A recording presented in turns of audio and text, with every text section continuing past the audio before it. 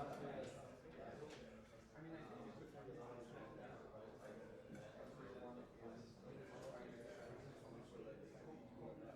that's the song that will be on the social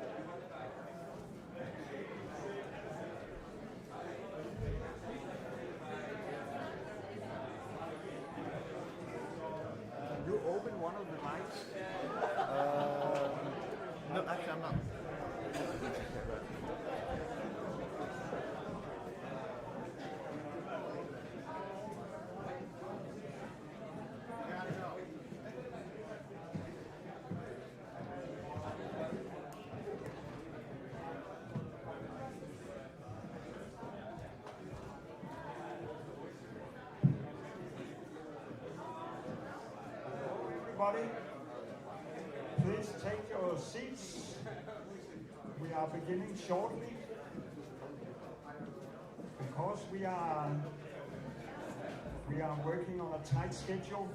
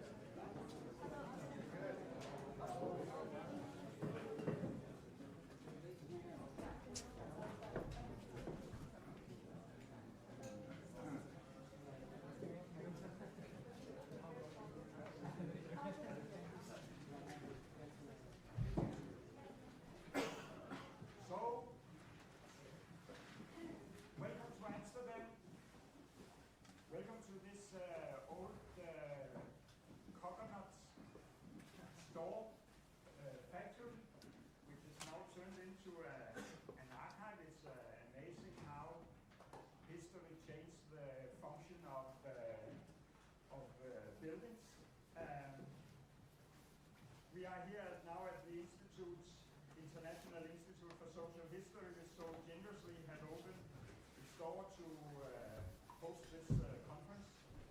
My name is Larsen, and I'm a member of the Emmanuel Association, which together with the Anti-Imperialist Network, the Journal for Labor and Society, Notebook, the Journal for Studies on Power, and of course also this institute are the organizers of this event.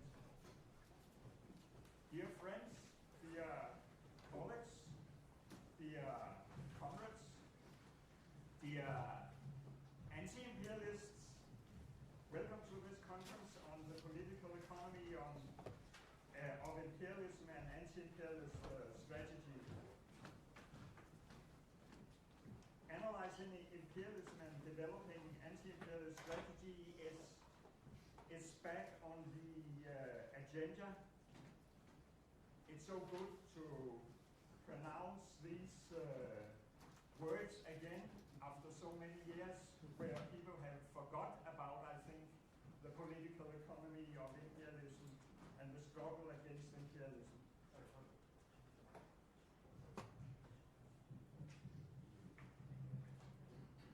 After a declining interest in the political economy of imperialism in many years, there has in the recent decades been a growing interest in the subject, and also in the works of Arghiri Emmanuel, reflected in the republishing of his main work, Unequal Exchange, bi-monthly radio.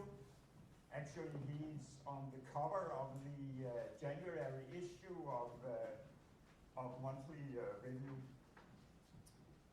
The reason for the declining interest in imperialism in the last decades of the 20th century and also in the beginning of this century, was not that imperialism had become irrelevant. On the contrary, the flow of value by unequal exchange accelerated as industrial production on a massive scale was outsourced to low-wage countries in the global south during the capitalist offensive of neoliberal globalization. The reason for the decline of interest and was, I think, the inability of national liberation struggle to turn it into a struggle against economic imperialism because of the neoliberal counteroffensive, and also by the unipolar world system led by the US. This spell, I think, is now broken. Radical changes in economy and the political balance in the world system are taking place. It is changes we have not seen in 100 years. As the US is no longer superior in terms of liberal economic competition, it is now trying via blockade, sanctions and tariff and weaponizing economic transaction. It is eroding and dividing the former neoliberal world market. And this is a huge problem for global accumulation of capital. The US is now trying to hold on to its hegemonic position by direct imperialist geopolitical struggle from Venezuela in the west to Palestine in the east, from the South China Sea in the south and to Greenland in the north. There is no beach out of reach. This is the slogan of the Marines standing in front of their barracks. And this is why anti-imperialist struggle is again high on the agenda. I think we need urgently to analyze the political economy of this new situation. What the hell is going on? And we need to analyze it in a way so it can direct the generation, the making of a new strategy and developing concrete practice. And we need activists and organizations able to act.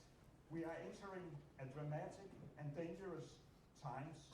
There's a risk of global wars and climate change, so we are also working under time pressure. Like this? Yeah. Sorry. So I think in tune with Marx's famous 11 theses on fire, for Feuerbach, it's important that philosophers not only interpret the world in various ways, we also need to change the world. And that's why we also in this conference are blending presentations on analysis of imperialism and discussions of anti-imperialist strategy. We would like to mix academic skills and practical activist skills in this conference. This first session of the conference is devoted to celebrating the establishment of an archive here in the Institute of Emmanuel's papers and work.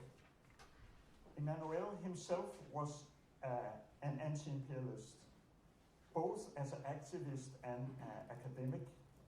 He joined the Greek army in the struggle against Nazi Germany during the war, and he participated in a mutiny within the Greek army in support of Communist League resistance movement in the following civil war in Greece. And he took active part in the anti-colonial struggle in Congo, supporting and advising Patrice Lumumba. He was actually kidnapped and deported from Congo by the settlers in 1960, and then first he ended up in Paris, 50 years old, and embarked on an academic career in political economy. But this was very much based on his activities and his experience living nearly 20 years in Congo. When I and my comrades came in contact with the professor Emmanuel in the beginning of the 70s, we had no academic merits at all. We were just ordinary workers, and our interest in academics theory was purely political. Could his analysis be used to develop our strategy and praxis? And Emmanuel was very, very open and interested in discuss these matters with just these people popping up from Copenhagen. And now, 50 years later, this is an attempt again to combine academic analysis with the development of political strategies and imperialist praxis. To speak about the archive, I first want to present Nemanja. Is Nemanja here? No, he's not here.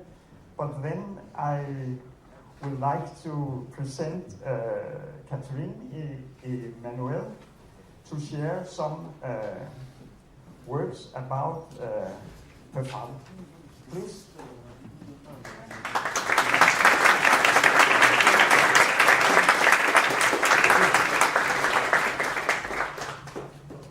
I used to think it would be a little bit later, so okay, I will do it right now. And first of all, I have to tell you that I made many conferences in my life, but never in English, and never about my father. So above all, please accept my apologies for my English, which is obviously not fluent. Ladies and gentlemen, dear guests, dear scholars and activists, dear colleagues and students of my father, Arghiri Emmanuel. It is both an honor and deeply meaningful for me to speak today about my father, Arghiri Emmanuel, in this setting, among economists and intellectuals who have engaged seriously with his work. Speaking about him here in an academic setting brings together two dimensions that were never really separate in his life: the private man and the intellectual, the father and the thinker whose theories traveled far beyond his own life, his own time, and even his own intentions. Even if most of people consider that my father, Arghiri Emmanuel, was an intellectual, he did not experience economics as an abstract discipline, and his ideas were not born in abstraction, as said Tocqueville. His ideas were forged in experience, often harsh experience, and in a lifelong confrontation with power, injustice, and responsibility. His intellectual path was shaped early by displacement, war, and political struggle. These were not footnotes to his work. They were the soil from which it grew, and the reason why he knew perfectly, in his body as much as in his mind, what both means domination and resistance. My father, Arghiri Emmanuel, belonged to a generation for whom ideas were not merely debated, but paid for, often dearly. Exile, marginalization, and controversy were not accidents in his career. They were the consequences of intellectual independence, which led him to the extremity of risking his own life by standing up against German fascism and English anti-communism during the Second World War, against Belgian colonialism during the 60s, against Greek colonist regime during the 70s, last but not least, against any kind of imperialism during the rest of his life. My father, Arghiri Emmanuel, is of course best known for his theory of unequal exchange, which provoked intense reactions, admiration, resistance, sometimes outright hostility. But I will not expand on that. Others will do it much better than me during this 3 days conference. If you allow me, I would like to say something about the man behind these ideas. I would like to return to a few moments when my father, Arghiri Emmanuel, left a stronger mark on me through his behavior than through all his writings. When I was a child, there was a ritual that marked the end of my days. When I was going to bed, my father, Arghiri Emmanuel, would come and sit beside me. He never took the time to read me a single story or a single book to help me fall asleep at night. Instead of a fairy tale, he told me a story which became my favorite, a story from his own life. My father, Arghiri Emmanuel, told me about his escape from a British prison camp in Sudan by the end of the Second World War, where he had been imprisoned as a communist resistance fighter and sentenced to death by a Greek court-martial.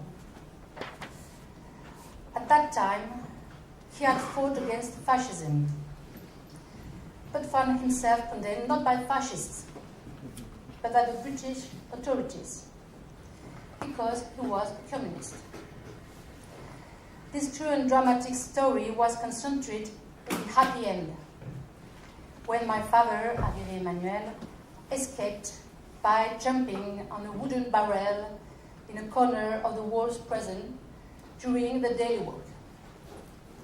Later, I learned that, in fact, he had not escaped, but had been released finally. But this both tragic and happy story brought into focus that survival, resistance, dignity, and freedom were not abstract words. They were lived realities.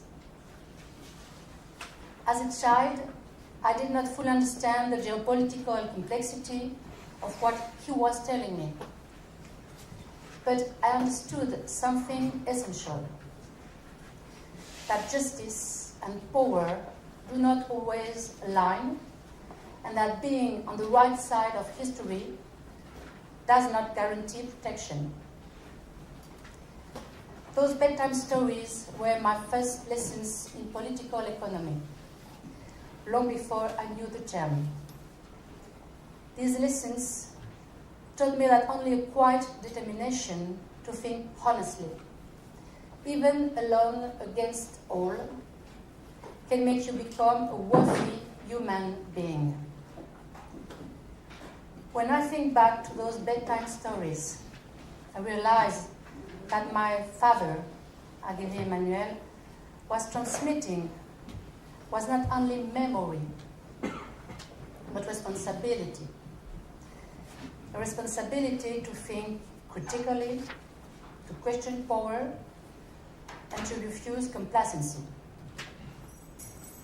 As his child, I did not inherit his theories, but I inherited something equally demanding, a deep respect for truth, even when it is uncomfortable, and a conviction that ideas matter, not as ornaments, but as forces that shape the world. There is another moment I would like to mention because it reveals something essential about my father, Arghiri Emmanuel, because it says a great deal about who he was, beyond labels and ideological categories.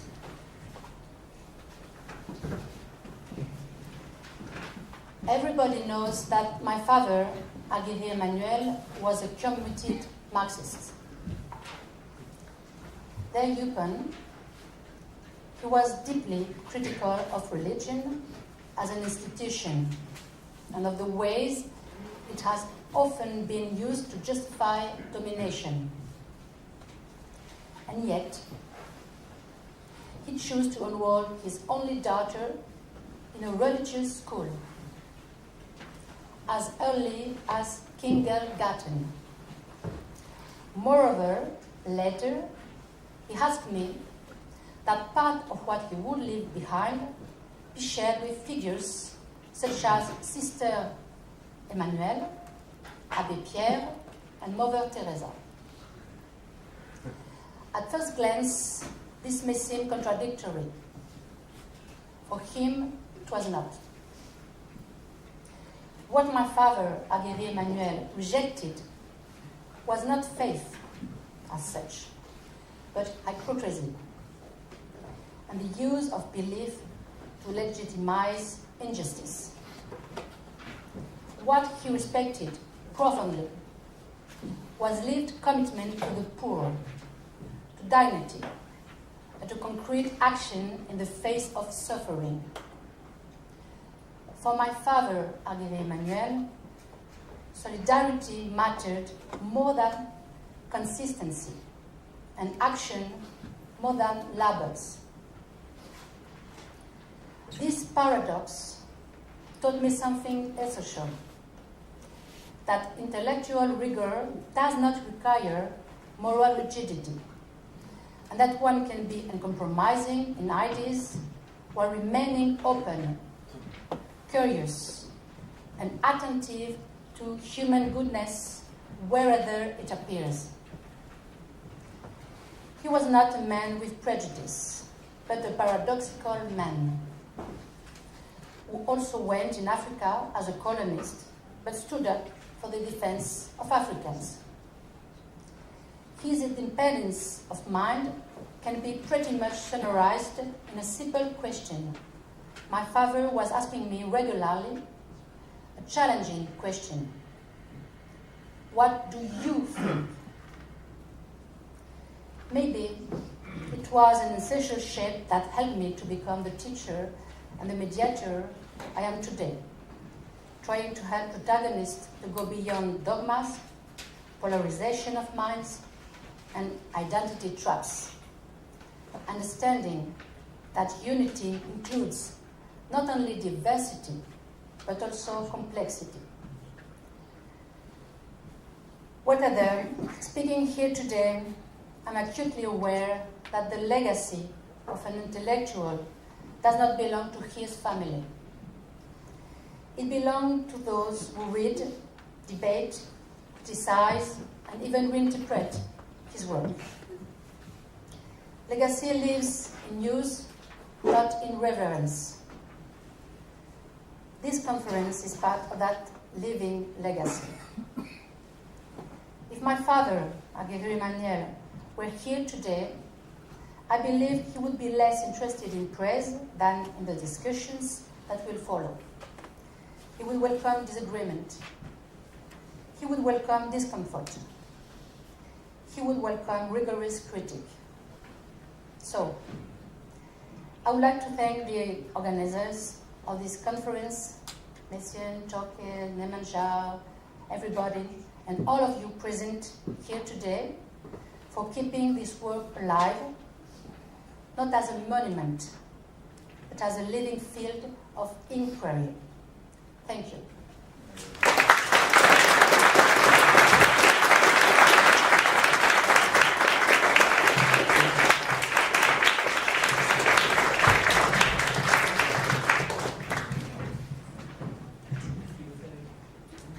Thank you very much, Catherine.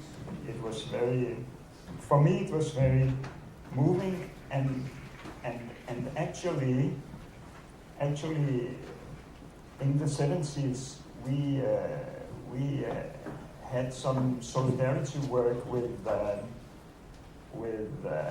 liberation struggle in Mozambique, the Frelimo, and in that way we collected tents and clothes and shoes and medicine and all sorts of stuff, which were sent to Frelimo because they had some refugee camps where they could use it.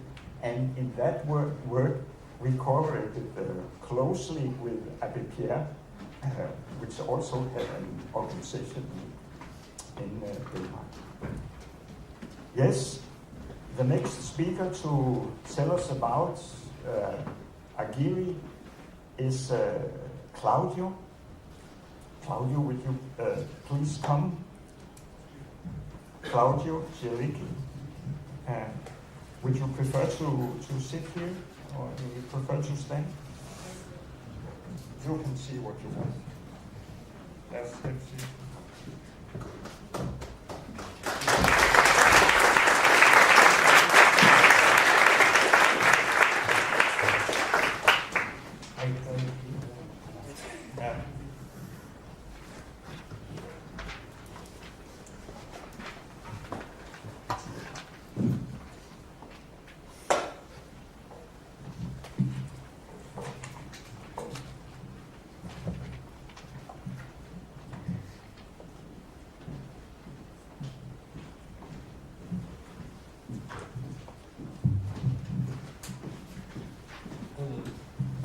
First, excuse me by my bad English.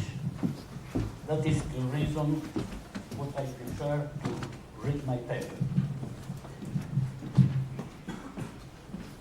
I hope you understand. I met Arghiri Emmanuel in 1974 when I was hired by the Institute for the Economic and Social Development Studies after arriving in France following the coup in Chile. He was head of the International Economic Relations section, where he asked me to lead a research workshop. He assigned me the topic of a comparative study between different countries' policies to attract foreign capital. Most of the students, like me, came from Latin America, having fled the various dictatorships on the continent. Our relationship with Emmanuel was not easy at first. While we agreed with his thesis on the unequal exchange, his position on foreign capital inflows and multinational companies clashed with our traditional vision of imperialism and the harmful effects of foreign subsidiaries. Much later, he would rediscover his position on the subject in his book, Appropriate Technology or Underdeveloped Technology. Also, in his remarkable article in 1971, The Colonization of the Poor Whites and the Myth of Investing Imperialism, followed by a discussion with Suzanne de Brunoff, he already shed light on the critical views of the Leninist approach to imperialism, which we were not familiar with at the time. Gradually, working with him, I got to know Emmanuel better. And then we became friends, and as we neighbors, we took frequent walks together in the neighborhoods. Indonesia. Arghiri was someone who was not satisfied with the conventional wisdom, even when it came from his own camp. I would even say, especially in the latter case, he did not hide a certain delight expressing himself against the grain and offering a contrary opinion, but always with perfectly reasoned and solid arguments. He excelled at paradoxes and made his view as interesting as they were enriching. In addition to his well-known position on economics, he had a great knowledge of the Bible, despite his agnosticism.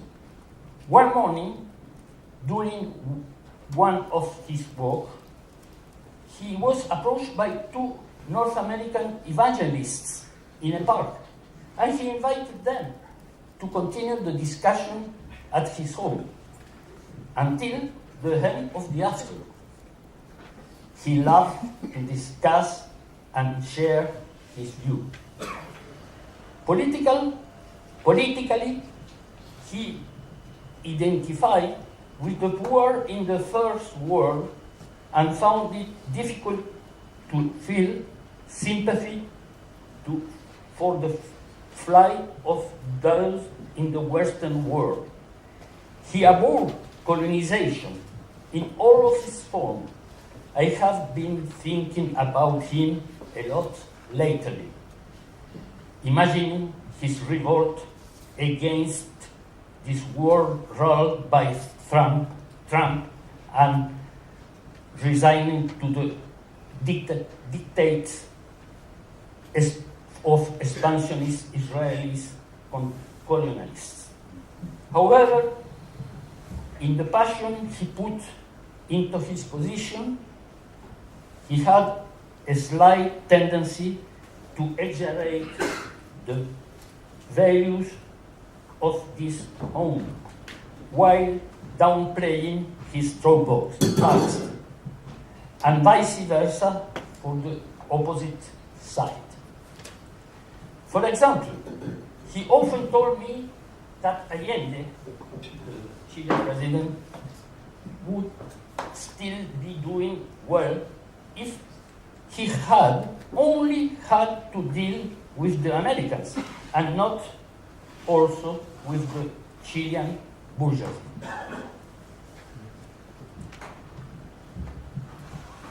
A staunch Marxist, he did not identify with any of the militant movements claiming to follow this ideology, and they themselves did not appreciate. Neither Leninist communist, nor Maoist, nor Trotskyist could be tolerate his conclusion in Unequal Exchange that workers in the developed countries were benefiting from the low wages of workers in the First World. On the other hand, he was met with great sympathy in the latter countries, including Cuba, at the beginning of the revolution, as well as in the movements inspired by it in the rest of Latin America. After the sharp rise in oil prices in the 70s, the review Tiers-Monde, issue number 81, asked Emmanuel whether it was still possible to talk about an equal exchange.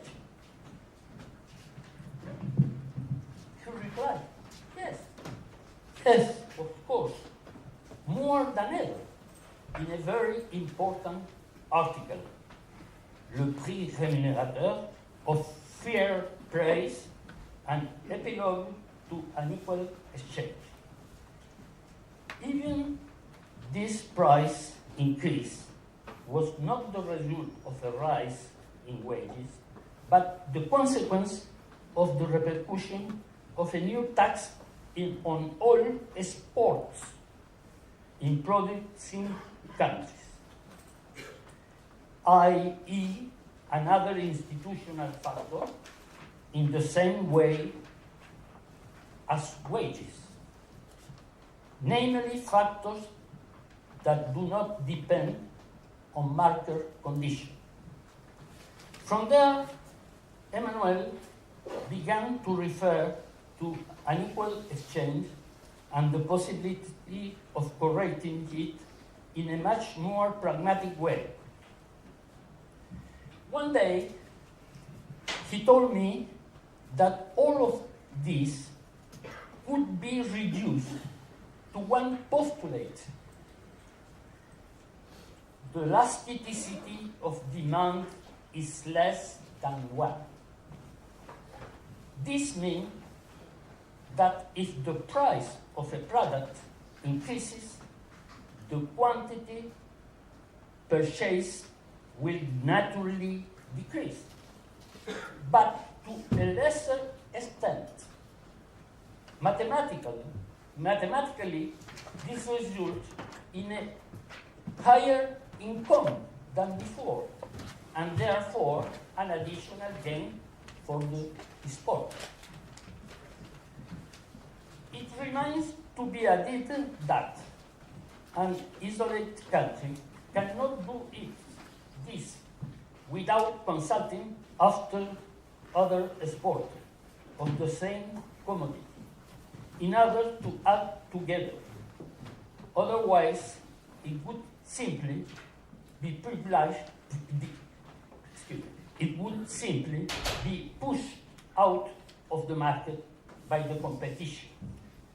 Consequently, to remedy trade inequalities, we must study the elasticity of demand, keeping in mind that it depends on several factors, in particular, the degrees to which the product can be substituted by another, change in consumer preference for that product, and above all, how to begin readjusting export prices. To my knowledge, little has been done on this subject, but I admit that I do not follow these issues closely. In any case, it is not simply a matter of increasing wages as one might think.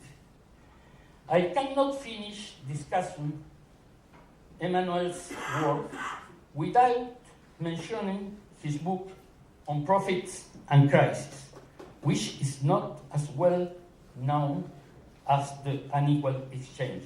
Probably less provocative, but very attractive and important from the point of view of economic theory.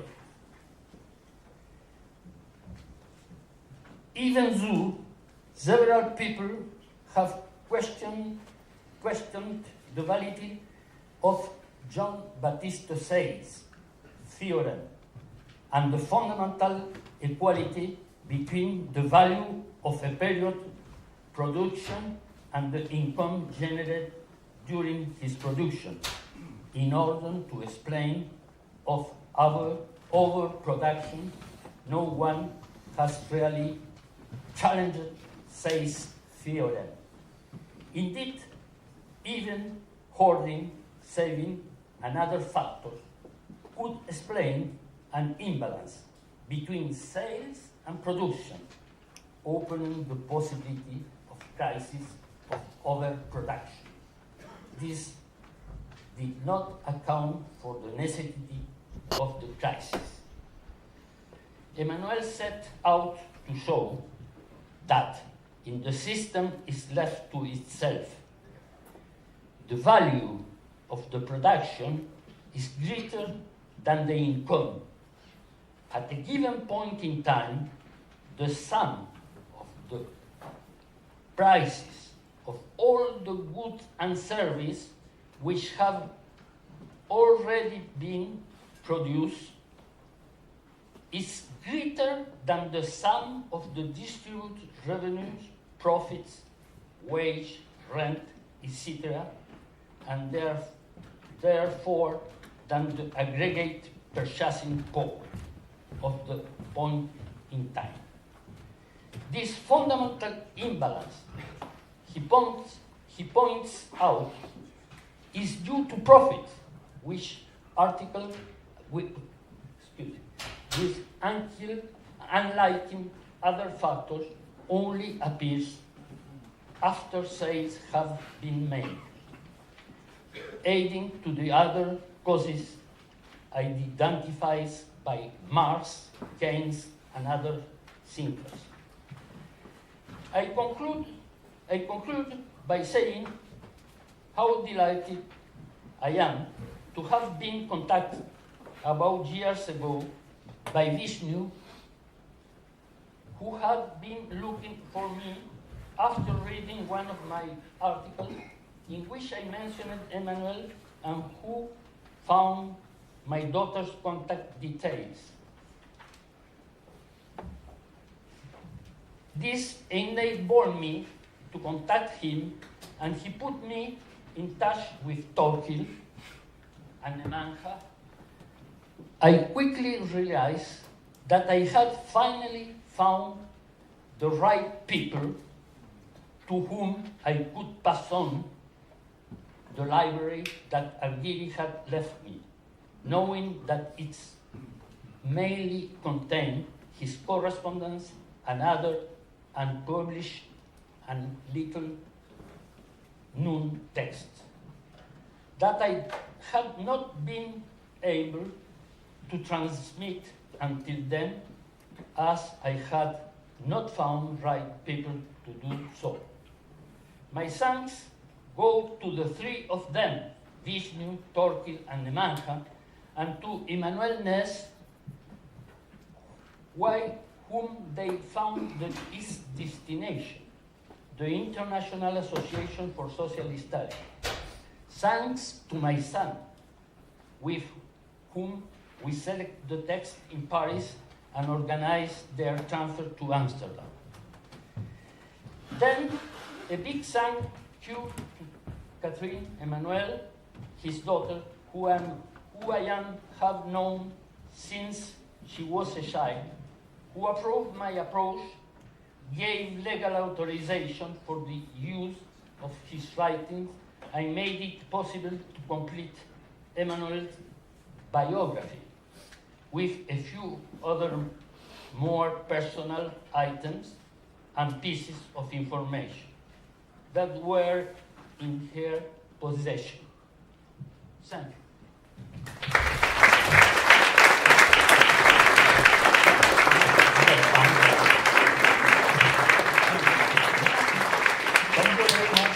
Thank you very much, Claudio. And then I want to pass the word to my son, Hassan.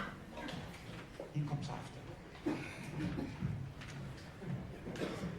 My son have been helping us curating the documents from the cellar of Claudio for the Institute, yeah?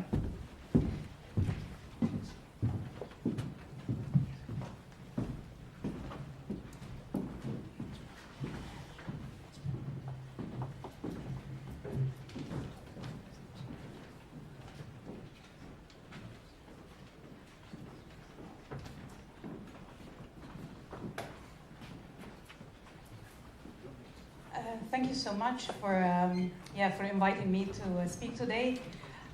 It's a pleasure to welcome you all at the International Institute of Social History. A very special warm welcome to Catherine Emmanuel and to everyone, to the members of the Arghiri Emmanuel Association. Our institute was officially founded in November 1935. during a time of rising fascism in Europe. Over the past 90 years, the Institute became a home of the records of many emancipatory and social movements. At the moment, our institute has two departments, a research department and the collections department, which I'm a member of. The aim of the data and collections department is to ensure the sustainable accessibility of information relating to long-term developments in social and economic inequality worldwide. Alongside the earliest collections, such as the Marx Engels Archive and the Max Nettlau collection, the Institute houses the archives of political and trade union branches of international and national labor movements, as well as the archives of several social movements and activist groups from different parts of the world. It's therefore very fitting that our institute has become the home of the Arghiri Emmanuel papers. Personally, I'm very grateful to have been a small part of the journey of Arghiri Emmanuel's papers to the institute. About 3 years ago, I became in touch with members of the Arghiri Emmanuel Association and with Catherine. Over these couple of years, we have met several times here in Amsterdam, as well as in Paris, where the papers were stored. During these visits, as well as during a few video calls and over many and sometimes very long emails from my side as well, we talked about a variety of topics. We talked about Emmanuel's legacy as an academic and activist, the growing interest among students in his work, and I think we can see that from the audience in the room today, and also the value of his papers for future users of the Institute. We also discussed the selection criteria and our choices, what to include in their collection, how Emmanuel himself organized the papers, and how we think they relate to each other. We also talked about a few things that some people might find boring, but very important for our archival work, like legal agreements, signatures, box sizes, and transportation logistics. These conversations are essential to our work with archive creators and donors. When we talk with archive donors, we usually find ourselves moving from a discussion on the political and social theories in these records to the stories and people who make up the context in which these records were created. But also to the emotions that they evoke in us, whether we have met the person who was at the center of the collection or not.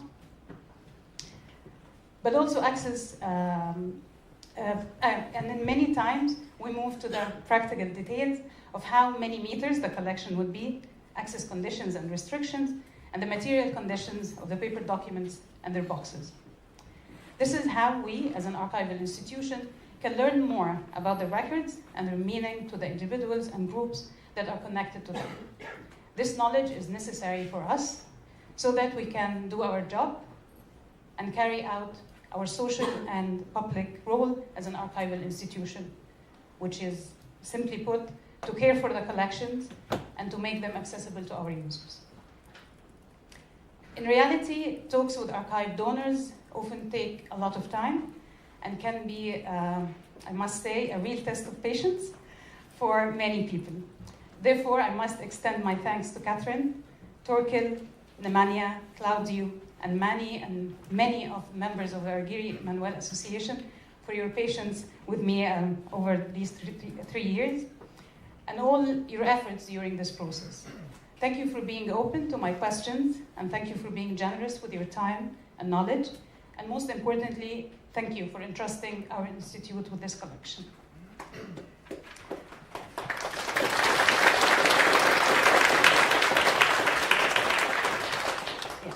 Now it's my time to ask for more patience. I must ask the rest of you to be a little bit more patient. To all the enthusiastic users who cannot wait to consult Emmanuel's papers in our reading room, I'm sorry to disappoint. Yeah. The Emmanuel papers are indeed at the Institute at the moment in this building. However, it will take us some time, perhaps years, to process them and make them accessible for use. Fortunately, thanks to the efforts of the Arghiri Emmanuel Association, key documents from the collection have been digitized and made available on their website. So once again, a warm welcome, and I wish you a productive conference.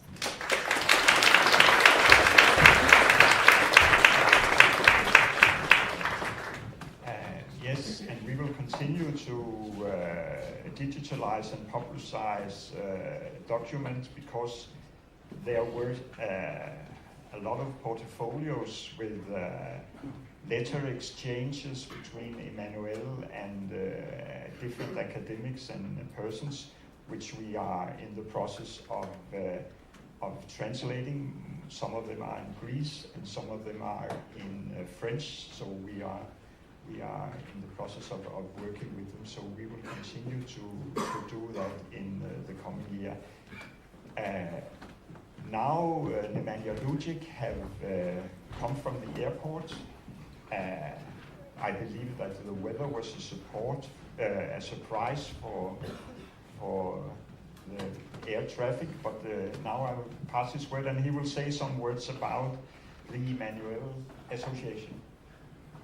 So thank you very much. I'm not really sure if the problem was the weather. It was mostly, what we know as Western efficiency. So it was the luggage. We were waiting for the luggage, and then for a while for the airplane to find the gate where to land. Anyway, so happy to be here. I think I will have to improvise a bit this whole intervention. I was meaning to make it short, but given that I'm starting basically at the end, and everything being said is going to be shorter than I originally thought. So if I repeat anything that was said before, I apologize. So yes. Anyway, I imagine this intervention as a bit of a introduction of who took part in the project, how the project was being developed, and so on. But all of the people that I wanted to mention and actually present and introduce here have already spoken. So I'll have to, fill in retroactively a bit. Anyway, so hello everyone. Thank you all for coming, who managed to come with adverse weather conditions and everything else. It's actually very important that you're here. Just your presence is a huge contribution to this whole project, and I sincerely hope that by the end of the whole conference we can just call it success and make further bigger steps in promoting the life and work of Arghiri Emmanuel. So I would like to start first with kind of an unusual apology. So the organization had its challenges, and definitely it wasn't easy. I mean, first of all, we are a small group of people without any institutional backing, and everything was on a voluntary basis. So we had our difficulties, and we mostly managed to solve all of them. But sadly, some people were affected, and I would like to apologize for that. Most definitely, this was a learning experience for everyone, and next time it's going to be hopefully a lot better. Right, so back to the whole point of my intervention. Arghiri Emmanuel Association. So I wanted to give a brief overview how this came into being. Essentially, it's a story of different people pursuing their interests in unequal exchange as theory. And most of the time actually, those journeys were quite independent from each other. So we have Claudia, who spoke just around the time when we came. So as you probably understand by now, that he was an assistant to Emmanuel at the time when he was teaching at the university, and most importantly, he was his personal friend. At the time when Arghiri passed away, Claudia became the custodian of the archives, something that he inherited with the objective to preserve his legacy and finding a new place where the archive will be stored in the future for the future generations of researchers. Then separately we have Torkel, who most of you know by now, the Inch activist who dedicated most of his life to anti-imperialist struggle. And we can actually say that Emmanuel's theory of unequal exchange was a scientific expression of what Torkel's organization developed as parasite state theory, something that they were carrying out as part of the practical struggle. So two of them, Torkel and Arghiri, became not only collaborators when it comes to theoretical development, but also friends. So Torkel's objective was to keep this idea alive after Arghiri's passing away. Among other things,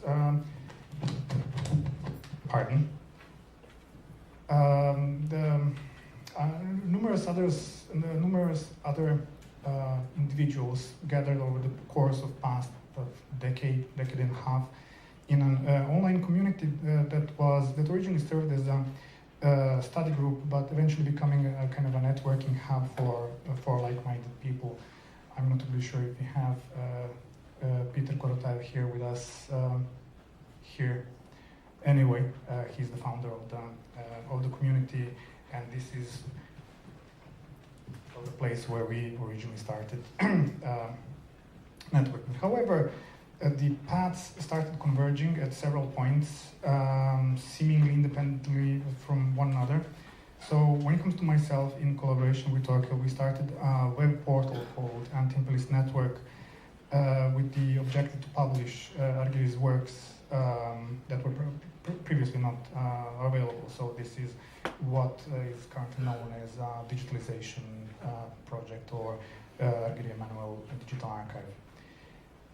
So of course, the idea was to provide all the materials free of charge.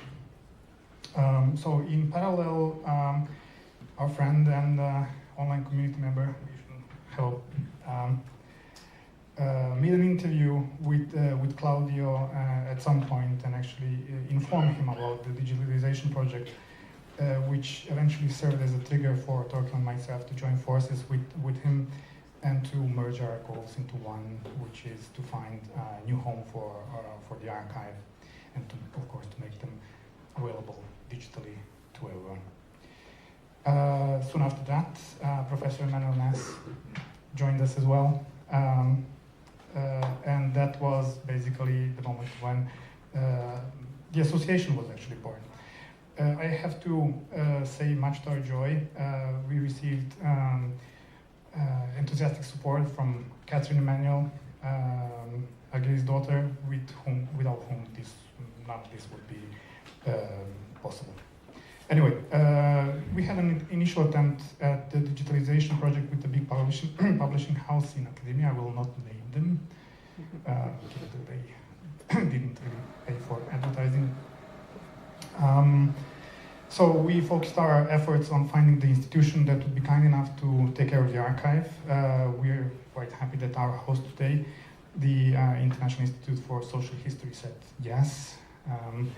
And that's how we met Nissan Hassan in Paris, who was kind enough to help us with the initial document selection and lead the project. So I think you heard from her directly more details about the whole process. And so just to finish, this conference is also a celebration of this important achievement of achieving our goal from the beginning, to give Arghiri Emmanuel's legacy a new life. So a first step in giving it a new life not only in academia but also in practice, something that we will be discussing most likely on Saturday. I think we do not, probably it was mentioned before, what's missing here is to mention what our goals are, and I think we also spoke briefly about digitalization, so this is the next big step that we are planning to invest our time and effort in. So I would like to invite everyone interested to follow our page, subscribe to our newsletter, and of course, when there will be opportunity to collaborate, we'll be calling people, inviting people, and hope to see you there. Thank you.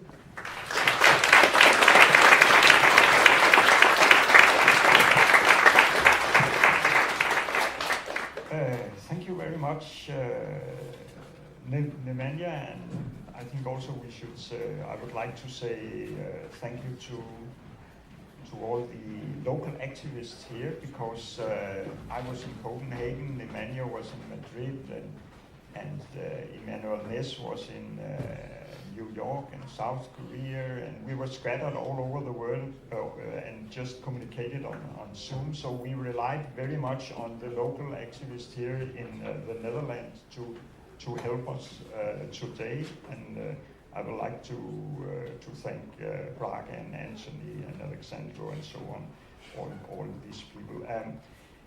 Just some practical information before lunch. The toilets are in the back. There are 7 toilets, so there will be enough for everyone. And we have lunch now until 12:15, and at exactly 12:15 we will begin again. There will be 3 tracks, one here in this room, and then 2 tracks upstairs, and to reach that 2 rooms you have to go through here, and then there is a spindle steps upstairs to the 2 other rooms, and we will start precisely because we have a lot of panels and presentations. So I will like to ask the chairholders and the presentations to be ready there, and there will also be some person who will check that the computers and screens are working, if there are slides and so on. Yeah. Unfortunately, the institute here doesn't have a canteen which can provide us with lunch, so you have to go outside and find a lunch. If you don't have a sandwich, grab a sandwich with you. But there are coffee and tea here. Yes, I think that concludes for now, and see you for the presentations.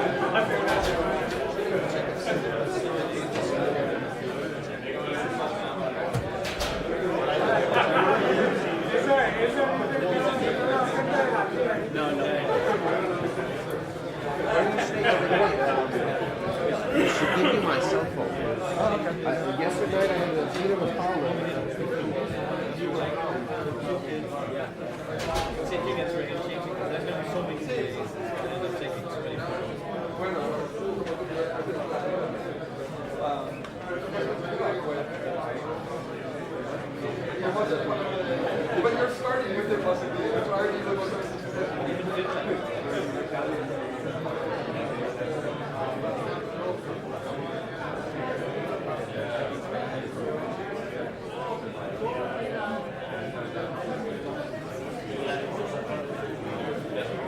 Oh, really?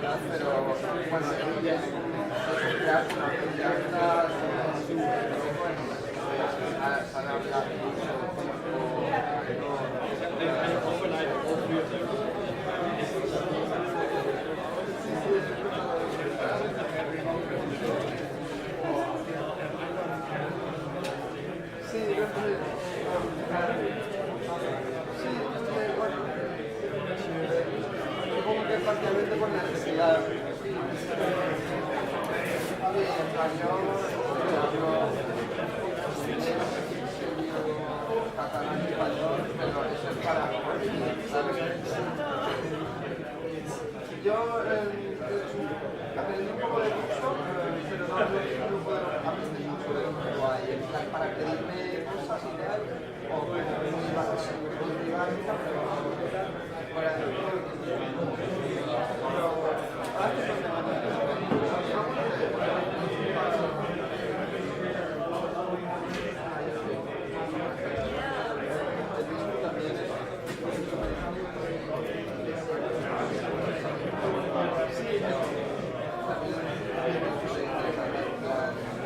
creo que ahora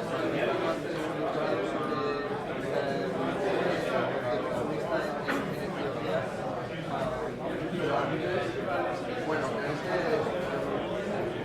música, incluso más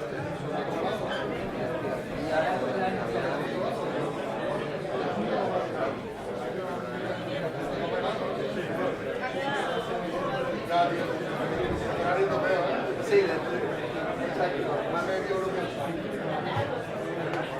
Ya, como aquí, ¿no?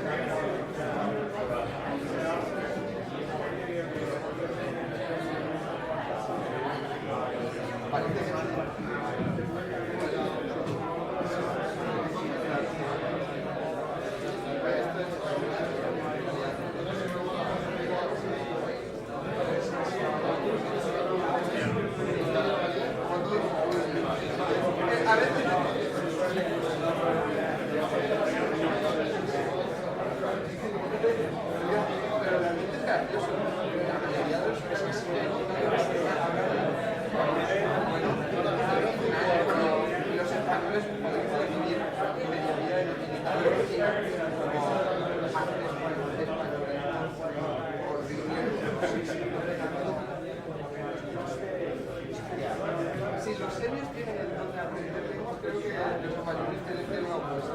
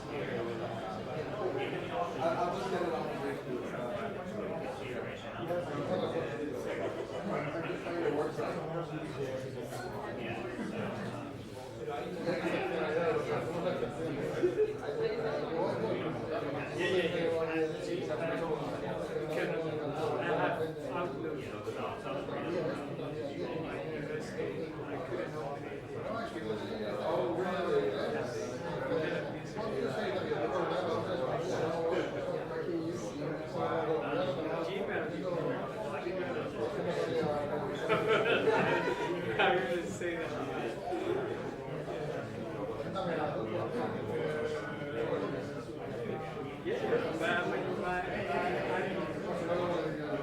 the systems in the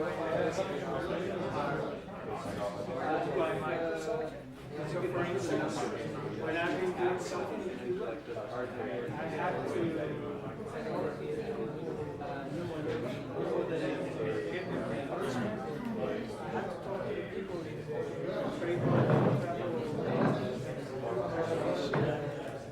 and check the system. Put that everything out.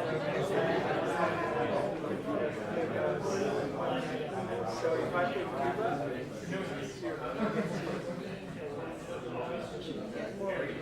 and I shouldn't bring any equipment. I mean, the thing is, I don't put it online.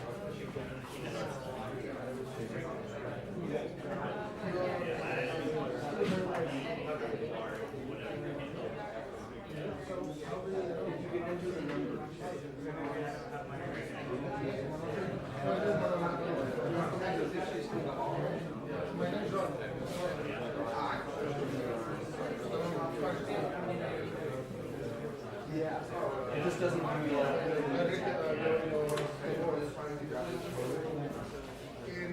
I translate you. I was translating your work in Spanish about the immigration,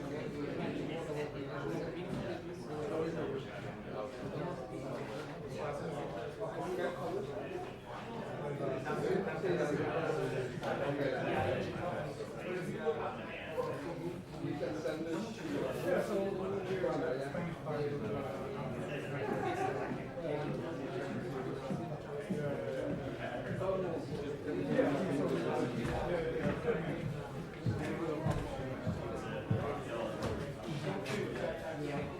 we need more Spanish articles in the Spanish language.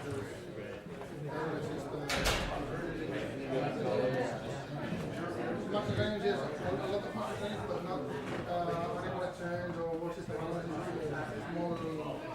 It's a small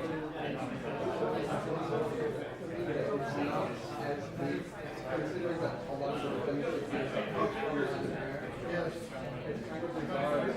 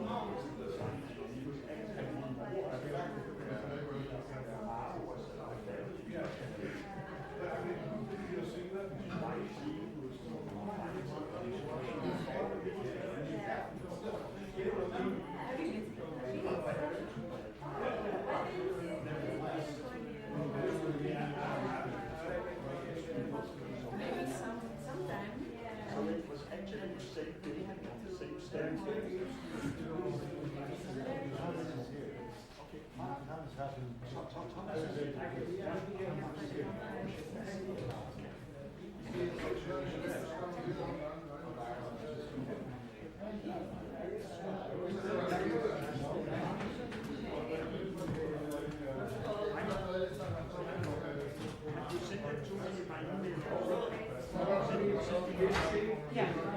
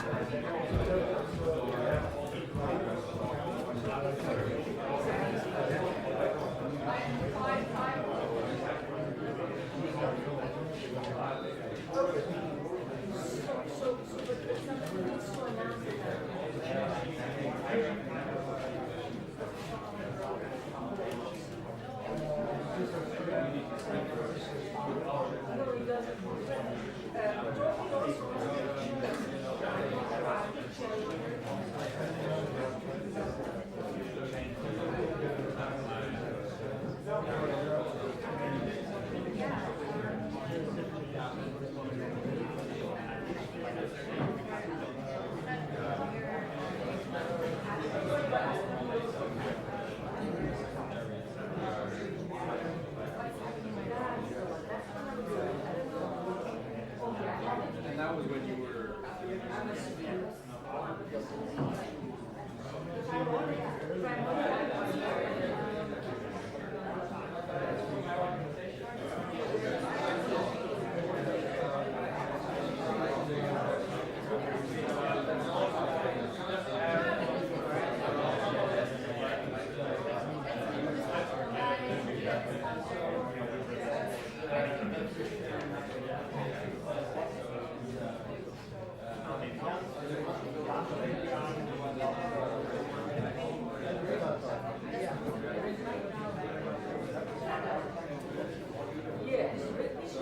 That's it, yeah, I wasn't sure whether it makes sense to you, because I have to leave around noon, so I wasn't sure it even made sense to go over there just for but is it, do we only have access to it Saturday morning? So, would it be possible for me to bring books tomorrow? But like after the end of the day tomorrow, I might go over to bring it.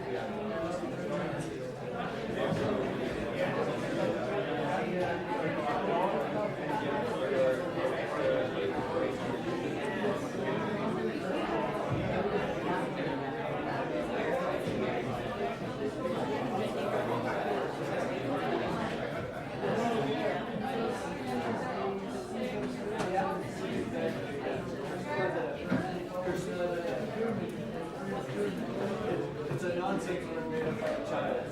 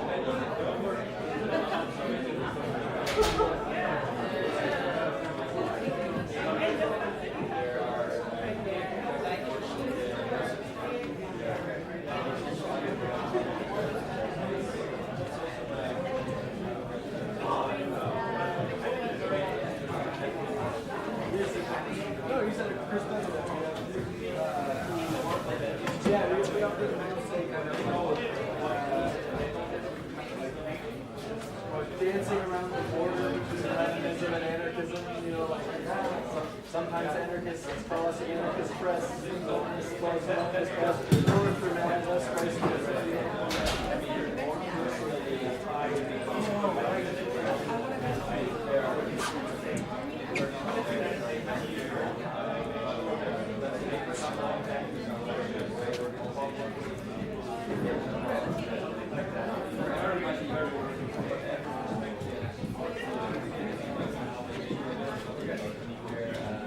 but it's aligned with the narrative. So we support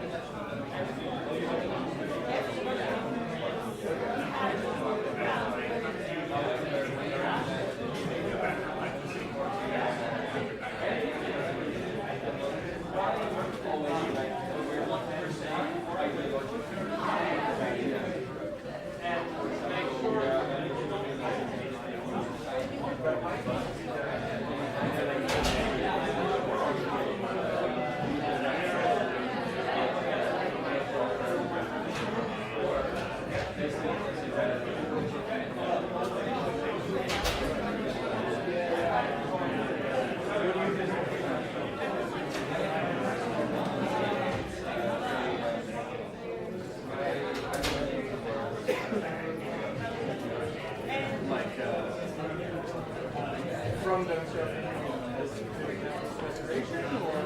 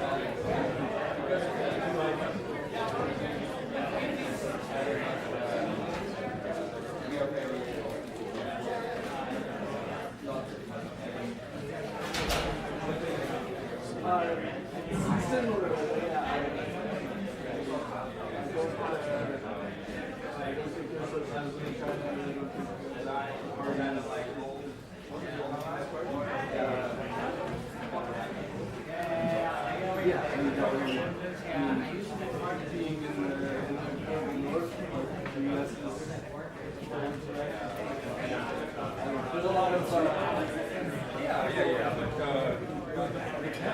great people, and I think that's mostly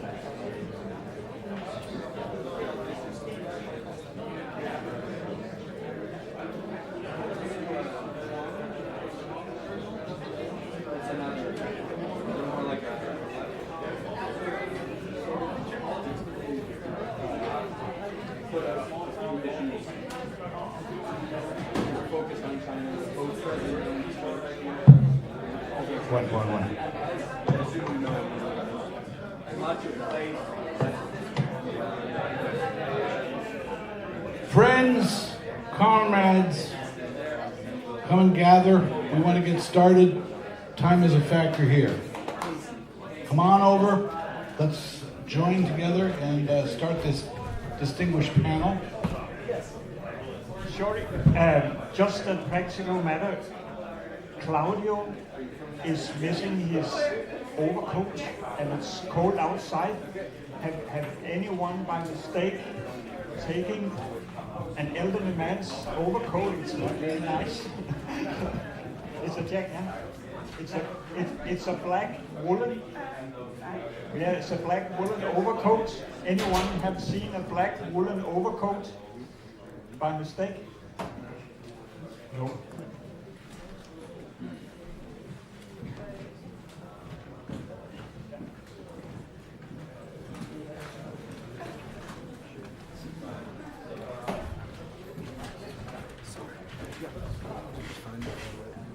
Okay, we're going to get started then. I'll start from this angle instead of over there.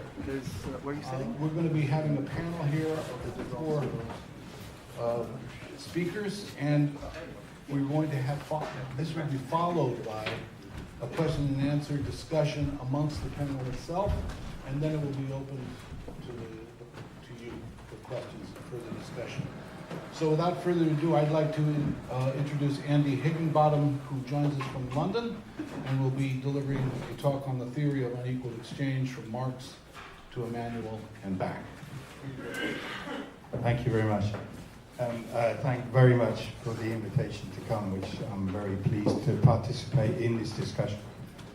I'm going to start with Marx, what's known as the transformation problem, which is what I think is the theoretical basis of unequal exchange.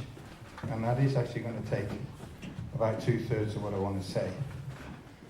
What is unequal exchange? Well, commodities that are exported from the imperialist countries generally gain higher prices than their simple exchange values. And conversely, those from the subordinated economies from the global south trade at prices lower than is proportional to the labour time actually spent in their production.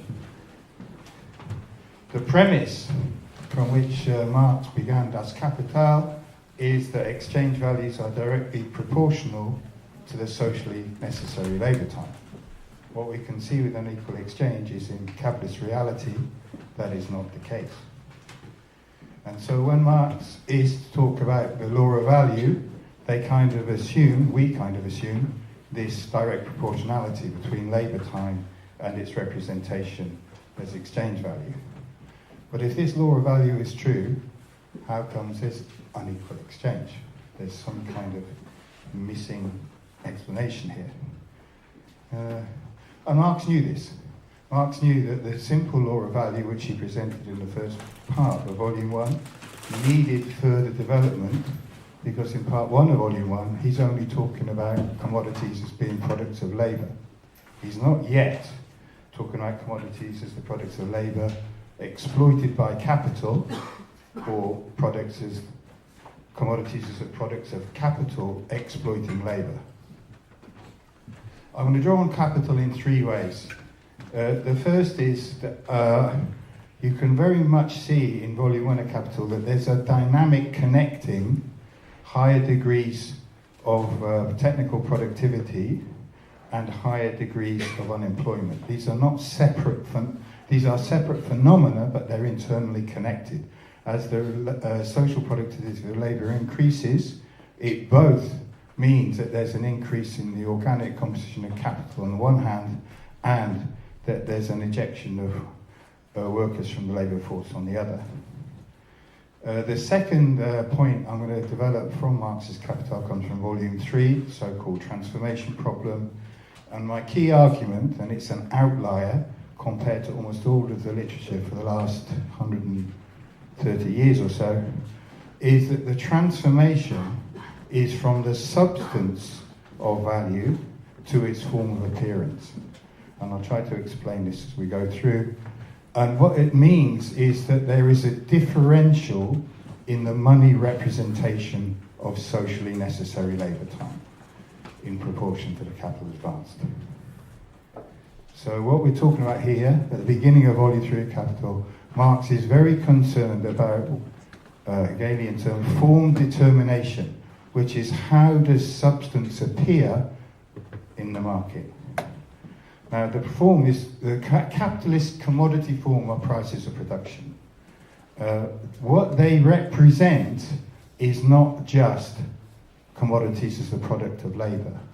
What they represent is the contradiction between capital and labour in a particularly disguised form. In other words, prices of production are what capitalist commodities really look like. And Volume 3, if you read it, if you interpret it in a certain way, you can tell that Marx starts with a different contradiction to the one he started the Volume 1 with, right?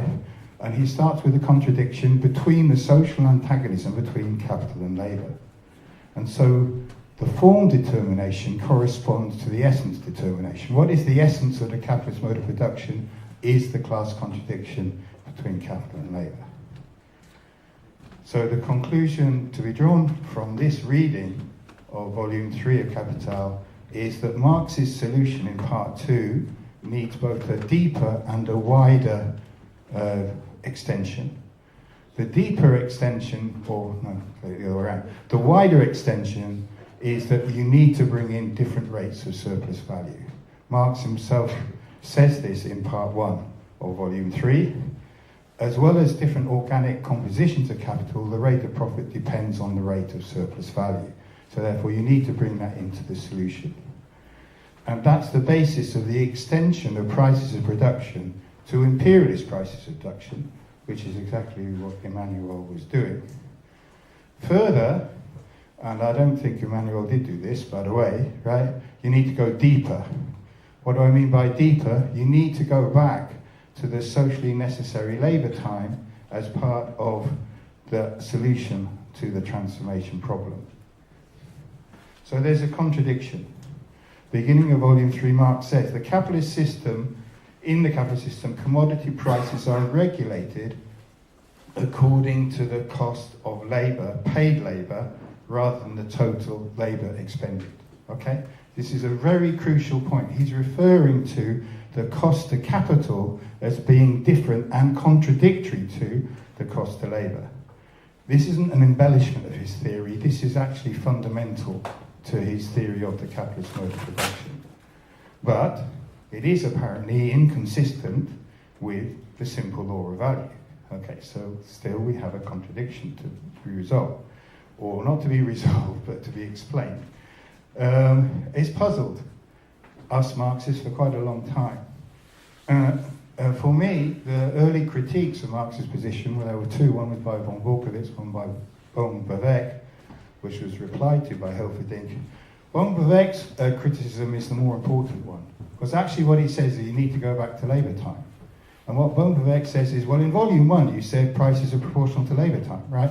But in volume 3 you're saying they're not proportional to labour time. So you must be wrong, huh? Well, actually, in a sense, he was right. That's actually what Marx is saying. Marx is saying that, okay? But that doesn't disprove Marx's theory of value, right? What it shows is that whoops, daisy. I don't know why, on my screen I've got something different to yours. There we go. Got it. It's okay. It's all right. Okay. So what I'm saying is we have to go back to the reply to von Bavec, which Hilferding gave, but I think weakly, right?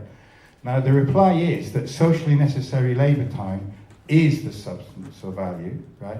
But it's mediated. It gets complicated, right? So the initial transformation in part 1, there's a connection between the substance of value and its form of appearance, and that's assumed to be proportional all the way through volume 1, volume 2, where Marx is actually dealing with the capitalist mode of production. He assumes this proportionality, he doesn't dispute it, right?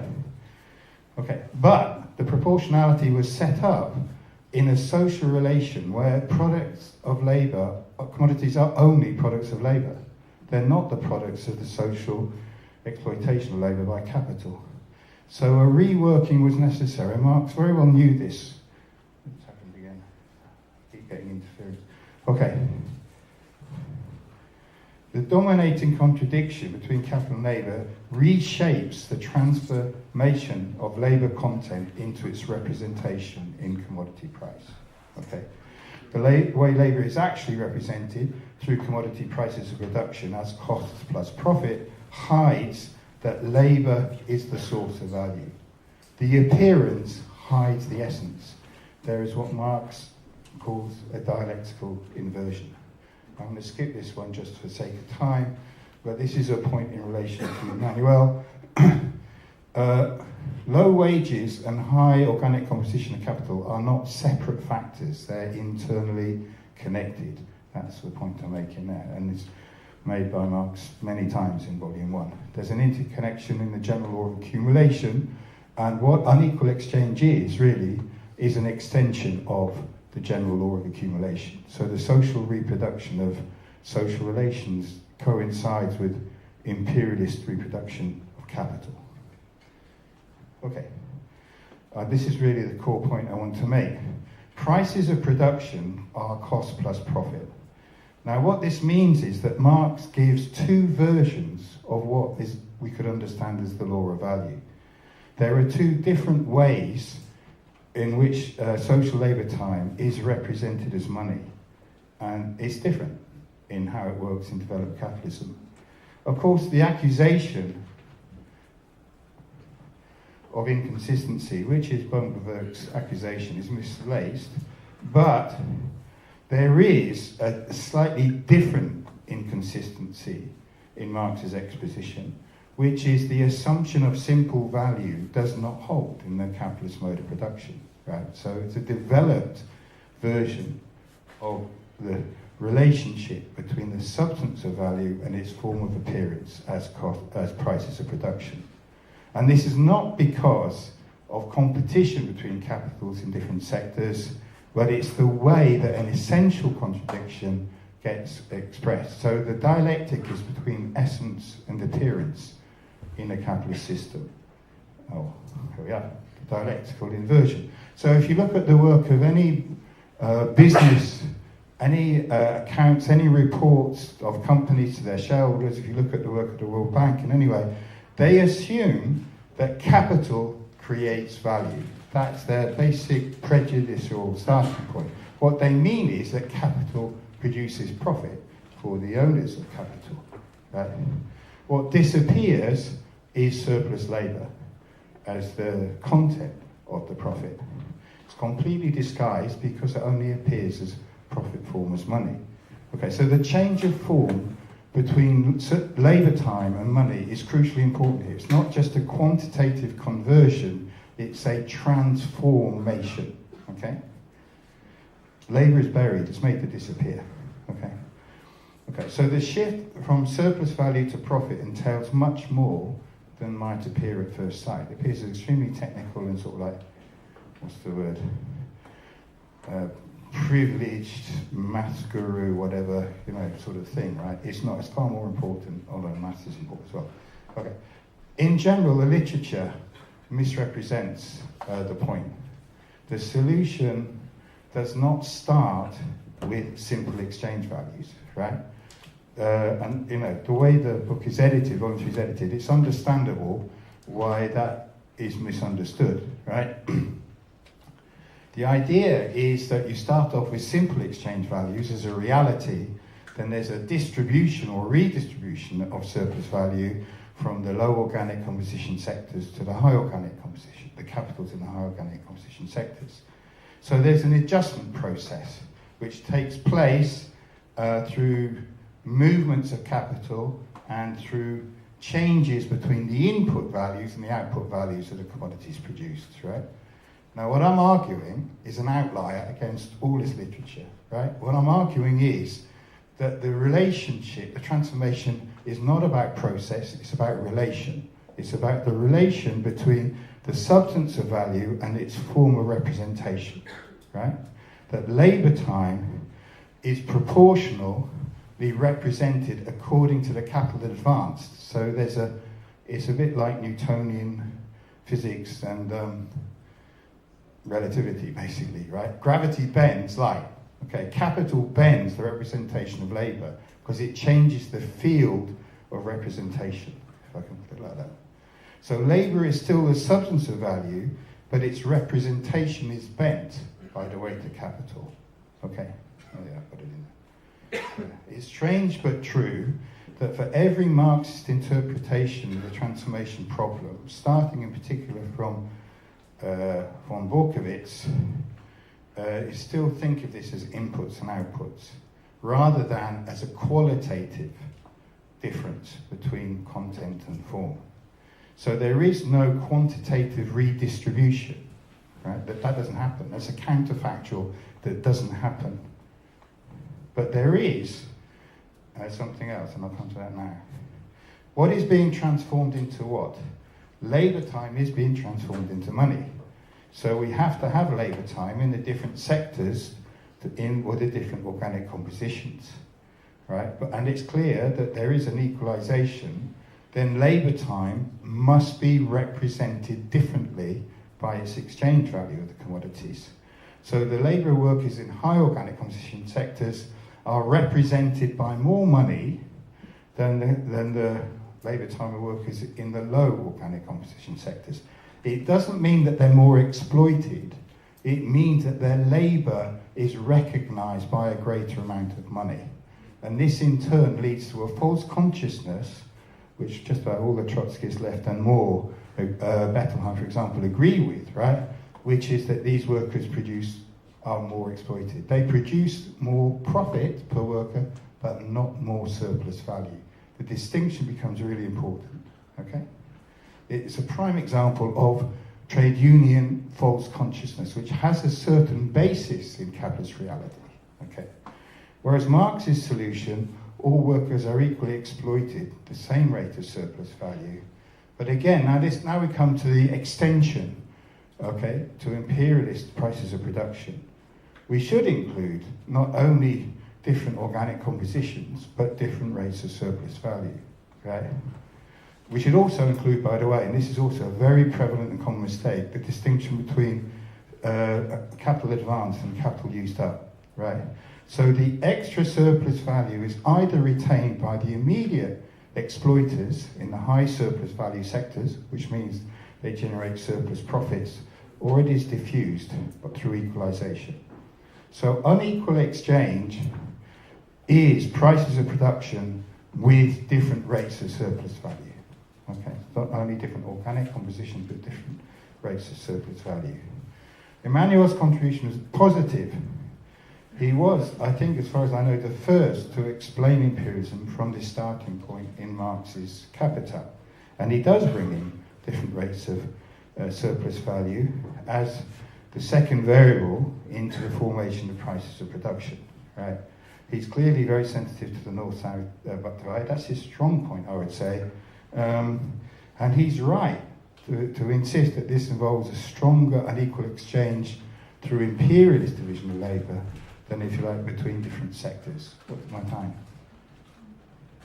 Yeah, okay, cool.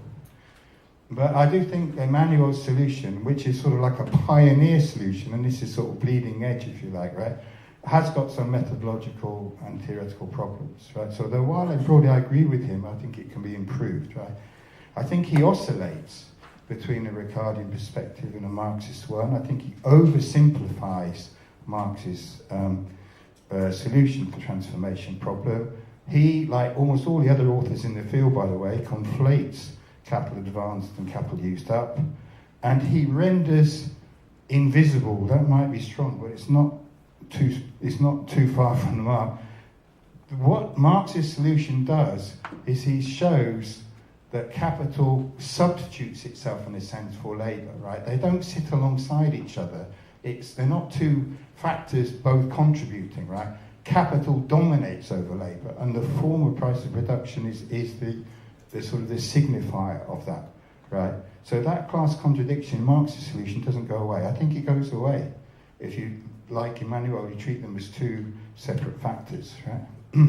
He loses the qualitative issues. But again, most of this is true for the literature in general, by the way. So the claims of constant capital and labour, it is a Ricardian socialist view rather than elements of capital expended and so on. Okay, so in the Emmanuel-Bettelheim debate, Emmanuel's approach does positively include different rates of surplus value. He tends to see wages as an independent factor to the point that, I'm from Britain, I know all about the British trade union movement, that in the 1867, when the Trade Union Congress was formed, this caused imperialism. I'm not really traducing this position, that's wrong, right? It's the other way around. The causality was the other way around, right? But what he does bring up is the question of differential exploitation. And what is the basis for global solidarity? Now, Bettelheim is an example of Eurocentric Marxism, in my view, right? He's got a view which I've just rehearsed, but it's very commonplace, that European workers are technically more exploited than workers in the global south, denies labour super exploitation, and he accuses Emmanuel of denying the objective basis of North-South workers' international solidarity. I kind of fall 2/3 on Emmanuel's side on this, a bit quantitative, but you get the idea. I'm much more sympathetic to his argument. I think it can be improved. I think he is eclectic in his core political economy, I think Marini's contribution is stronger in this regard. Okay, I think all workers are exploited. The big question is, in terms of international solidarity, who allies with who? And it's absolutely true that workers in the global south are more exploited than workers in the global north, and that has to be the basis of international solidarity. So, my position, I agree with Lenin, basically. Imperialism and the split in socialism. Not all the working class in imperialist countries are bought off, but the politically significant layers have been and still are. And if you're interested in my take, we just started a Capital 3 reading group, started on Monday. You can contact me, you're all very welcome. That's my time, I think.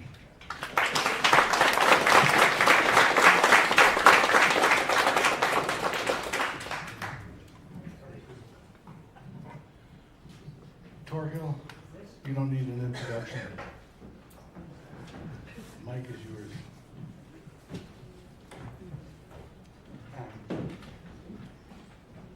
I like Higginbottom's presentation very much because one common argument against Emmanuel is that, okay, he's only concerned about what is happening in the circulation sphere, but we should concentrate on what's happening in the production sphere.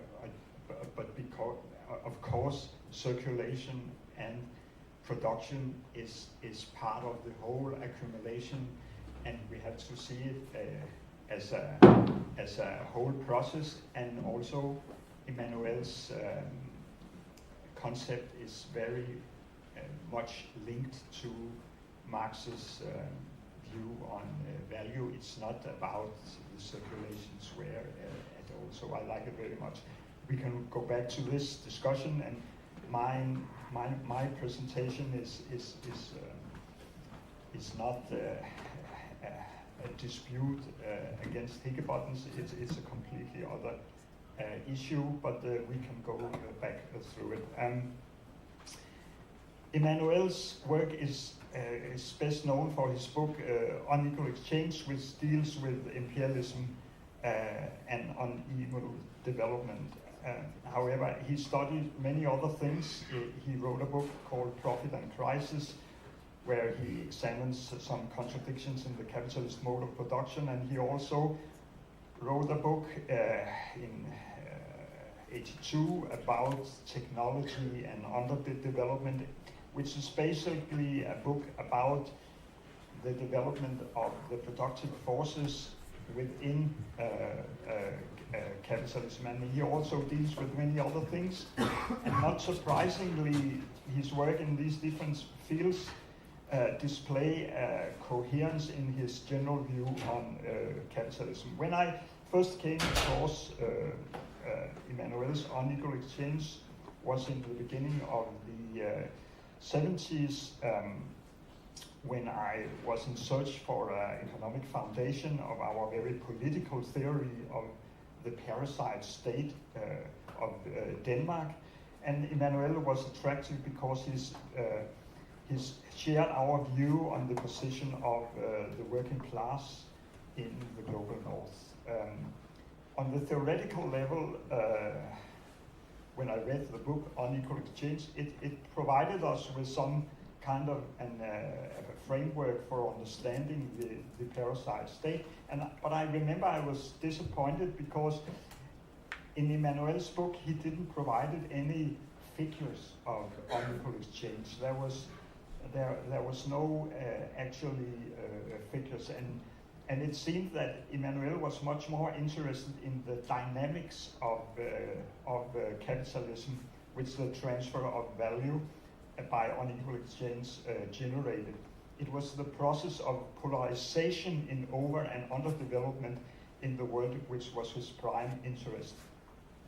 So when I penned a book about unequal exchange in the late 80s, it published in the beginning of in the late 70s and published in the beginning of the 80s, I focused very much on the calculation of the size of unequal exchange and also the political implications. And I think today there is much more solid evidence about the importance of unequal exchange through the work provided by Jason Hickel. But between the book I wrote in the late 70s and a recent book I have written on unequal exchange, there is 45 years, and what's happening between these many years was the rise and fall of global neoliberal globalization, which not only totally changed the international division of labor, but also changed the whole dynamic of capitalism. The point I want to make here is that by taking a holistic view on Emmanuel's idea, you can get some kind of understanding why you got to the breakthrough of neoliberal globalization and also on the rise of China and a more multipolar world system, but also on the current crisis in capitalism.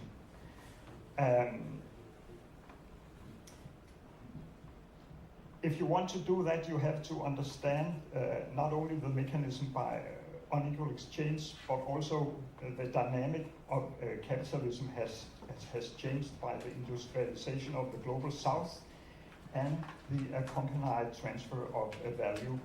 And here I think Emmanuel's work in Profit and Crisis, and also the book on technology, is important. In the book Profit and the Crisis, Emmanuel addresses a contradiction in the capitalist mode of production between the size of production and the size of consumption. To maximize profit, capital needs to expand its production. However, the consumption power generated by this production cannot consume all the product, and we have this kind of overproduction crisis, which was characterized by capitalism in the late 19th century. And in that way, unequal exchange became a kind of historical solution to this problem.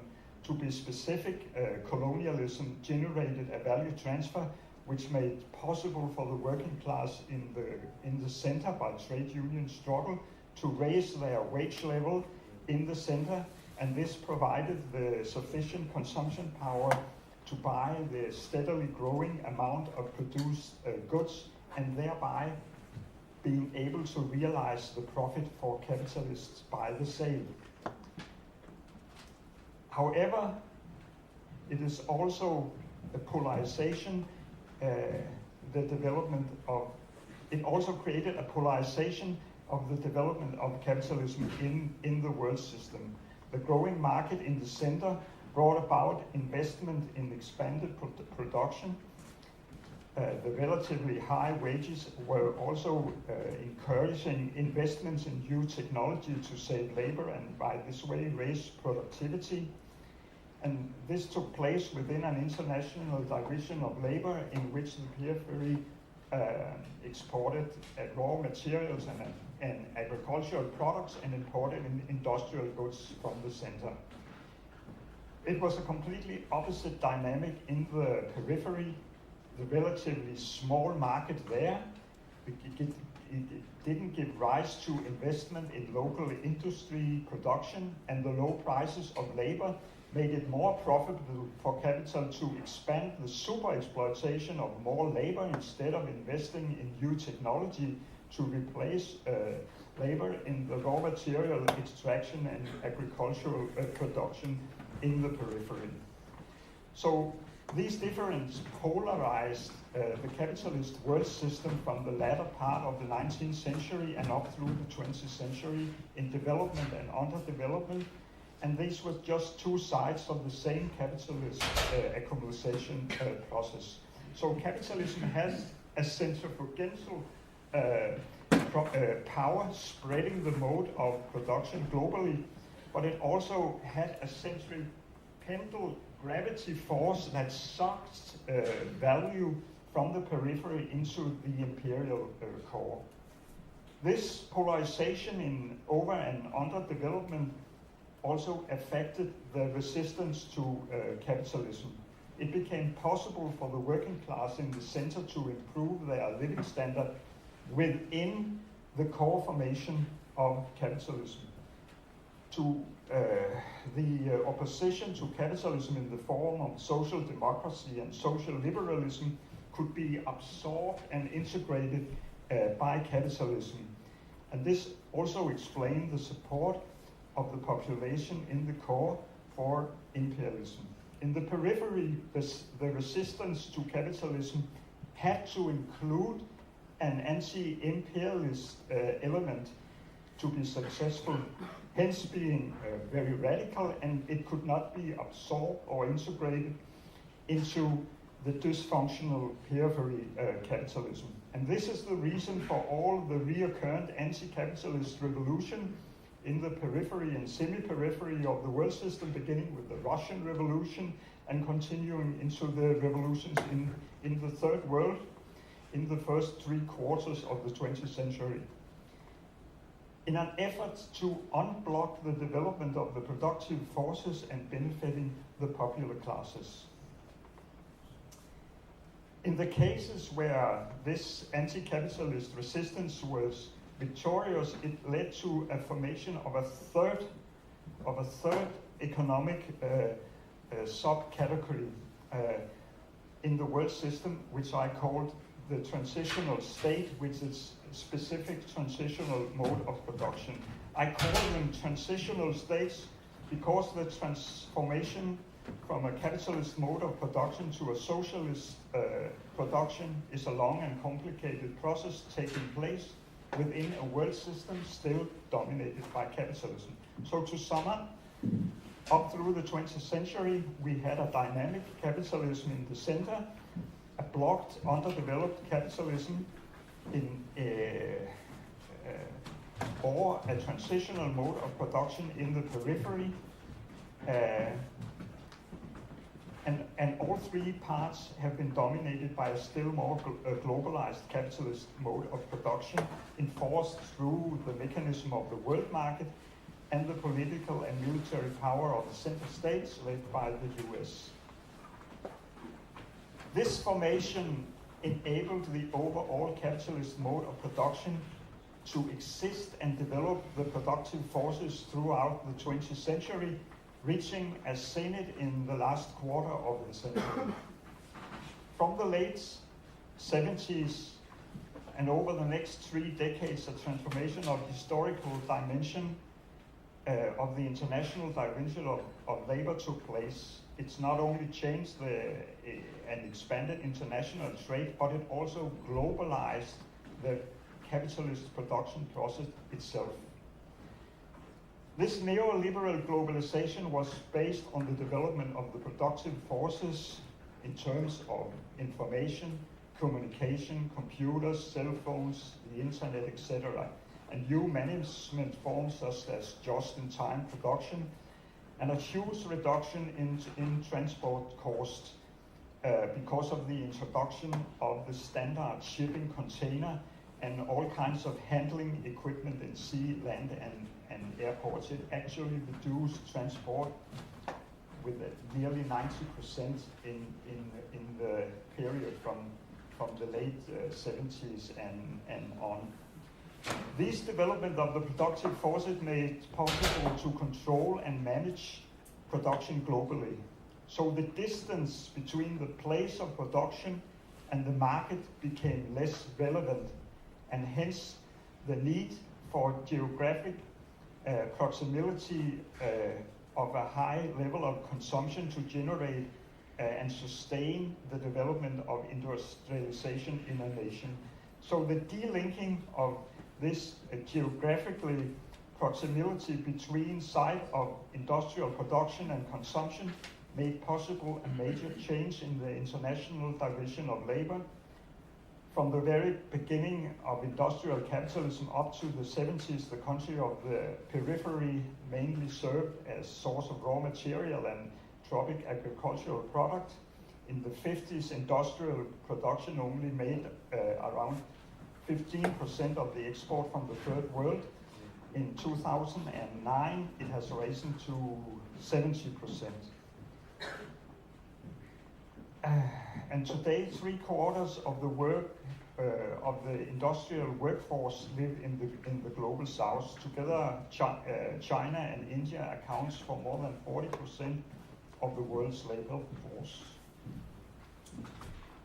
So, capital's need to expand and its hunger for profit led to the outsourcing of industrial production en masse to the global south, as it became possible due to these mentioned development of the productive forces. And this entailed a massive raise in the flow of value from the global south to the global north in the form of super profit for capital, cheap commodities for the consumers in the global north.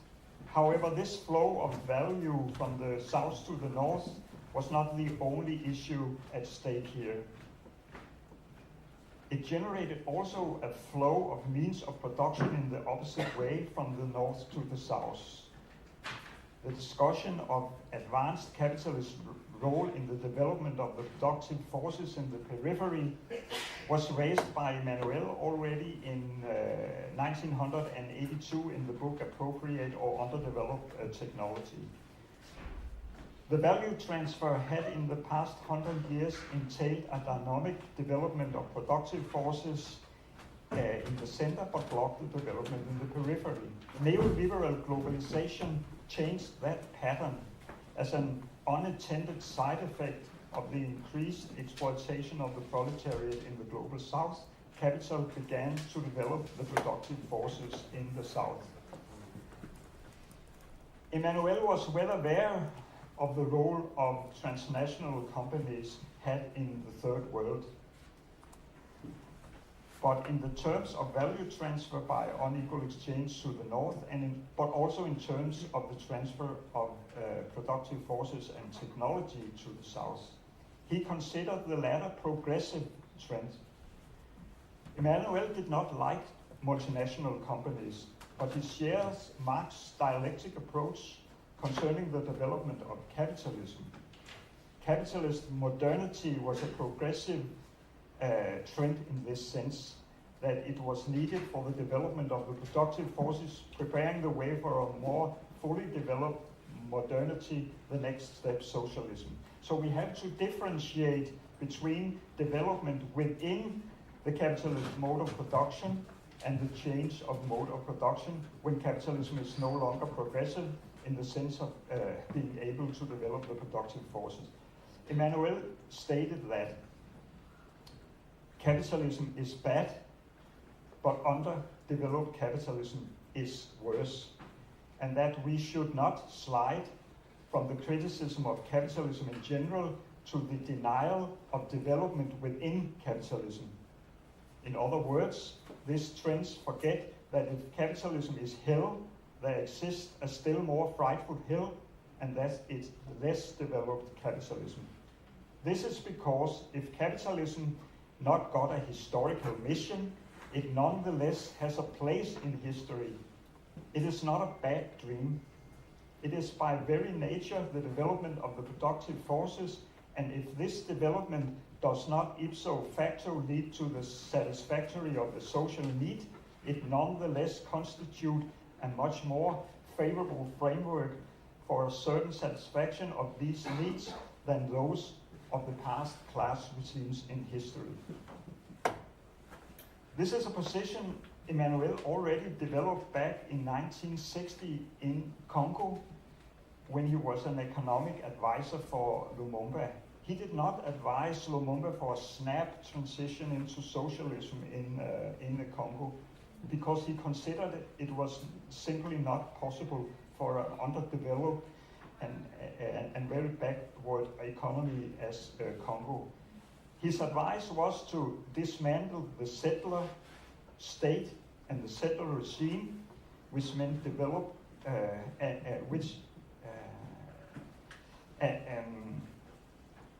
he wanted to dismantle the settler state and develop an economy to the benefit of the general production ruled by some kind of of transitional state developing the productive forces within a world system still dominated by the capitalist mode of production. And in a latter state, we could talk about a transition to socialism. So he didn't want to kick out all the transnational companies, but he wanted to cage them in some kind of, by putting them under some kind of political command. Yeah?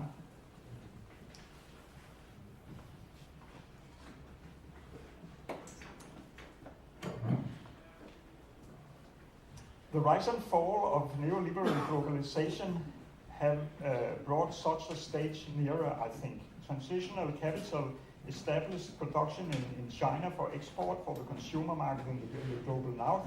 However, at the same time, it developed the productive forces in China, which managed China to break this polarizing dynamic in the world system between an overdeveloped north and an underdeveloped south.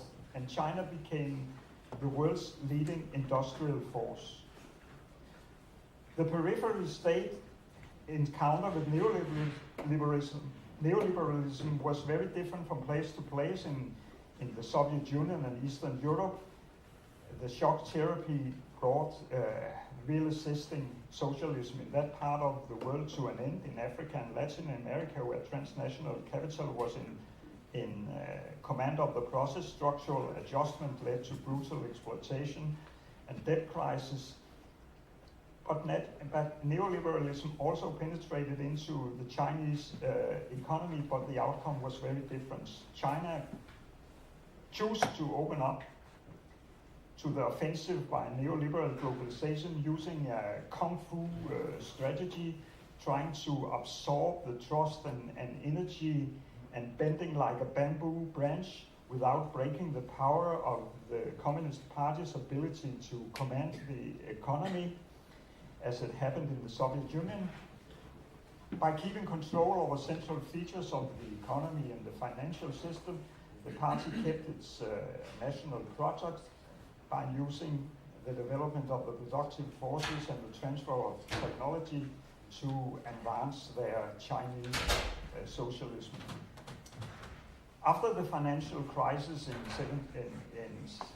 2078 and 9, China began to shift its circle of capitalist accumulation from focus on export towards a domestic circulation, which had pulled millions out of poverty. And then in the last decade, the Chinese transitional mode of production have even become more effective both in quantitative and qualitative terms, because China is now also leading in advanced areas of technology. So in that way, China is fulfilling the development envisioned by Marx in his articles from 1850s about the future in India,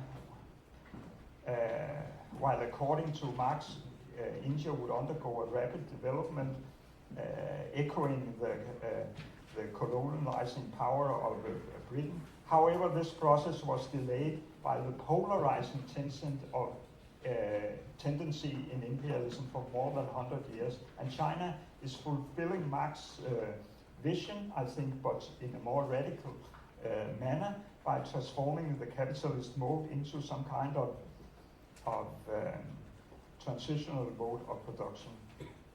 So what we are seeing is that now is a decline of the capitalist mode of production. The US is eroding the core of this mode of production, the liberal world market, by blockade, sanctions, and tariff. Why? Because its mode of production cannot compete with the Chinese transitional mode of production anymore.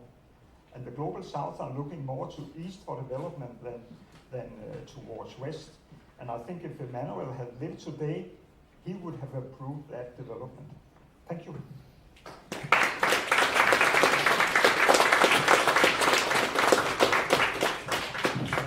Next we have John Brolin, just in from Lund.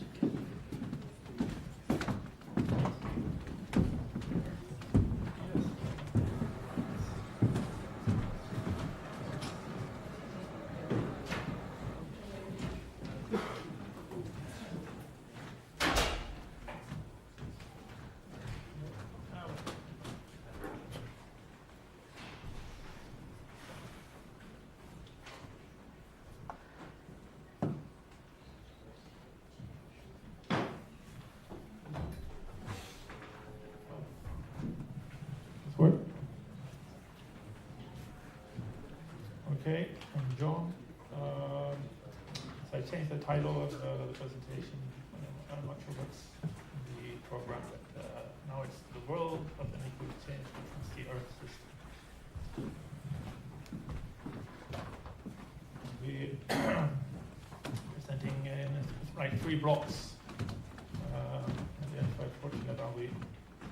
Can you speak up a bit? Yeah, I can probably reach Emmanuel's theory at the end.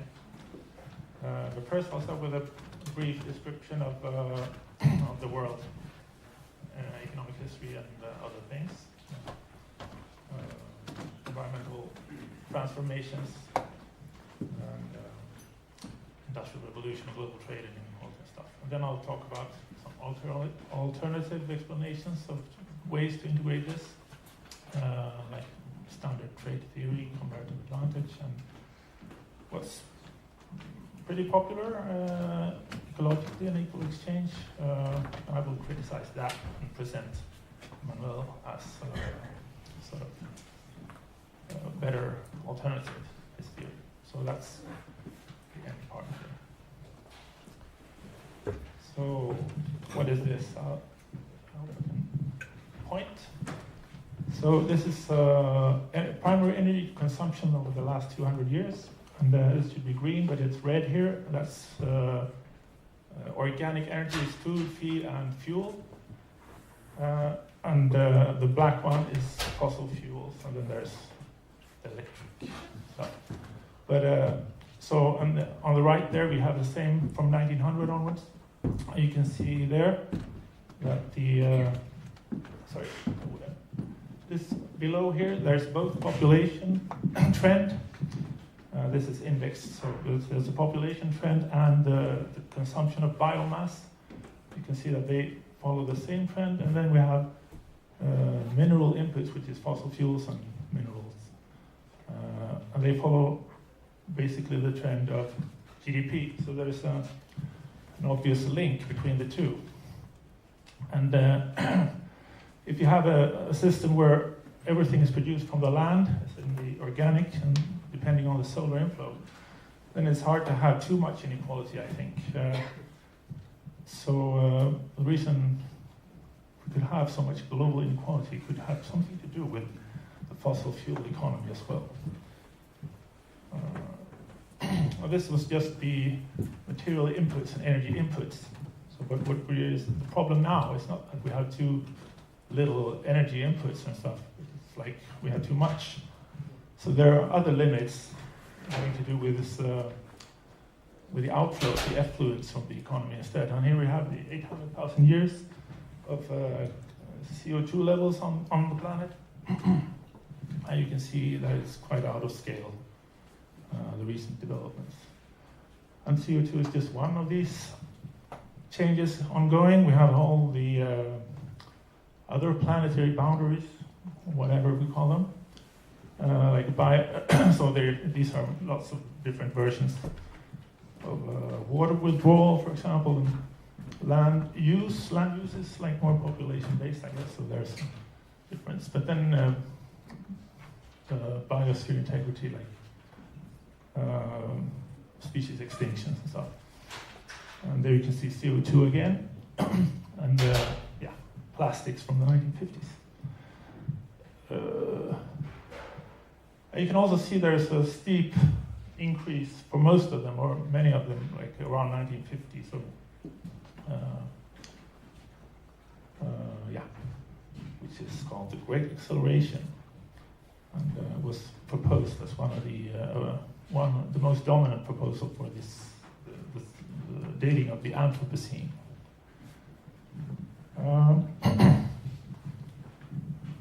But why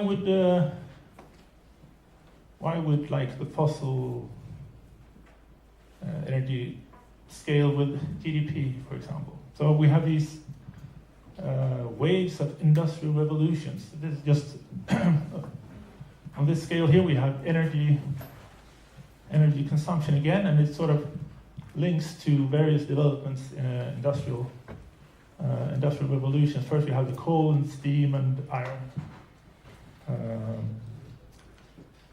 revolution, like the British Industrial Revolution, and they all go through like two major phases. One sort of preparatory phase, and then an expansive market widening phase. And yeah, so the other at the end of the 19th century, we have there's a shift to internal combustion engine and diesel engines and oil.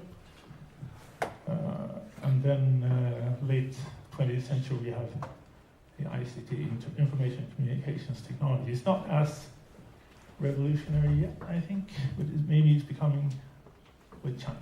Let's see what happens with the EVs and stuff.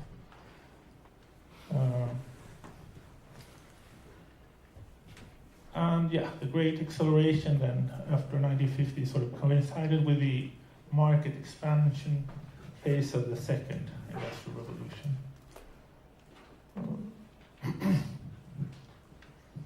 And these market expansion phases, they in turn coincide like in another, they coincide with like waves of globalization. Which also, you can see this rapid increase. These are different scales, so this is like the actual scale. You can see there's a rapid increase after 1950 in the volume of trade. But if you look at the rate, it's the same rate all over. But yeah, let's skip that. And then when you turn to inequality, this is an old study, but so here we have like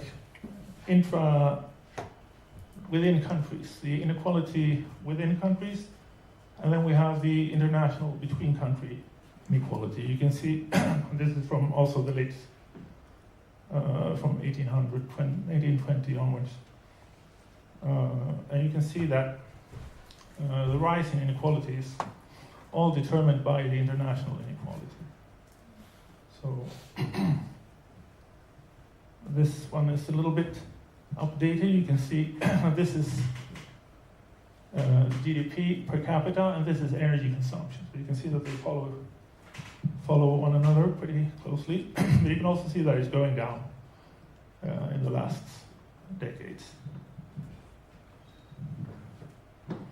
So in Emmanuelian words, there are sort of three classes in the world, not two. Like we have at least three then.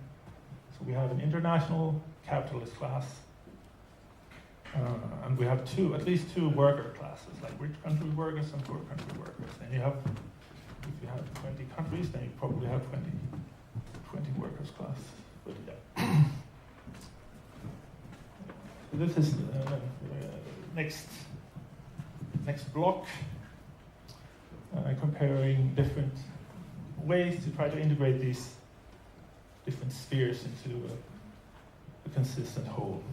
And standard theories, a comparative advantage in this context, and then ecological and unequal exchange. We'll start with trying the two first. So they are different. They have different approaches to how resources flow and what they sort of explain. So in ecological and unequal exchange, we have this, I think it's popular in this room, resources flow from poorer to richer countries, and environmental burdens are shifted from centers to peripheries, from rich to poor. But in according to comparative advantage, resources flow from where resources are naturally abundant to where they are scarce. So this is completely different logic. And the mechanism of each ecological unequal exchange, it's so hard to say. I was from the start, people called it ecological unequal exchange. It couldn't be said, at least. But then someone with a very sensitive sense of grammar insisted that we call it ecologically unequal exchange. It became completely impossible to say. So EUE is for people write it nowadays. Anyway,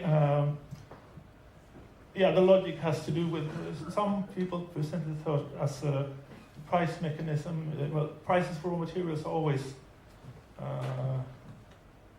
somehow lower than prices for manufacturers. That's the basic idea, and that's how it sort of shifts resources. But comparative advantage has another logic because of these flows. They are necessary. The flows, unequal flows, are sort of necessary for optimal specialization to occur, to raise the floor for everyone.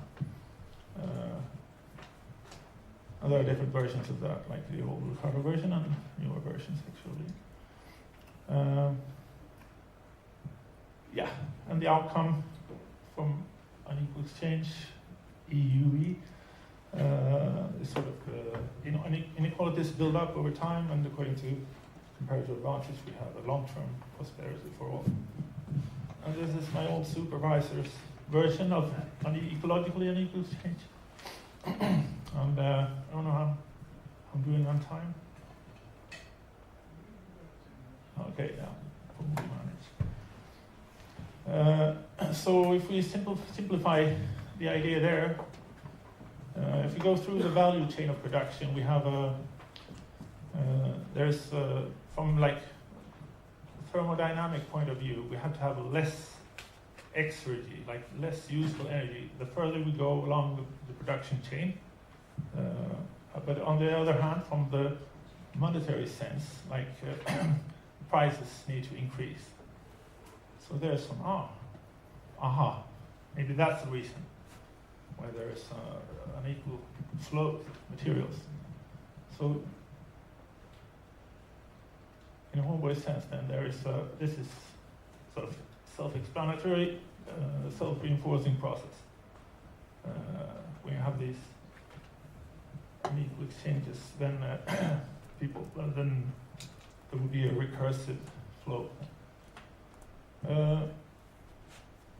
This is a very problematic theory because it doesn't really show what it's supposed to. So what matters is not really that prices go up and exergy goes down with the process of production, but it's who gets the end product, I guess. So, and that depends on appropriation, which has to do with who can actually buy the things. And then, the other logic is also not explained. Basically, for the same reason, you can have raw materials. Exporting countries can grow much faster than manufacturing countries. It's no problem. It has happened. So then we can look at what did actually happen. The Great Divergence is a term for the emergence of the development gap between rich and poor countries. And usually dated to this period from 1800 to 1950. I probably should have mentioned that before. So if we look at the material flows between, for various regions, then. So the leading country, United Kingdom.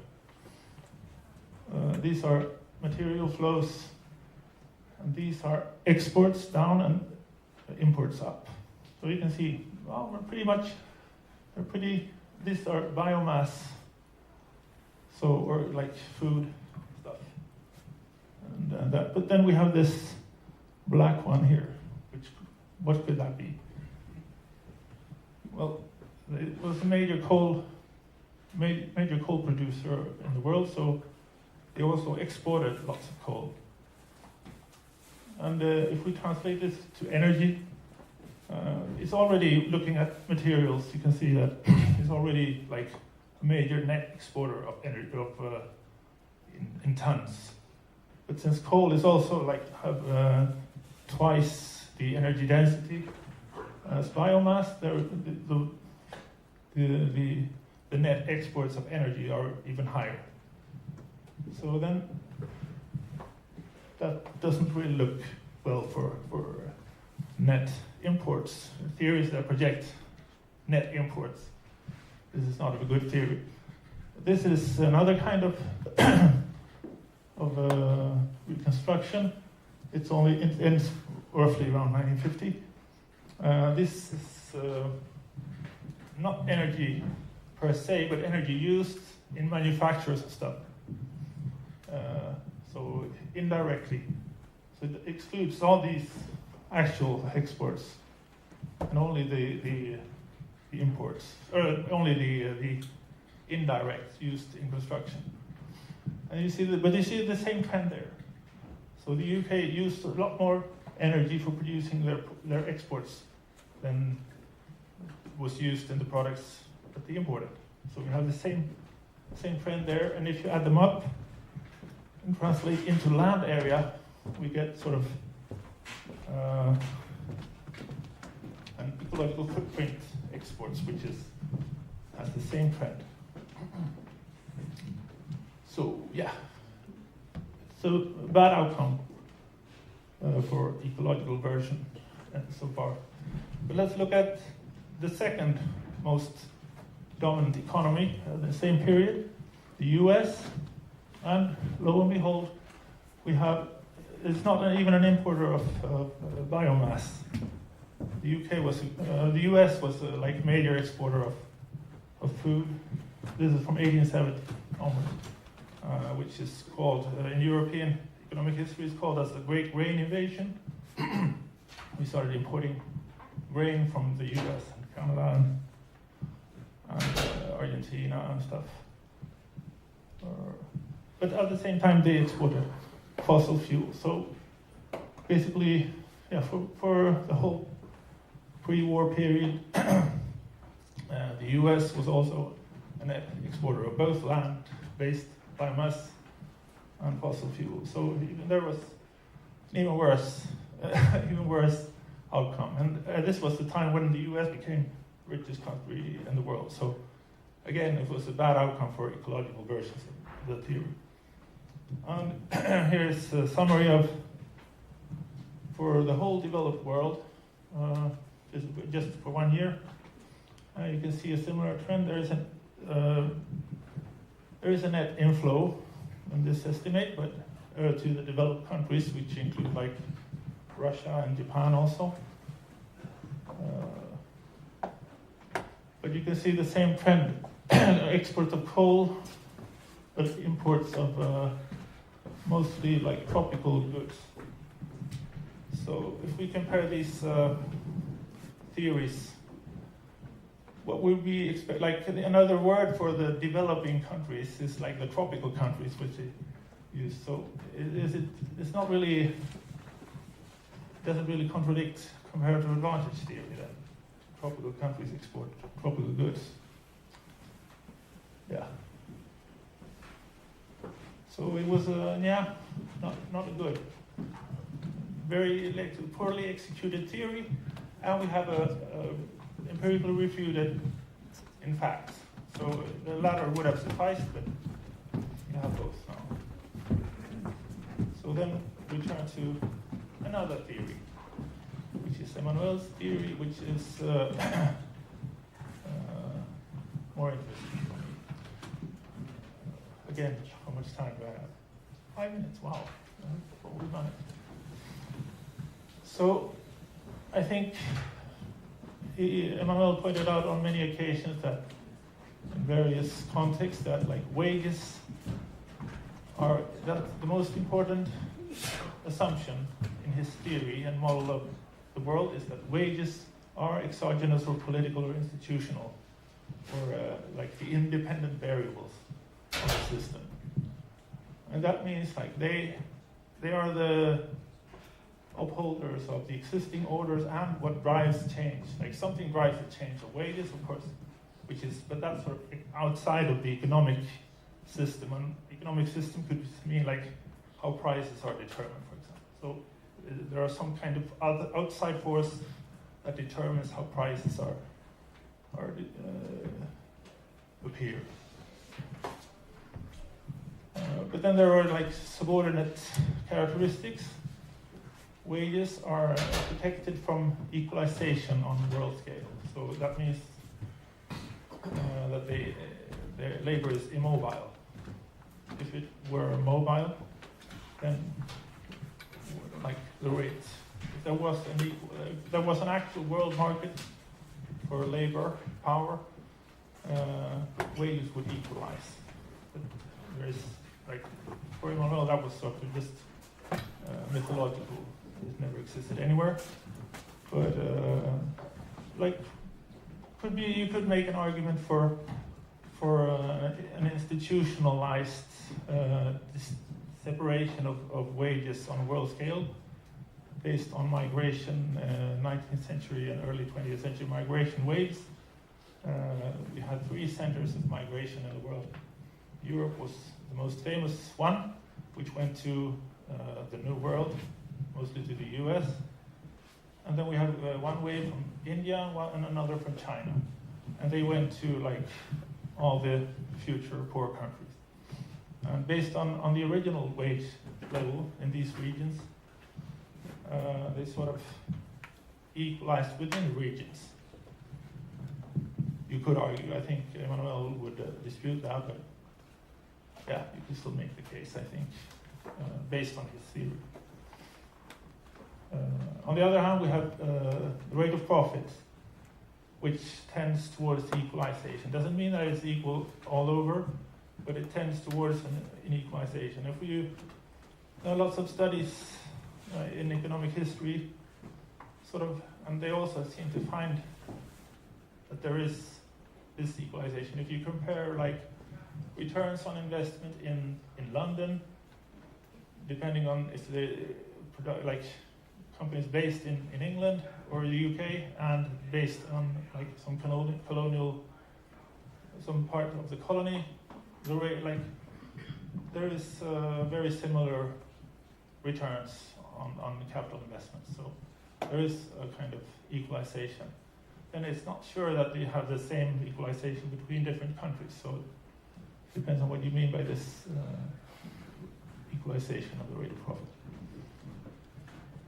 Yeah, and I would argue that the main conclusion drawn from this rough model of the world is that this creates a world where high wages and high levels of consumption become sort of self-reinforcing.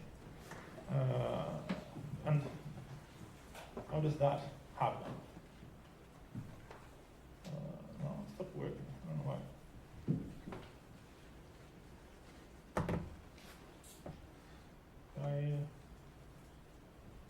Should I use this one instead? Yeah. Something happened.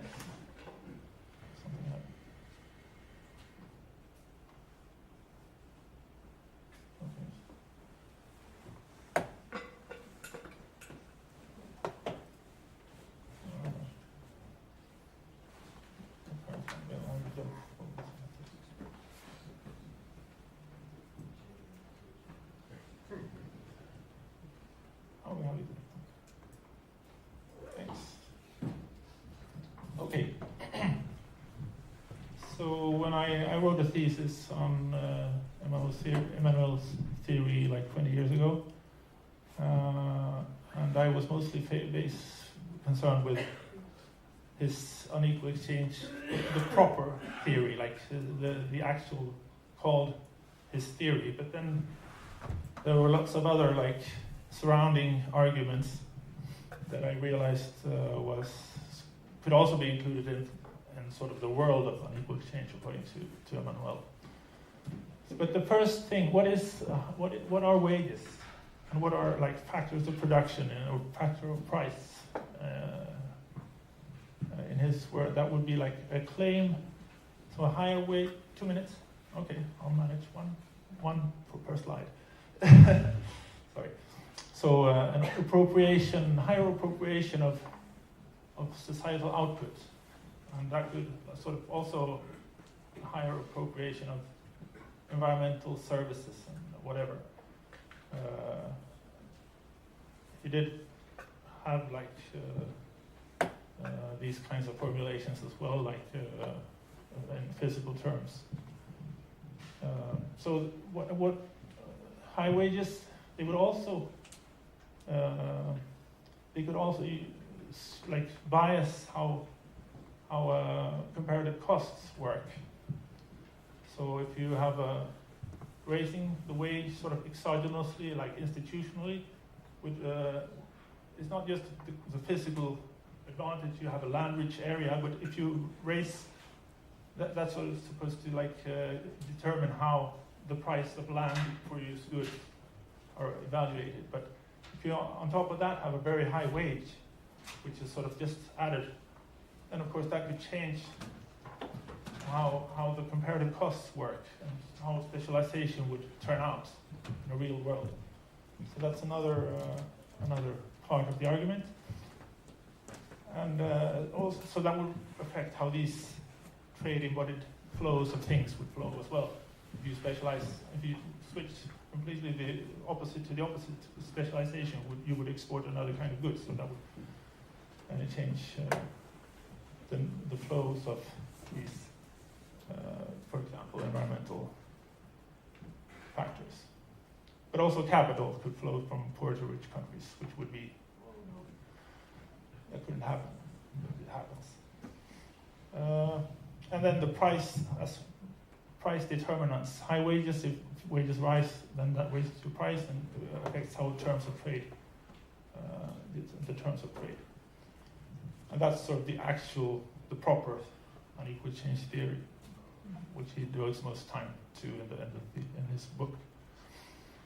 And then one of the most important arguments, I think, is how high wages sort of stimulate capital investments and investments in longer-term education, for example.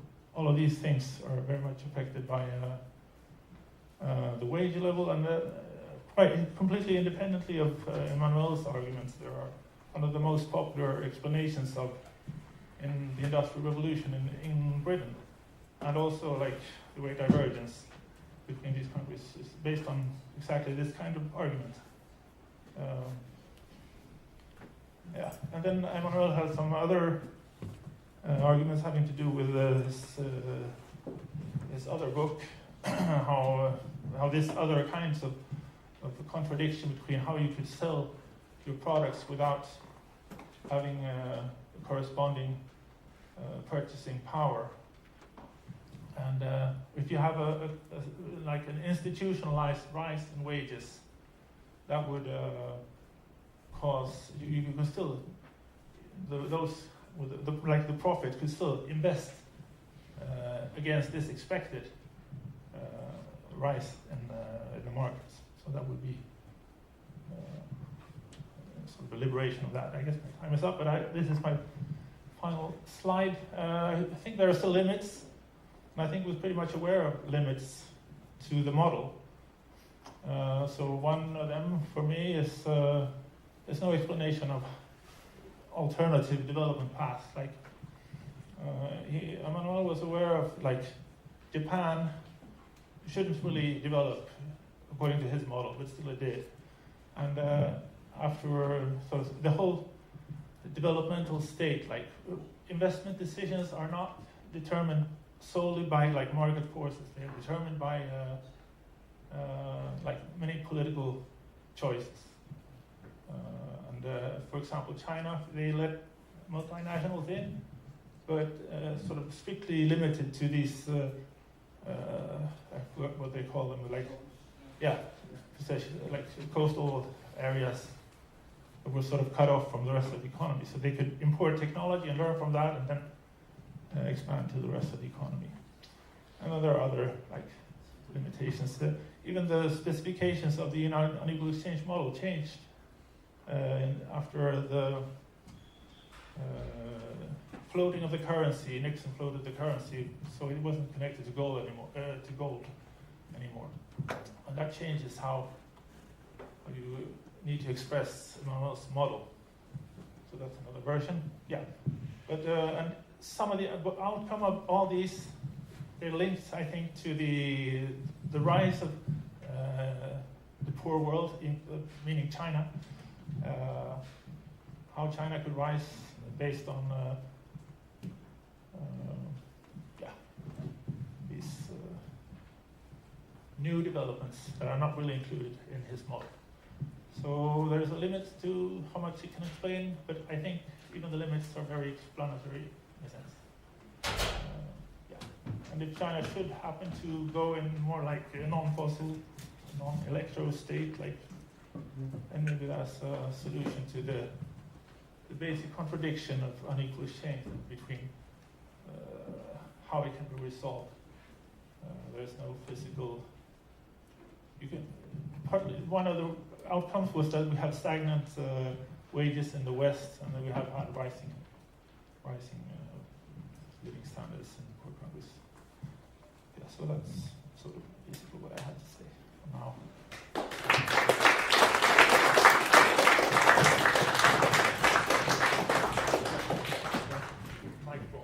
Oh, okay. Okay, next to Peter Korotyov will come. We're getting some water. All right. He's joining us from Vienna, and will be speaking about unequal exchange in politics. Is that right, Peter? No.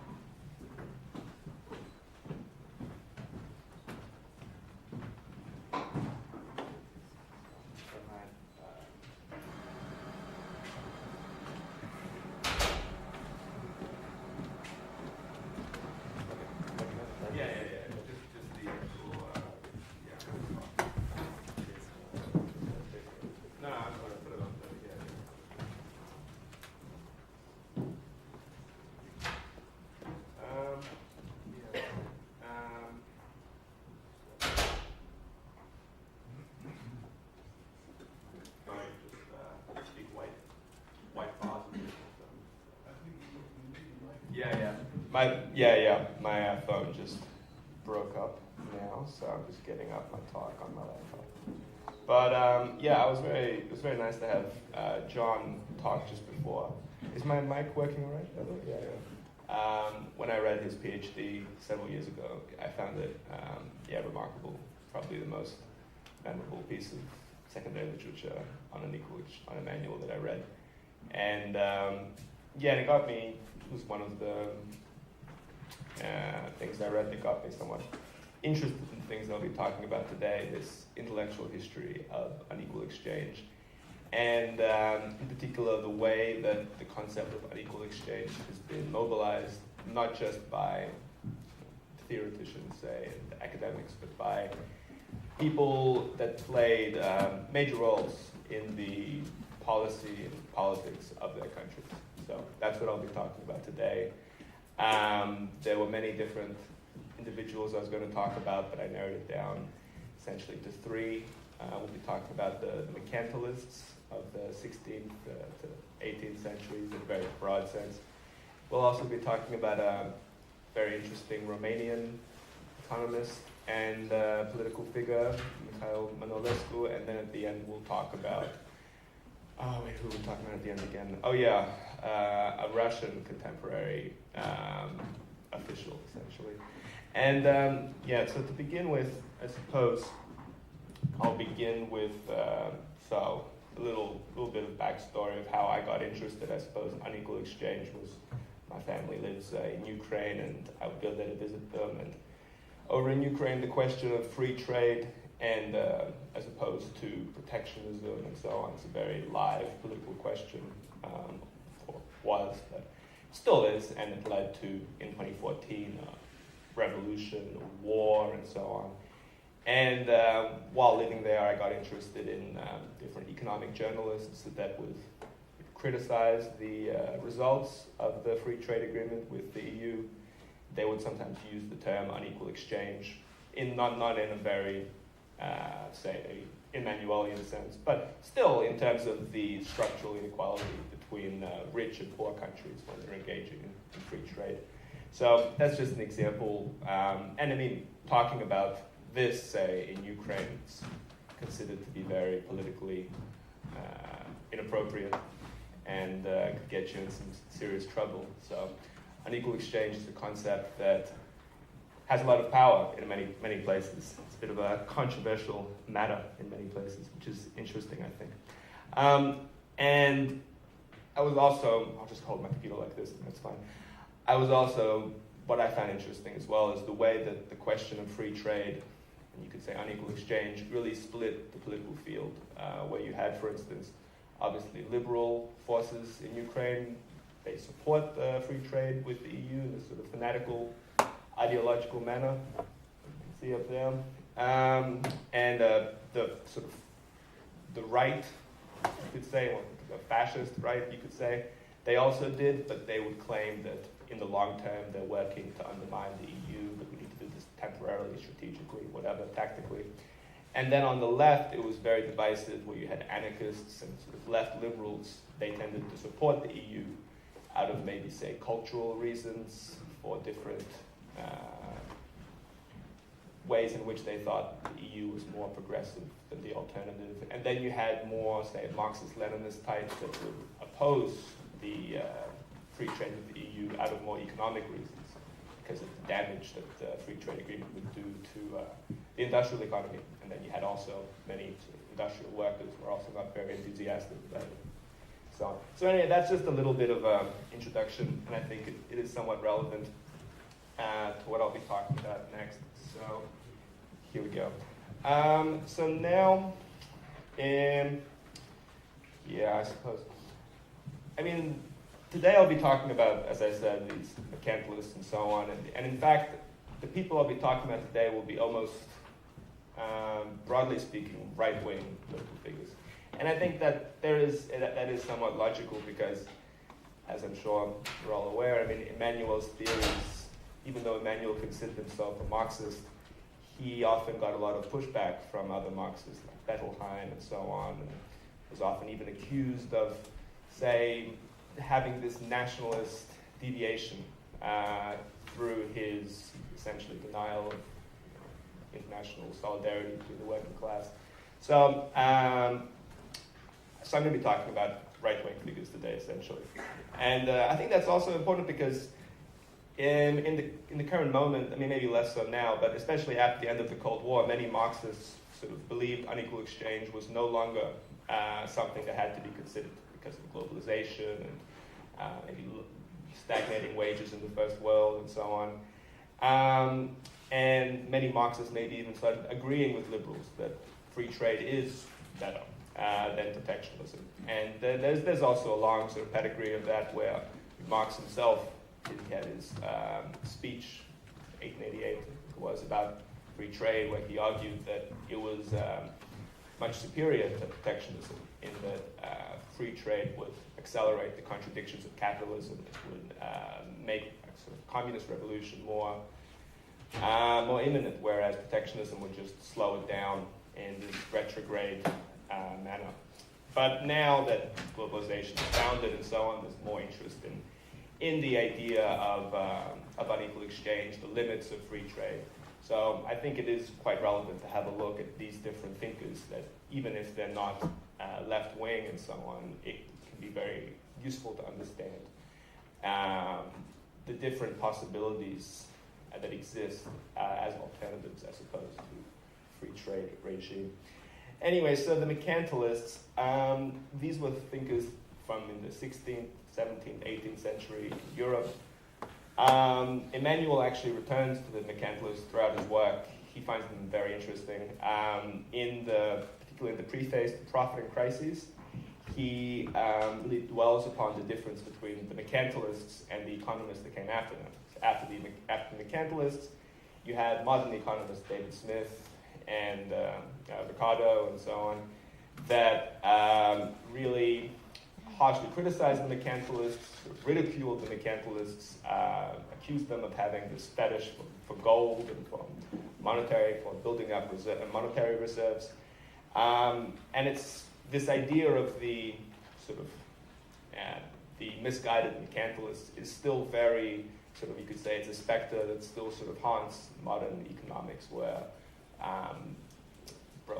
John was talking about the 20th century theorist of comparative advantage, Eli Heckscher, a very important figure in the modern theory of why free trade is good for everyone involved. He also wrote the textbook on mercantilism in the beginning of the 20th century to show why they were wrong, essentially, about everything. Because the mercantilists, unlike liberal economics, they thought of trade as a sort of zero-sum game of some countries win and the other countries lose. And they thought they saw it as a battle, so they were kind of militaristic. They were involved in colonial trade, almost all of them. And what's kind of interesting is that Emmanuel, although he is, of course, an anti-imperialist writer and political activist, in a sense he's continuing the mercantilist tradition.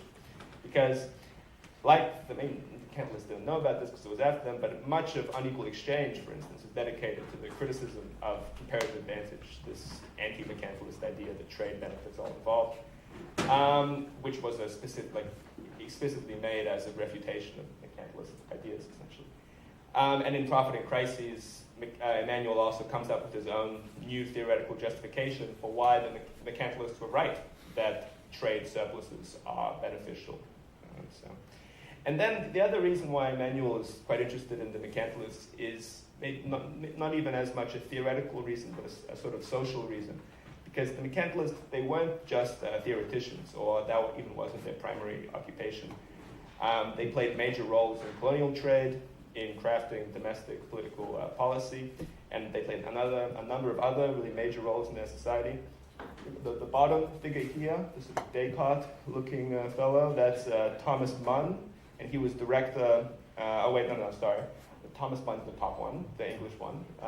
He looks more English as well, and he was director of the East India Company, so as big as they get in that sense. And he was one of the most influential mercantilists. And then at the bottom we have the French Jean-Baptiste Colbert. He was finance minister in the 17th century. And then, but Ricardo and Smith, they were theoreticians. Ricardo had some kind of background in business, but it wasn't really anything compared to that. Ricardo and Smith, they were all about theories. And Emmanuel sort of really dwells on this separation between economic theory and practice that really accelerated after the mercantilists with the anti-mercantilist turn and the emergence of economic science. And there's this idea that's quite popular that Emmanuel also sort of proposes, in a sense, in his words, that the mercantilists, in a sense, were sort of sincere, genuine thinkers. That they were interested in maximizing the wealth of their nations, and they weren't really interested in tricking the reader. But there's a sense in which perhaps the post-mercantilist economists, their work was a sort of a form of intentional deception, even a sort of form of psychological warfare. Because instead of the sort of commonsensical mercantilist assumption that trade was always inherently unequal, structurally unequal, liberal economists, economic science as a whole, began constantly trying to theoretically prove this non-commonsensical idea that trade actually benefited everyone. Maybe unequally, but everyone benefited. That's the doctrine of comparative advantage. And this idea of mainstream liberal economics as the sort of psychological operation to keep countries enslaved, it's quite a popular idea on the right. We're going to talk about it in a second now if I don't run out of time. But as I was saying before, it might even be more popular on the right than on the left, because, Marx was he was quite supportive of free trade and of the liberalization of the world economy. His writings on Mexico and India, where he seemed to think that their integration into the global sort of liberal colonial market would be beneficial for them in the long run. And also his famous speech not condemning, but arguing that protectionism was sort of a dead end. whereas free trade was more progressive. But it's interesting because, and then we have the last 40 years, we have unprecedented trade globalization. I mean, John, you had an interesting graph showing that, of how the past 30 years, there's never been anything like that in terms of the integration of the global market. But that definitely hasn't led to a rise in revolutionary communist organizations. In fact, the opposite. The argument can even be made that it's led to less of that, because now you have the situation where there are some countries like the Netherlands, like the EU, very rich capitalist countries, and then poor capitalist countries. And in the poor capitalist countries, in my experience, people don't think the problem is capitalism, because they look and they see there's a country like the Netherlands. They say, well, you should just, get some IMF consultants here and do some reforms and so on to become less corrupt. So anyway, we're done with the mercantilists. I think something happened. Oh wait, no, I gotta fix it. Just stop showing the thing, and I can't open it back up. I see. Yeah, okay, great. So now we're going to talk about Mikhail Mănăulescu. This is a Romanian economist and a political, activist is the wrong word, but a very active man, we can say it like that. So in a sense, you could consider Mănăulescu as one of the most influential yet also forgotten thinkers of the 20th century. Emmanuel mentions Mănăulescu's work numerous times, particularly in Unequal Exchange, but I think elsewhere as well.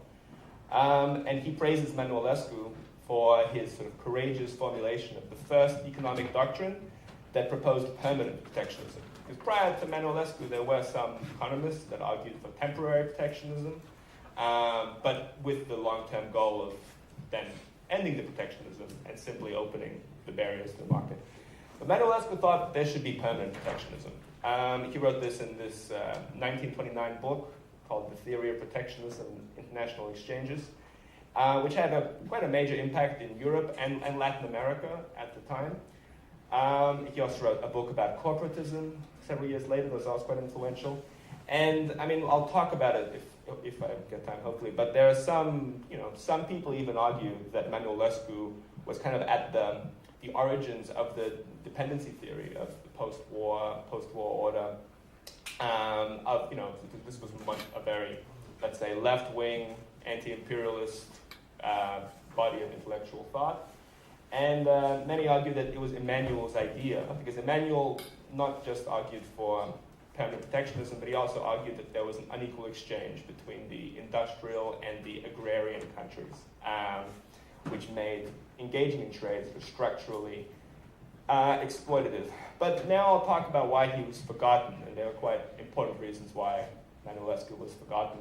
Because like the mercantilists, he was a very politically active man.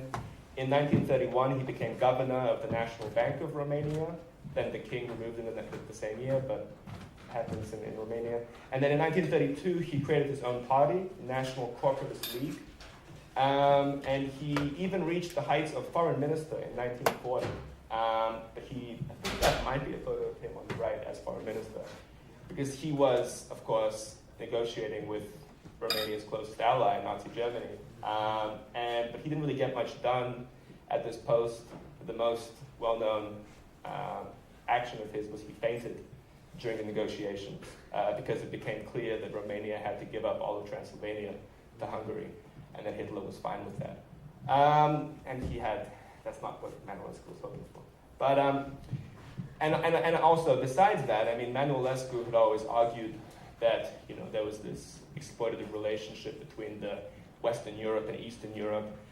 But then, of course, in reality, we'll talk about it, he was a very committed fascist in political views.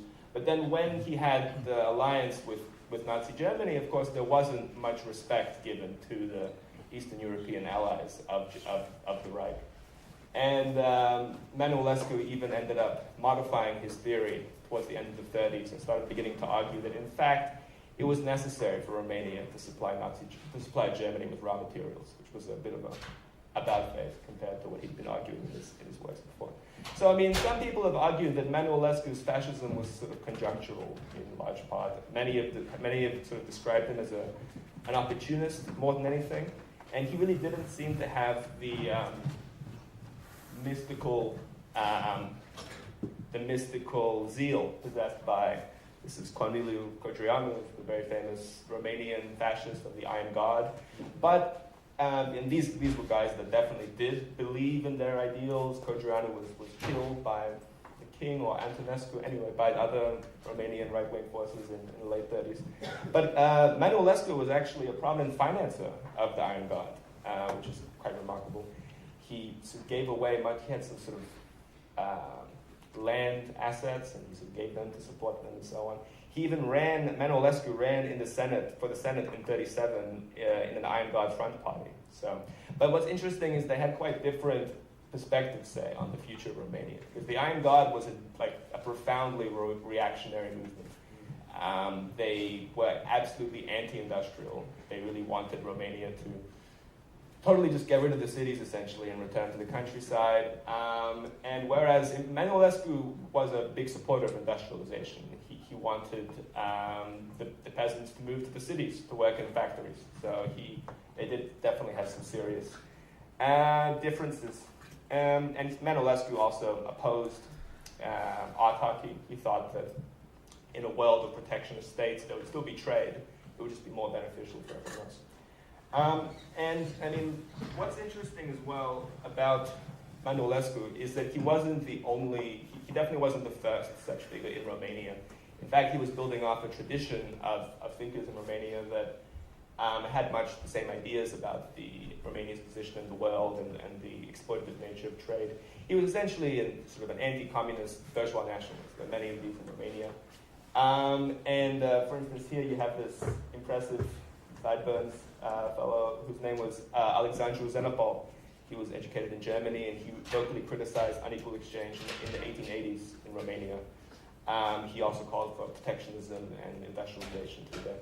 And he also had this classic mercantilist idea that British, Western, French mainstream economics was a way to trick the exploited nations into accepting the terms of international division of labor.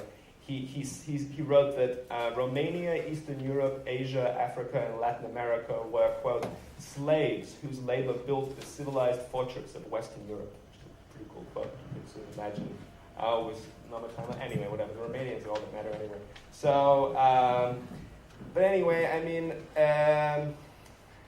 yeah, so I think, yeah. In many respects, Emanuelescu and all these different forces as well, they were also under the pressure of the extreme sort of inequality in Romania. There was a massive peasant uprising in 1907, which resulted in almost maybe 10,000 people being killed in the repression. And so Emanuelescu, who they were obviously anti-communist, they're very anti-Semitic, very nationalist, they wanted to come up with an alternative theory of how Romania could exit this problem, but without resorting to, left-wing ideologies. Emanuelescu spoke of the need for a socialism of nations rather than a socialism of classes. It's very similar to sort of Mussolini's rhetoric of the proletarian nations and the plutocratic nations. But I mean, as I was also sort of mentioned, I mean, Emanuelescu was not, he didn't believe in sort of Aryan supremacy on the world scale. So he thought that Asia and Africa had to rise, and this was morally and historically necessary. And he thought it would also benefit the Western countries. They would be able to trade more with them. So he didn't believe in some sort of, colonial, imperial right. Of course, it was very racist inside of Romania, but on the global scale, it's quite different. And then, I mean, Emanuelescu was very influential in Latin America already in the 1930s. He was being translated in Brazil. Brazilian Industrialist League were inviting him to speak in Brazil. He was very proud of the fact that his works were read in Latin America. In Chile as well, they were translated and commented upon. He probably didn't actually directly influence Raúl Prebisch, but he was definitely very influential for Latin America. And he was also very influential for Franco in Spain. He visited Franco numerous times, very strongly supported him. Salazar to an extent, but the Portuguese were too sort of backwards to appreciate it. So, I mean, yeah, that's about all that I wanted to say about Manolescu. I mean, the last person that I was, and then the last thing I was going to talk about, I might just talk about this just like that, is some contemporary figures in Russia, because these are the only examples I know of officials in the contemporary world, maybe in Cuba or something, I don't know, that are very interested in the concept of unequal exchange. So to begin with, we have this is a very influential academic economist in Russia, Marat Nureyev, and he recently died. He was one of the most prominent academics in Russia. He wrote the textbook for first-year economics students in Russia, and there's a whole chapter there about Arghiri Emmanuel, his concept of unequal exchange. And he has quite a reasonable treatment of it, often in Western academic literature on an unequal exchange. It's not very charitable, but he has quite a charitable view of it. And he was also the head of the university that prepares officials for economic positions in the Russian Federation. So he died quite recently, but quite an interesting fellow. And then the other person, the last person I want to talk about is here we have Sergei Glazyev, who was the advisor to the president of Russia from 2013 to 2019, quite a long time. And Glazyev writes a lot about, he writes about unequal exchange, he uses this term in his books. He has a little bit, it's not exactly Emmanuelian maybe, but some similar elements there. He focuses a lot on capital flight and the negative role of this for the Russian economy. But quite an influential figure in the Russian government. He's no longer an advisor, but he's in charge now of the Eurasian integration, particularly between Russia and Belarus. That's all that's left now. And how you would describe, he still has a lot of anger towards many figures in the Russian government, particularly the finance, or head of the National Bank, Elvira Nabiulina, and many figures like Glazyev, who are very sort of, say, anti-Western, left-wing nationalists. They have a lot of hatred for Nabiulina and the finance minister as well, because she has very sort of neoliberal policies that maybe stabilize the economy, but he believes at the cost of the broader industrial and social needs of the economy. So he's a bit of a lone voice, at least that's how he sees himself in government. And then, I mean, there's also some interesting influences. Glazyev cooperated closely with a certain Lyndon LaRouche, not sure. A very interesting American individual. But anyway, and he sort of wrote prefaces for Glazyev's books. And it's also kind of interesting to think about the difference between, I guess, the classic Emmanuelian idea of unequal exchange, which involves the benefiting of the first world countries, the population as a whole, from imperialism. Whereas Lyndon LaRouche would say that it's only the financial elites of Britain that benefit from imperialism, and the British Queen. That's the main benefiting force. And then the American population is not benefiting from that. But Glazyev and other Russian advocates of this, they would say they're more comfortable with criticizing the whole American population. There's this term in Russia, I'm not sure where it came from, of the golden billion. It's quite often used as well in like the president's speeches and so on, to talk about the population of the first world as this benefiting group from the global international sort of liberal world order, we could say, I suppose. And then, I mean, that's about all. One last, I mean, there were so many things I want to talk about, of course, but I think what's really interesting is how, if we look at the non-aligned movement, and here we have non-aligned movement, the new international economic order was proposed in 1974 by President of Algeria, Boumediene. And then here we have the socialist president of Romania, meeting with Mobutu of Zaire. And I think it's interesting when you look at, because in Romania you had economists talking about unequal exchange, but more criticizing the USSR for the unequal supposed trade practices towards them. But then this resulted in this sort of third way between East and West that was allied with people like Mobutu and also, Suharto and so on. And it's And then also you had Mao meeting with Nixon around the time of the three worlds theory. So it's an interesting question, you know, if you consider that, you know, it's not domestic inequality, it's the main problem, right? But it's international inequality that is the main problem. Then where does your politics end up, essentially? And I don't have a strong answer. Some people like to, you know, yell and call people a fascist if they, you know, have some sort of say, classical Marxist beliefs about the position of the nation and so on. I'm not sure if I have any clear answer about that, but I think it's important to look at this history because it's often elided and forgotten because it's a little bit unsavory. But I think it's quite interesting and relevant.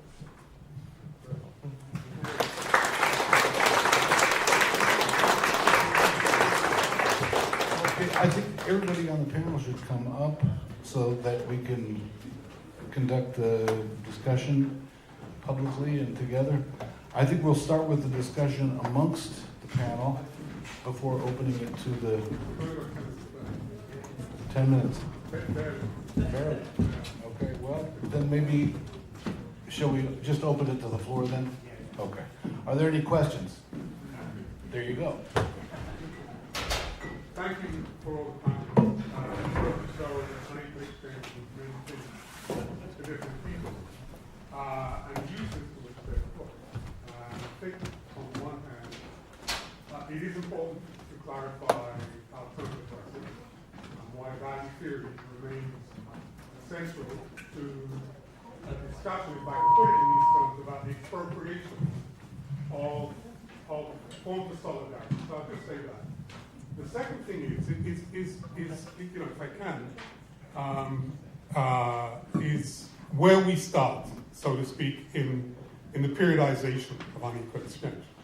Right? So you start with mercantilism, right, as a kind of popular rather than populist discourse around unequal exchange and uses again to which it's put.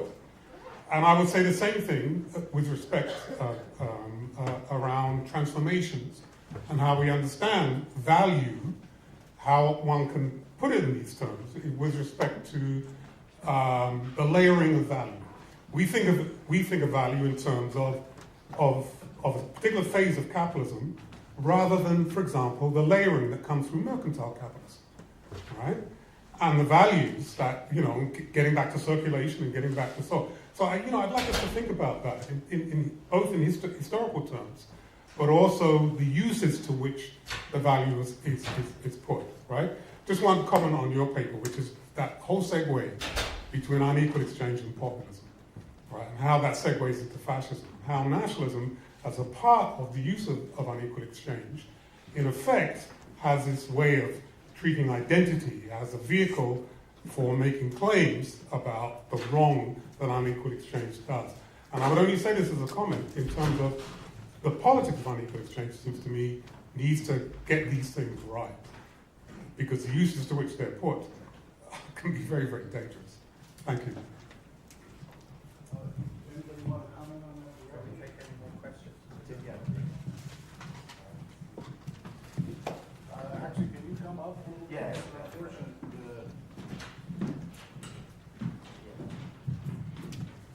Hello, yes. My question is for everyone on the panel pretty much, but I think Dr. Boren, you mentioned there's more than one working class in the world, but there's one transnational capitalist class. And I was wondering if everyone agrees on that. Are the national bourgeoisie, are they sort of part of the working class in the unequal exchange victims, or the people who are being exploited from unequal exchange, or the factory directors, are they sort of part of the working class, or is there more than one ruling class in the world divided according to unequal exchange? And that's where do the just delineating the classes involved? Yeah, I think it's very important and related to the questions of nationalism as well.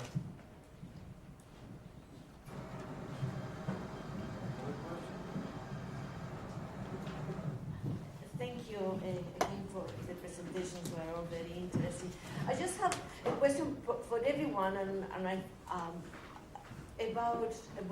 I see the models, for example, John's modeling of the world economy as very very abstract as a model. What do we do to make that a tool for analysis of more concrete conditions? For example, the issue about class is something that seems to me not to fit the realities of everywhere, like not throughout time, not now in the world. There is an increasingly heterogeneous working classes in advanced countries. There are sectors of the working classes in what we consider advanced developed countries that have certainly lost quite a bit of their privileges over the last 30 or 40 years. But also, how do we see this playing out in very concrete situations, right? Like, I wonder whether people would have, we used to talk about mid-level theory, right? Like something that would bridge the gap or that would allow us for more concrete analysis, particular conditions. I think that might be an important point to consider.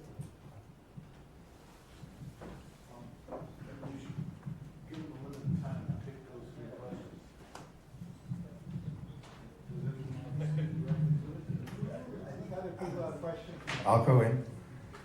I mean, on the last question, for me, I very much subscribe to the point that the genocide of the Palestinians has been like such a huge political event for all of us, exposing the cruel reality of imperialism. And it has had a response. I'm from the UK, and a lot of people of colour identify with the Palestinian people. There has been a mass movement. And I agree with you, there is a polarization within the imperialist countries. I'm glad to see the people of Minnesota resisting ICE, right? But also, I do subscribe to the Leninist position on different trends within socially, not just like political attitude, but social interest, right? The movement in Britain is split between those. I mean, like Starmer is the industrial policy of the British Labour government. My MP happens to be David Lammy, he's an imperialist, right? He's a complete imperialist. And their industrial policy, the centerpiece of their industrial policy is to build more arms factories. So they're openly appealing to a revival of the Labour aristocracy, if you like. So I think your point is extremely important, and time is against us, but we continue that discussion.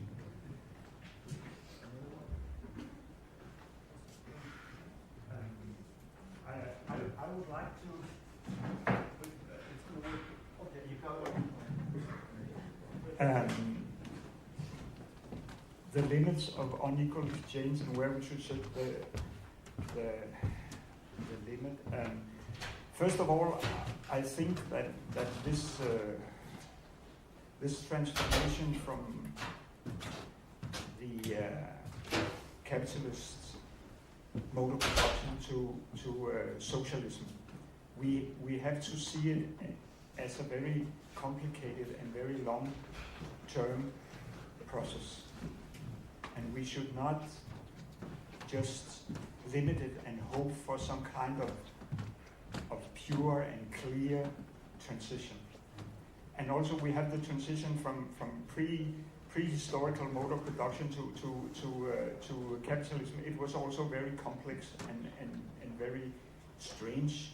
We have the Dutch people representing some kind of capitalism, but it was a religious war against feudal Spain, and no one saw it as a struggle between feudalism and capitalism at that. In the 16th century, it was some kind of nationalist struggle or religious struggle. And also, I think that nationalism has played a huge role in this long transition process from capitalism to socialism. If we go back to the long 60s, all the liberations movement, they were essentially much more nationalist than they were socialist, yeah? But the socialists managed to get the lead in it, but basically the Vietnamese and the Africans were nationalists, actually, yeah? So I think it's dangerous to say, no, we should eliminate all thoughts of nationalism because we only want the pure socialist expression of unequal exchange. But we should be aware of the danger of nationalism. And I think if you look at China today and the possibility for transformation, this is a crucial question. If the balance in China between a nationalist socialism and the universal aspect of socialism, and this is so. I think we should not limit ourselves, but we should be aware of the balance. John, do you want to address that question? Which one? So I leave comments on activism to talk. I think he's the expert on this floor, and I'm mostly in my expertise is trying to explain the world. I think, and I think also that could be important for activists not to have strange histories guiding their actions. I think it could be. I think that could be problematic for activist movements. So yeah, that's my contribution. Yeah, I mean,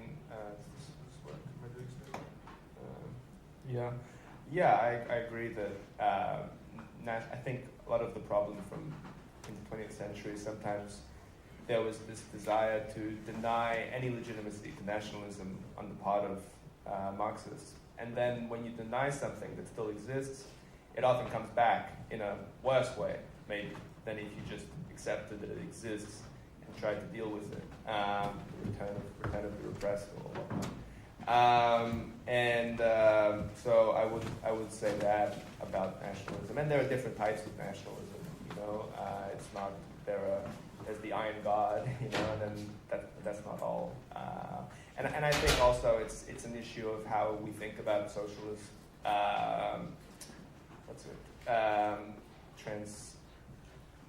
transition, because originally there was always this idea of a global transition, but then it became clear there would be national separate transitions, sort of under siege and so on, and very few people were willing to accept that theoretically.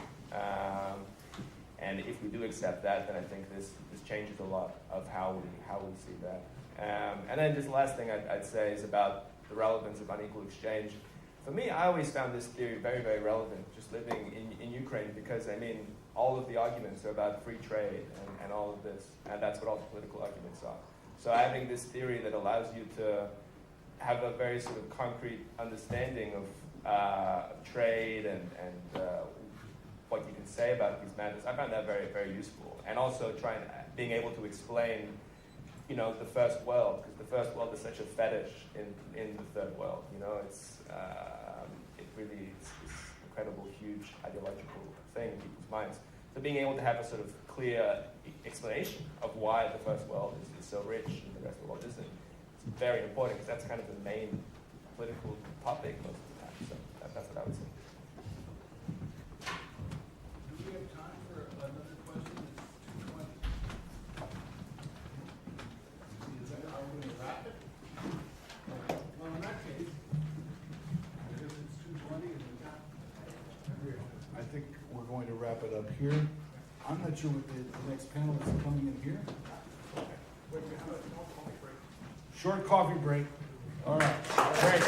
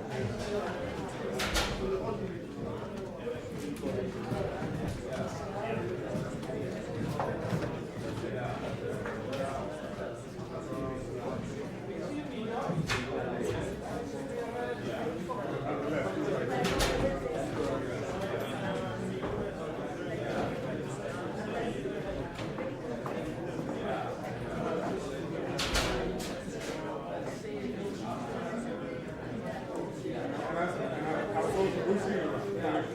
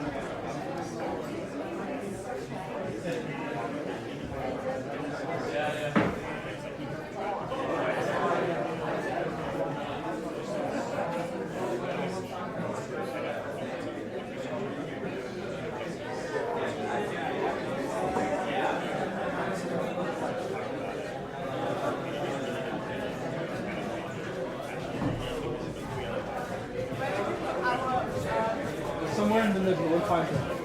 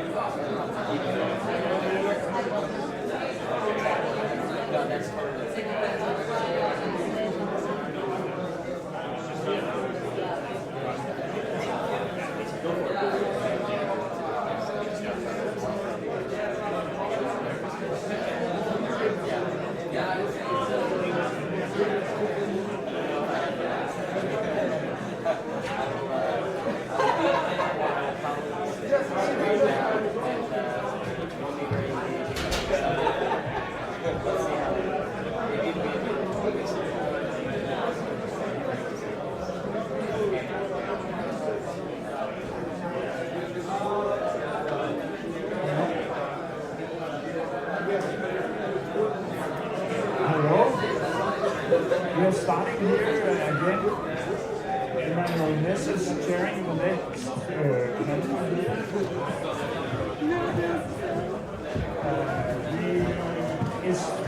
Is Francisco.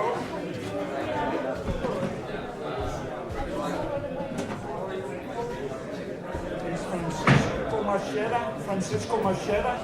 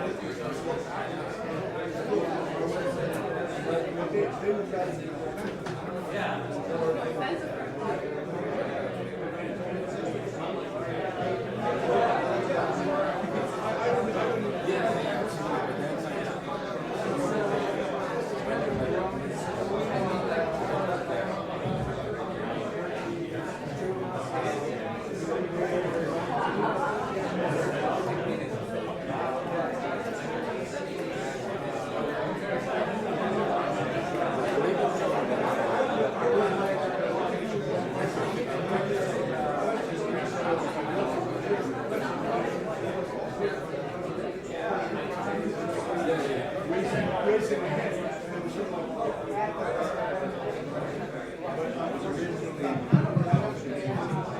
we're running a little bit late, so let's start right now so that we can complete this panel by 4 p.m.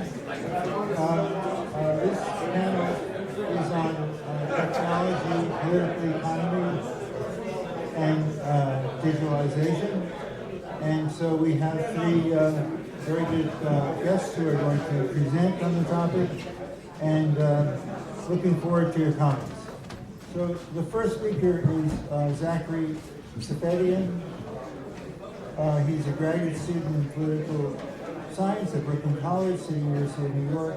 His current work examines contemporary economic imperialism through the lens of the international digital economy.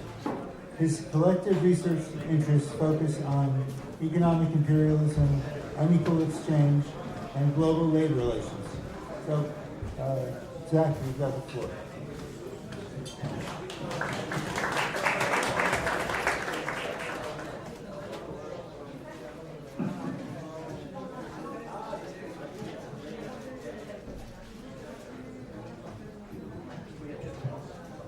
Thank you, Manny.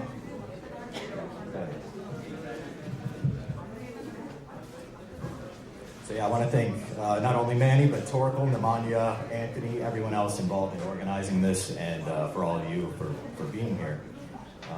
I want to basically talk about Arghiri Emmanuel's theory of unequal exchange, because I believe it's essential for understanding imperialism in the 21st century. And I hope that this presentation can provide a starting point for applying it to the topic of online labor platforms. Because without Emmanuel's formulation of strict or narrow unequal exchange, we wouldn't be able to exactly understand the nature of how these platforms are conduits for imperialism today. Online labor platforms are essentially websites where firms sign up to access a global pool of digital freelancers.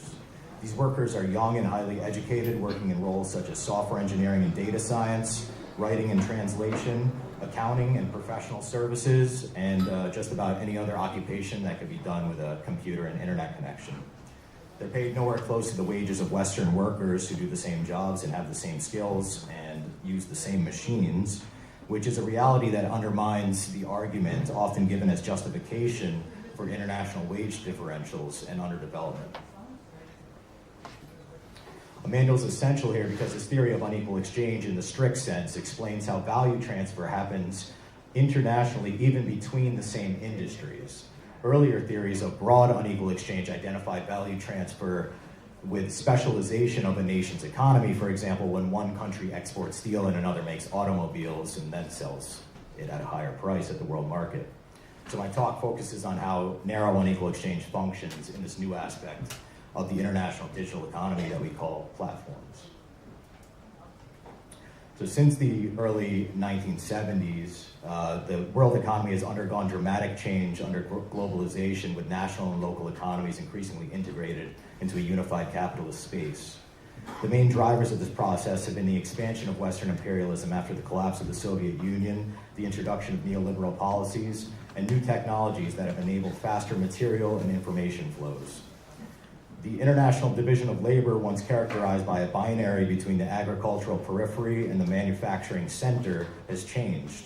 Through outsourcing and offshoring, select peripheral countries have undergone an industrialization process, while the rest of the periphery has dropped into deeper levels of underdevelopment. Today, 70% of all economic activity in OECD countries consists of services and are highly reliant on digital technology in all aspects of their economies.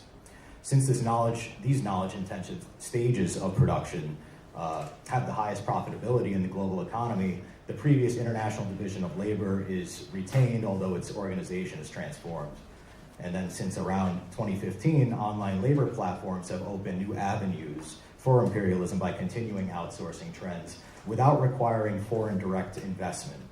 So, a speaker earlier was talking about multinational corporations transferring organic capital to the global south. It's not really a factor here because they're just using a computer and internet connection. Information and communication infrastructure has essentially eliminated distances in space and time, meaning capital can instantly access this global labor pool. Platforms are also an essential part of the automation process and the growth of artificial intelligence.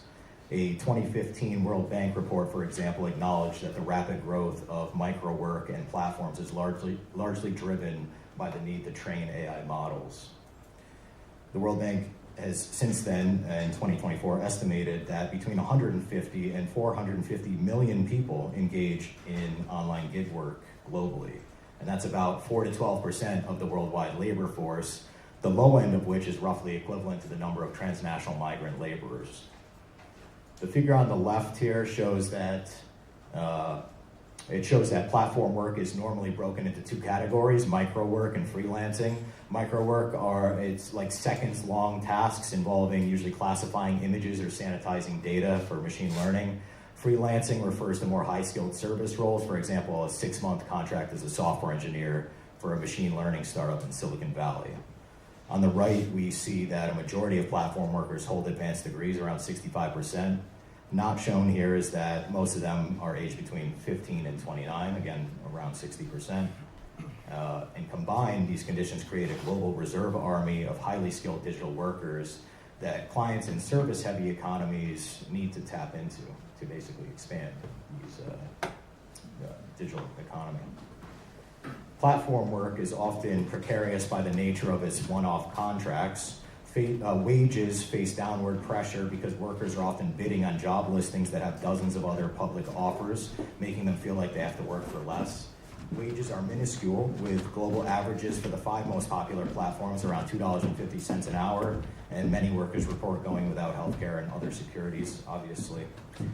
This low pay is compounded by the substantial unpaid work required to actually secure the contract in the first place, with the average respondent to one survey reporting that they spend 16 hours a week updating their profiles and applying to jobs alone. Platform workers are constantly surveilled by rating systems called algorithmic management. If they violate platform rules or don't work fast enough, they can lose contracts or have their accounts banned entirely. Workers often have no recourse when they are banned, since humans are not in the management chain, and they find dead ends when trying to resolve these issues through the automated chatbots on the platform. The workers' behavioral data while using the platform is then collected and used to train the very algorithmic management systems that manage them. And once that's finished, the data is sold to the highest bidder, usually a marketing, surveillance, or another AI company. Since platform workers are classified as independent contractors, they lack labor protections, and in some countries can actually be held liable for collusion if they attempt to organize, because they're self-employed businesses, technically. They're responsible for securing all necessary resources for their job, including the workspace, power, computer, software, and skills training. And by externalizing these costs, the socially necessary labor time borne by the Global North clients is reduced, and a critical element in the unequal exchange mechanism is achieved. To just very briefly, so you know, like physically what I'm talking about, is basically a website that looks like this. This is what a worker sees when they sign into a micro task platform called Amazon Mechanical Turk. They're presented with a list of tasks that pay between 1 US cent and $8.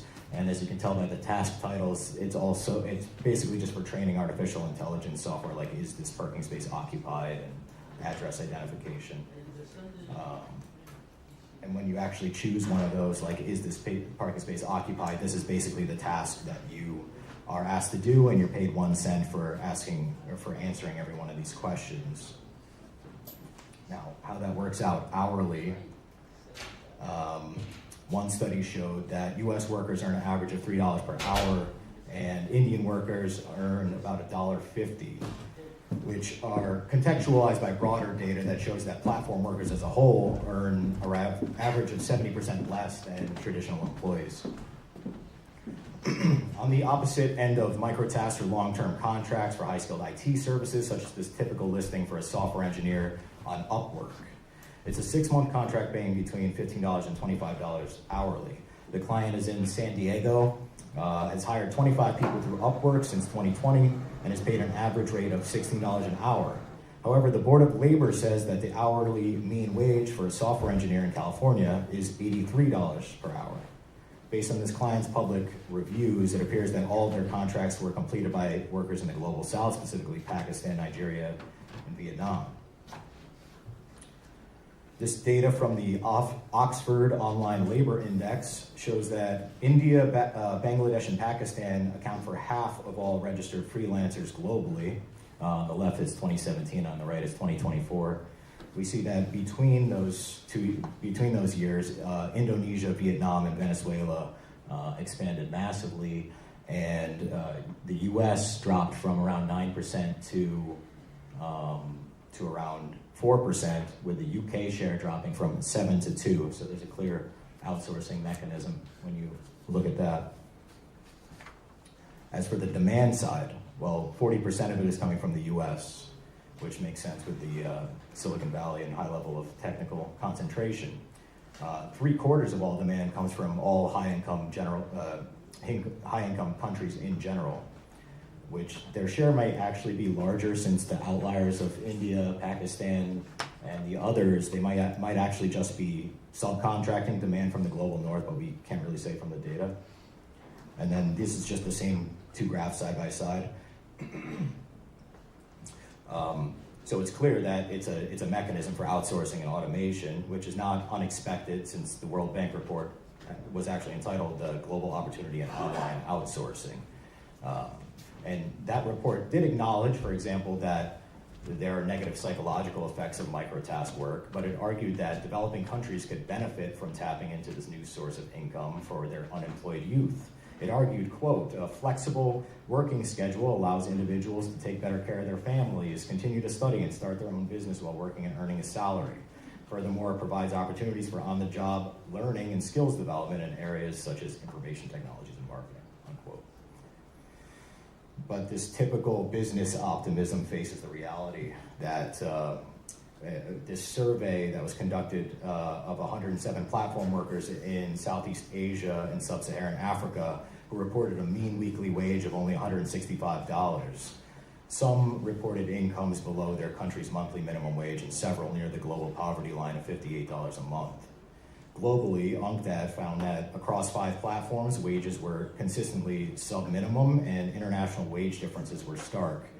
This gap persists regardless of workers' skill or productivity, since they're performing identical tasks. These findings challenge a key justification often given for global inequality. The point is not that nobody benefits whatsoever from engaging in platform work. Just like remittances from migrant labor, these wages may provide supplemental income that benefits individual workers' families. But the point is that systemically, platforms reproduce and even exacerbate underdevelopment by A, continuing to undervalue labor along the periphery of the world system, B, maintaining an international wage gap that prevents countries from rising out of underdevelopment, and C, blocking the ability of highly skilled workers to realize transformative skills within their own countries for their own economies. What then explains the international wage gap that persists regardless of productivity or skill? Arghiri Emmanuel argued in his work on Unequal Exchange that wages are an independent variable in price determination, set according to what he called ethical factors that are mediated by moral and historical elements. Emmanuel wrote, "Regardless of market conditions, there are wage levels that are impossible because unthinkable in a particular country at a particular period for a particular racial or ethnic group of wage earners." This clearly applies globally. It happens today that workers in the global south earn an average of 87 to 95% lower wages than workers of equal skill in the developed countries. Our world has been bifurcated by capitalist development into 2 realities. A minority of the world's population, those in the metropolitan center, enjoy what we call an imperial mode of living. Their everyday activities are furnished with material luxuries derived from the super-exploitation of labor power along the periphery, and their consumption habits contribute to most of the world's ecological impacts. In stark contrast, the global proletariat as a whole exists in a state of chronic deprivation, excluded from the most basic infrastructure of modernity. Access to essential resources remains severely restricted, with limited access to land, water, and food, and roughly 60% of the global population remains cut off from the digital world and internet services entirely. This lends obvious incentive towards migration to the metropolitan center, where despite internal wage discrimination, higher wage jobs and a higher standard of living can be sought. As Emmanuel noted, in theory, large-scale migration from low-income countries could equalize wages and thereby reduce unequal exchange. Despite its political and physical impossibility, imperialist states respond to this potential threat of wage equalization by enforcing rigid constraints on migration through the militarization of borders and immigration systems. Especially at a time when migration has become a central political issue in the global north, platforms allow capital to avoid this tension and its associated costs by accessing labor directly in its origin country. For example, just last week on January 20th, the CEO of Palantir, Alex Karp, said that automation will eliminate mass migration. Although this techno-fascist vision is unrealistic and probably only serves to inflate the investments for AI, it's still important to note that stated intent.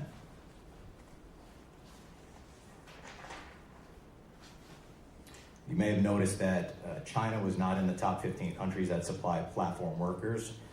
Most international platform work is done in English, given the demand origin. China, on the other hand, has developed its own digital economy, along with its own platforms, such as Jubaitie and Boss Chipin, to service their own economy's needs.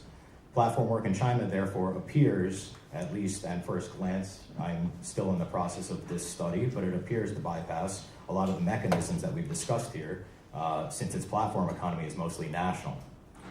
When Chinese platform workers do use a global platform like Upwork, for example, they're found to be in the top 90th to 100th percentile in wages, compared to Indian workers at 10 to 25th percentile. If we're to think about the possibilities of other countries to develop their own platform economies, the requirements of setting up and running an online labor platform itself is cheap and technically trivial.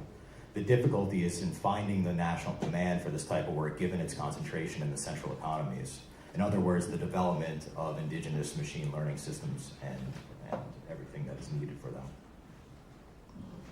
So in conclusion, the study demonstrates that online labor platforms exacerbate unequal exchange in the global economy and provide a virtual mobility fix for capital. High-skilled workers in the global south continue to subsist on low wages while transferring their technical capacities into products and services for consumption in the global north. The persistence of unequal exchange, even among highly skilled labor, challenges the conventional justification for global inequality and highlights the enduring structural constraints on peripheral development. Instead of relocating manufacturing to peripheral regions, platforms reduce space-time distance through technological means. Capital remains concentrated in the core while peripheral labor is integrated into global value chains under conditions that prevent wage equalization. Unlike industrial relocation, platforms do not transfer physical productive assets, instead leaving infrastructure concentrated in the north and locking peripheral economies into dependency. In this context, technology transfer seems materially impossible to occur. Legal and structural barriers in the central economies, such as limitations and the extraterritorial application of labor protections, further reinforce these imbalances, allowing multinational corporations and platforms to minimize their accountabilities. These findings point towards a strategic horizon consistent with the linking traditions of unequal exchange theorists. Control over technological infrastructure is a central terrain of struggle in the contemporary global economy. Unless developing countries can implement their own technological capacities, they remain trapped in subordinate positions in the new global economy. This resistance is crucial, especially as platforms continue to expand. Importantly, further research is needed to determine the conditions under which cooperative, public, and nationally controlled platforms emerge. Researchers in China, for example, have proposed a model for platforms which aims to address widespread violations of labor rights by making platform works more visible to labor law institutions. These investigations are critical for identifying potential ways to combat digital era unequal exchange and promote global labor justice, and Emmanuel's theories have proven a fruitful starting point for them. Thank you.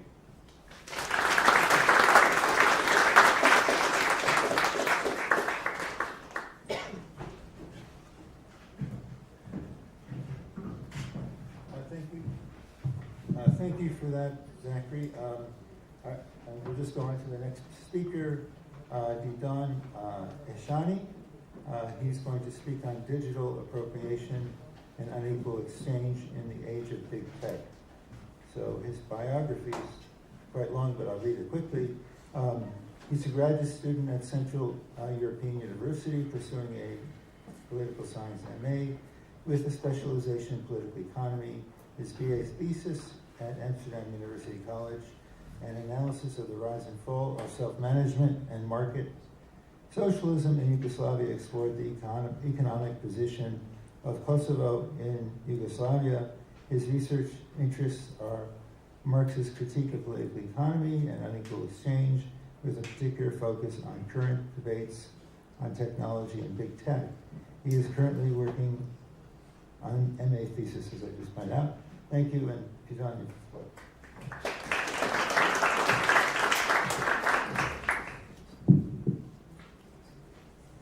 Hello everyone. Luckily, Zach's presentation contextualized the overall relationship of technology and unequal exchange quite well, which will make my job easier. I will also, like him, decide to read my presentation because I want to stick to 20 minutes. The consolidation of tech giants as major economic agents has provided numerous new interpretations and numerous new dilemmas, the two main ones being what is the source of profit for tech giants and what is their relationship to wages. This presentation will be separated in three parts. In the first part, I will explore different interpretations of big tech. Aware that these are numerous, I will categorize them in three groups. One showing fidelity to labor theory value, one rejecting it, and one amending it. The second part will elaborate on my own reading of one of the big tech giants, namely Meta. Contrary to Amazon and Tesla, corporations that also include commodity production and other forms of revenue, 97% of Meta's profits come from ads, according to their own financial reports. This makes calculation, stock movement, and analysis much easier. Finally, in the third section, I will focus on the relevance of unequal exchange and Arghiri Emmanuel in this new conceptualization, and the way that Meta maintains unequal exchange. We will start off from a popular interpretation that explicitly claims that we are already in a post-capitalist society. Techno-feudalism, by Greek economist Yanis Varoufakis, is the extreme pole of the labor theory value typology I proposed. Varoufakis emphatically claims that capital is dead, and that the capitalist has been replaced by what he calls cloudflists. His argument proposes that the growth of tech giants caused the fundamental features of capitalism, in his interpretation being profits and markets, to disappear, then being replaced by rent and cloud capital. This new class of capitalists own the very social fabric where our activities unfold and charge us rent, resembling the relations between feudal lords and pros. In this interpretation, class differences are deeply distorted, and the primary contradiction appears the one between the users of such websites and the techno-feudalists, the owners. Without ignoring the rational kernel of such arguments, we can see that this interpretation, from the point of view of wages, merely weighs the relation between global north and global south. It shifts the focus from wage differences and imperialism to surveillance and technology. The second interpretation comes from thinkers who believe that the labor theory value is insufficient to explain modern developments. Similar to Varoufakis, these thinkers recognize a new trend in political economy, but contrary to him, they attempt to update their theory of labor, thus presenting an actual mechanism for accumulation. Although labor theory of value is augmented in different ways, varying from effectual labor, intellectual labor, and universal valorization, there is this reoccurring element of modification. While rightly noting the need for a labor theory, this modification avoids addressing the international division of labor and wage disparities. By replacing the concept of unequal exchange with the new categories of non-manual labor, these theorists undermine the labor theory value itself, making unequal exchange an impossible notion. If intellectual labor is also productive labor, then the argument may follow that intellectual labor is more productive than manual labor, and therefore this difference would be reflected in wages. In reality, we know from the production of the iPad, which is the argument that the example that Torquil uses in his latest book, 55% of the profit goes to US firms doing marketing and design, and only 3% goes to the actual production of the iPad. Attempts to augment the labor theory value for work which is mostly to be found in Western countries overlooks and blocks the possibility of analyzing how these wages are ultimately politically determined.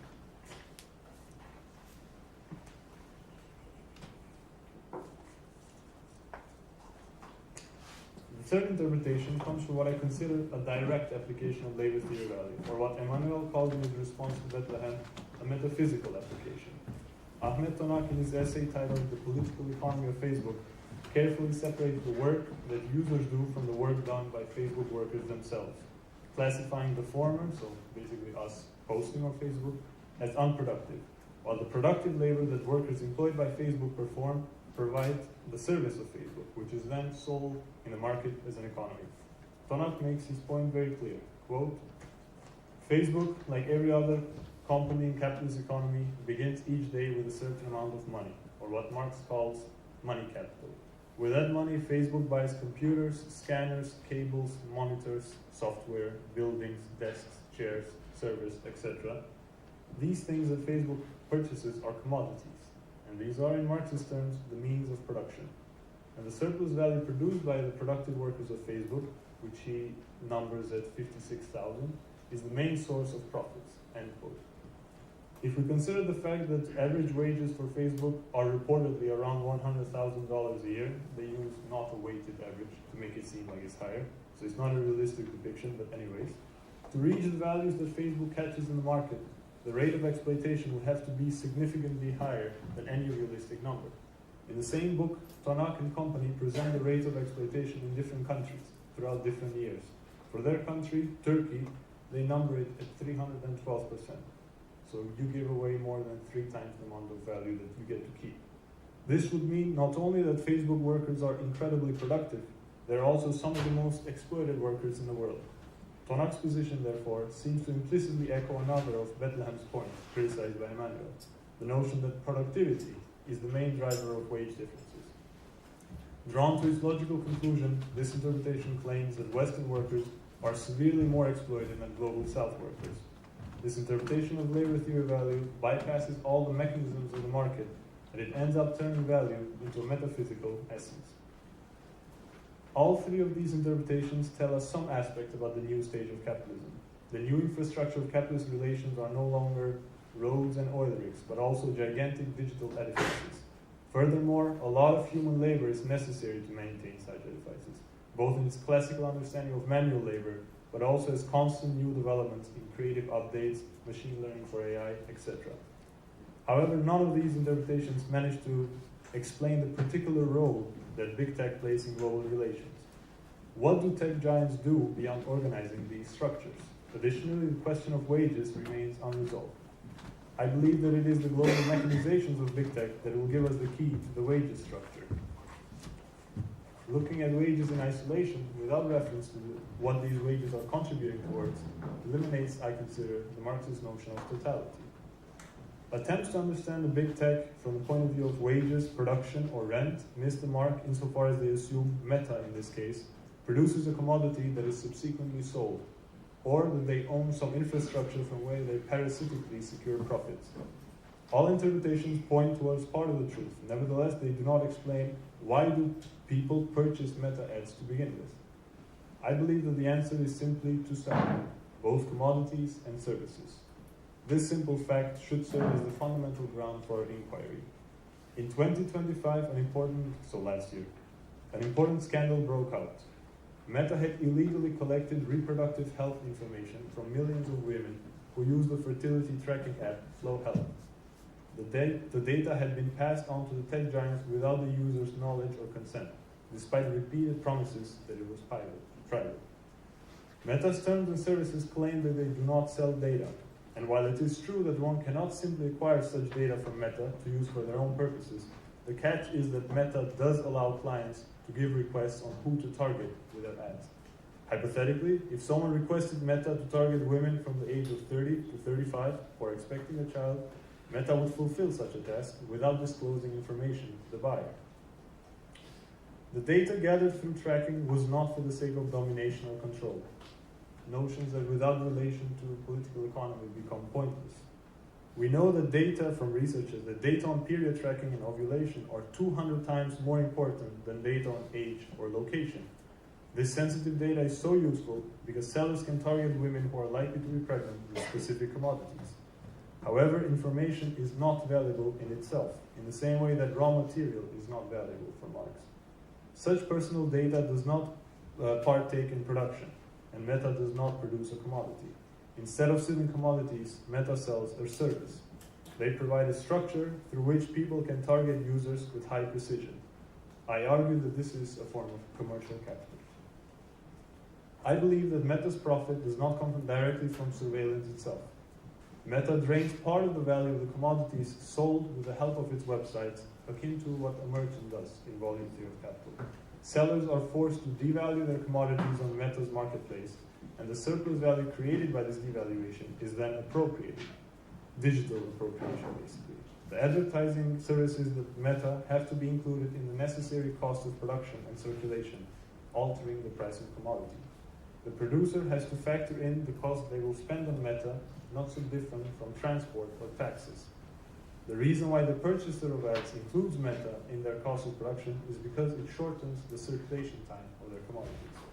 Marx says of commercial capital, I quote, "Commercial capital is simply capital functioning in the sphere of circulation. It does not create either value or surplus value, at least not directly. Insofar as it contributes to shortening the time of circulation, it may indirectly help to increase the surplus value produced by industrial capitalists." Meta has a website where they share success stories of businesses that have used their services. A thorough statistical analysis would be outside of this presentation scope.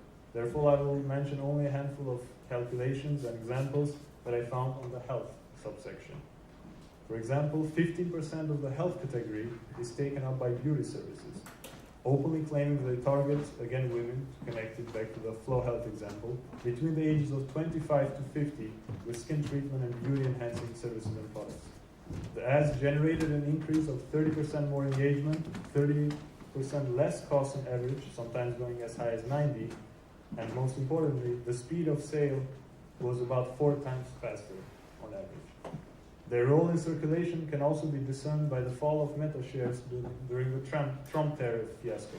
The first declaration of the tariffs caused Meta stock to fall, but the second added tariff on China caused the price of Meta shares to drop to the lowest level in 2024. This should be understood in relation to Temu and Shein, to enormous businesses based in or connected to China, being the main users of Meta's commercial services, purchasing up to 30% of their total services in 2024. Similar to how Emmanuel presents unequal exchange as only the fundamental level of the dynamics, not ruling out other mechanisms, factors such as monopolies and super profits do and can exist, and they have to be calculated. This reading of mine can get criticized for displacing exploitation from the realm of production to that of circulation, by shifting the focus away from Facebook's 56,000 workers, we relapse back into Ricardian territory. However, exploitation is not a fact of appropriation of production, but appropriation. While production determines the totality of surplus created, the market and its dynamics determine the price that a commodity catches. What does labor do for Meta exactly? The workers, from the supremely paid CEOs to the simple cleaners and caretakers, maintain and reproduce this colossal digital entity, which is used to mediate transaction and drain value. The main source of profit, therefore, is digitally appropriated. Based on this hypothesis, where does unequal exchange fit? The answer is in the fact that Meta, while being a gigantic merchant, is also an agent that reproduces unequal exchange. Meta's headquarters offer fantastic opportunities and great wages. The people working there are the mind behind the newest developments, from AI, threads, and etc. However, this digital edifice is maintained not by these figures alone, but by another group usually missing from these vlogs, the moderators. The reason why the operations of Meta platforms are so smooth and rarely encounter problems is because there are hundreds of employed workers, a lot of them from Kenya, working full-time to moderate content. Moderation means concretely the removal of explicitly sexual or self-harm related content for 9 hours a day. 3 years ago, a raise of 30 to 50% for moderators in Nairobi was reported, which caused their wages to go from $150 an hour to $220. The exact same job for moderation in the US facilities is paid $18 starting price. The recent technological leap in many ways is nothing new. Insofar as the capitalist relations of production reign, technological development will never come to the aid of workers, but only to crush them. Although at first glance the connection between development and real worker exploitation might appear hidden, we must keep in mind that behind every smooth passage of rails, there is another side hidden from us. Psychologically traumatized and physically drained workers earning $2 per hour allow the entire digital infrastructure to exist, as well as many Westerners' dream corporate job. The wages in the global north are still sweat stolen from the poor. Therefore, we should reject all three theories that try to justify this fundamental division in any form. Recent technological development has not shown us that the northern workers are more productive. On the contrary, the examples discussed show that workers equipped with laptops, desks, and chairs are just as useful and just as productive wherever they might be in the world. Furthermore, we should reject all theories that obstruct our view of the horizon with their totalizing pessimism. The view that technology and technological giants are omnipotent, I believe, is a wrong view and one coming from despair. And as Lenin said, despair is typical of those who do not understand the causes of evil, see no way out, and are incapable of struggle. The working class does not belong to such a category. Thank you.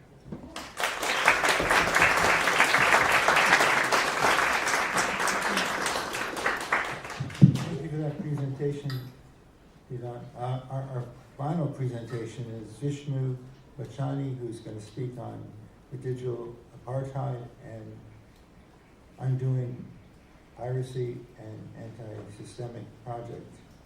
I'll just give you his brief biography. He holds a bachelor's degree in mathematics and music from New York University and a master's degree in political science from UNAM in Mexico, where his thesis analyzed the importance of shadow libraries and digital piracy in the global dissemination of information and culture. He runs the Ethiopia page on Marxist Internet Archive.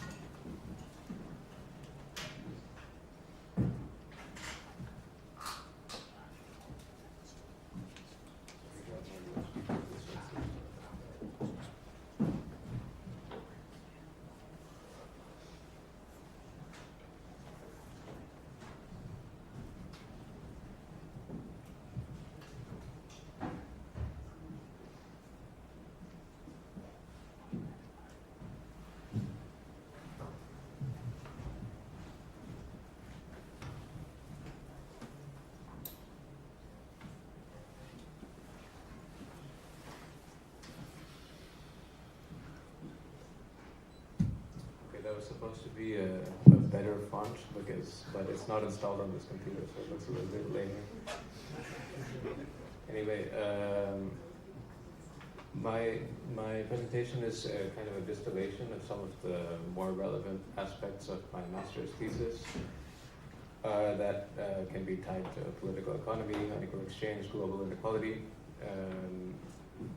Not all of it is very explicitly relevant to that, so I hope you can make some of the connections that are latent without me necessarily having to spell them out.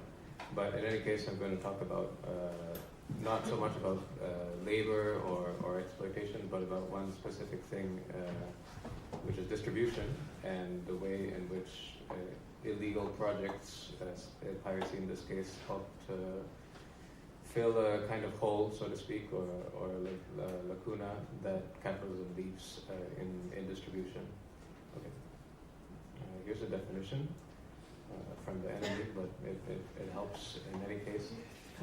Piracy, digital piracy is the unauthorized copying and distribution of any item. It can be music, software, a book, a film, etc. And it's ironic that or maybe it's not ironic that the enemy would say that it's no different from stealing something physical. Obviously, it is different because when you copy and share something digital, the original is not lost. In fact, there is no such thing as an original in the digital world, arguably. Here's a kind of a counter definition from a friend, not an enemy, that basically says what I just said, that when something is pirated, there's no loss of an original. An argument can be made about potential lost sales, but that gets into different territory. It doesn't really prove the main anti-pirate argument about hurting sales by copying things illegally. Well, it's a quote from the legend himself. This shouldn't be news to anyone that under a capitalist market or a capitalist system, commodities are not produced when there isn't an expected buyer for them. So that explains why in the capitalist world you have hunger, for example, famine, at the same time as surplus, right? Because you'll produce things that are not needed as long as they can be sold, and you will also not produce things that are needed if they can't be sold, if there isn't adequate purchasing power for them. So keep this in mind as we think about distribution, particularly of artistic products. You can think of artistic creation as something that is maybe kind of complicates this capitalist logic, but when we get to the distribution stage, it aligns a little bit more closely with traditional capitalist political economy. Okay, so the first half I'm going to talk about book piracy, publishing. So before I actually talk about book piracy, we should understand the legal ways in which books and ebooks in this case are distributed. And this quote is useful because it shows that over the course of the advent of the digital age, meaning the last 20 years, 25-ish, the publishing industry, which priorly had an important task, which was typesetting, formatting and all that, is becoming obsolete in that respect. This is what typesetting used to look like, but it doesn't happen anymore. Now when you submit a manuscript, so to speak, it's still called a manuscript, but it isn't really. When you submit a manuscript to a publisher, it's already formatted, and basically the publisher does marketing work, if at all, right? So this position is actually a little bit more radical than my own, but this is what shadow librarians, which is the technical term for pirate librarians, this is somewhat representative of the average opinion of shadow librarians. And I think they have some point, even if it's lacking. I'm going to half skip this. In my thesis, I talk a little bit about the history of copyright. Obviously, many books have been written about this. But what is kind of salvageable from that whole discourse, at least for my work, is to show that the origins of copyright or the origins of intellectual property and patents, for instance, I have an image of a patent there, that's not an image of a patent, but the etymology of patent comes from let's patent, which is like a document written to give rights between kings or feudal estates. So it really had nothing to do with protecting artists or protecting creators. And a similar argument goes for intellectual property. This is kind of an interesting map, particularly because I did my master's in Mexico, which is actually the most reactionary country in the world when it comes to copyright. It's a life plus 100 years, which is the term after which copyright expires. If I remember correctly, this amendment to the Mexican law was approved by Vicente Fox, the president from 2000 to 2006. And I don't think it's just because, Mexicans are reactionary, right? It has to do with international lobbying. It has to do with publishing conglomerates. There's many reasons. Unfortunately, the Soviet Union is not on this map because this is a modern map, but the Soviet Union had an extremely progressive copyright regime, so to speak. Books were allowed to be translated without having to charge double royalties, etc., etc. With the remaining 5 socialist countries, Cuba, China, Vietnam, Laos, DPRK, I'm not really informed on the data, but when the Second World was much bigger than it is now, meaning pre-1991, this map looked a lot different. Okay, this is kind of anecdotal, but relevant to anti-imperialists, is that much literature that is left-wing, revolutionary, Marxist, etc., even though it's ostensibly meant for mass distribution, because of the role of publishers, it often goes out of print, and then there's no chance of seeing it again. Actually, Emmanuel's work suffered from this a little bit, and only very recently, like in the last 2-3 years, has been seeing a revival thanks to various actors involved who have spoken here and in the morning. Here's another quote that's kind of similar to the earlier one, which again is a little bit more radical in the position that I take in the thesis, but again questions the necessity of publishing. I hope there aren't any publishers here. It kind of questions the necessity of, actually there are, but ISCRA is kind of on our side, so to speak, because their ebooks are open access. This kind of questions the necessity of publishers because much of their work, their legacy work, like their work in the pre-digital age, has become obsolete with the digital age. Here, I just wanted to show that when there are legal attempts to kind of fix the gap in access to materials, the Internet Archive is a famous example of a legal solution to accessing ebooks. They have a limited time digital loan system, follows laws, it works like real libraries, it's not a pirate platform, and even in spite of following laws, they were sued and are still in legal battles.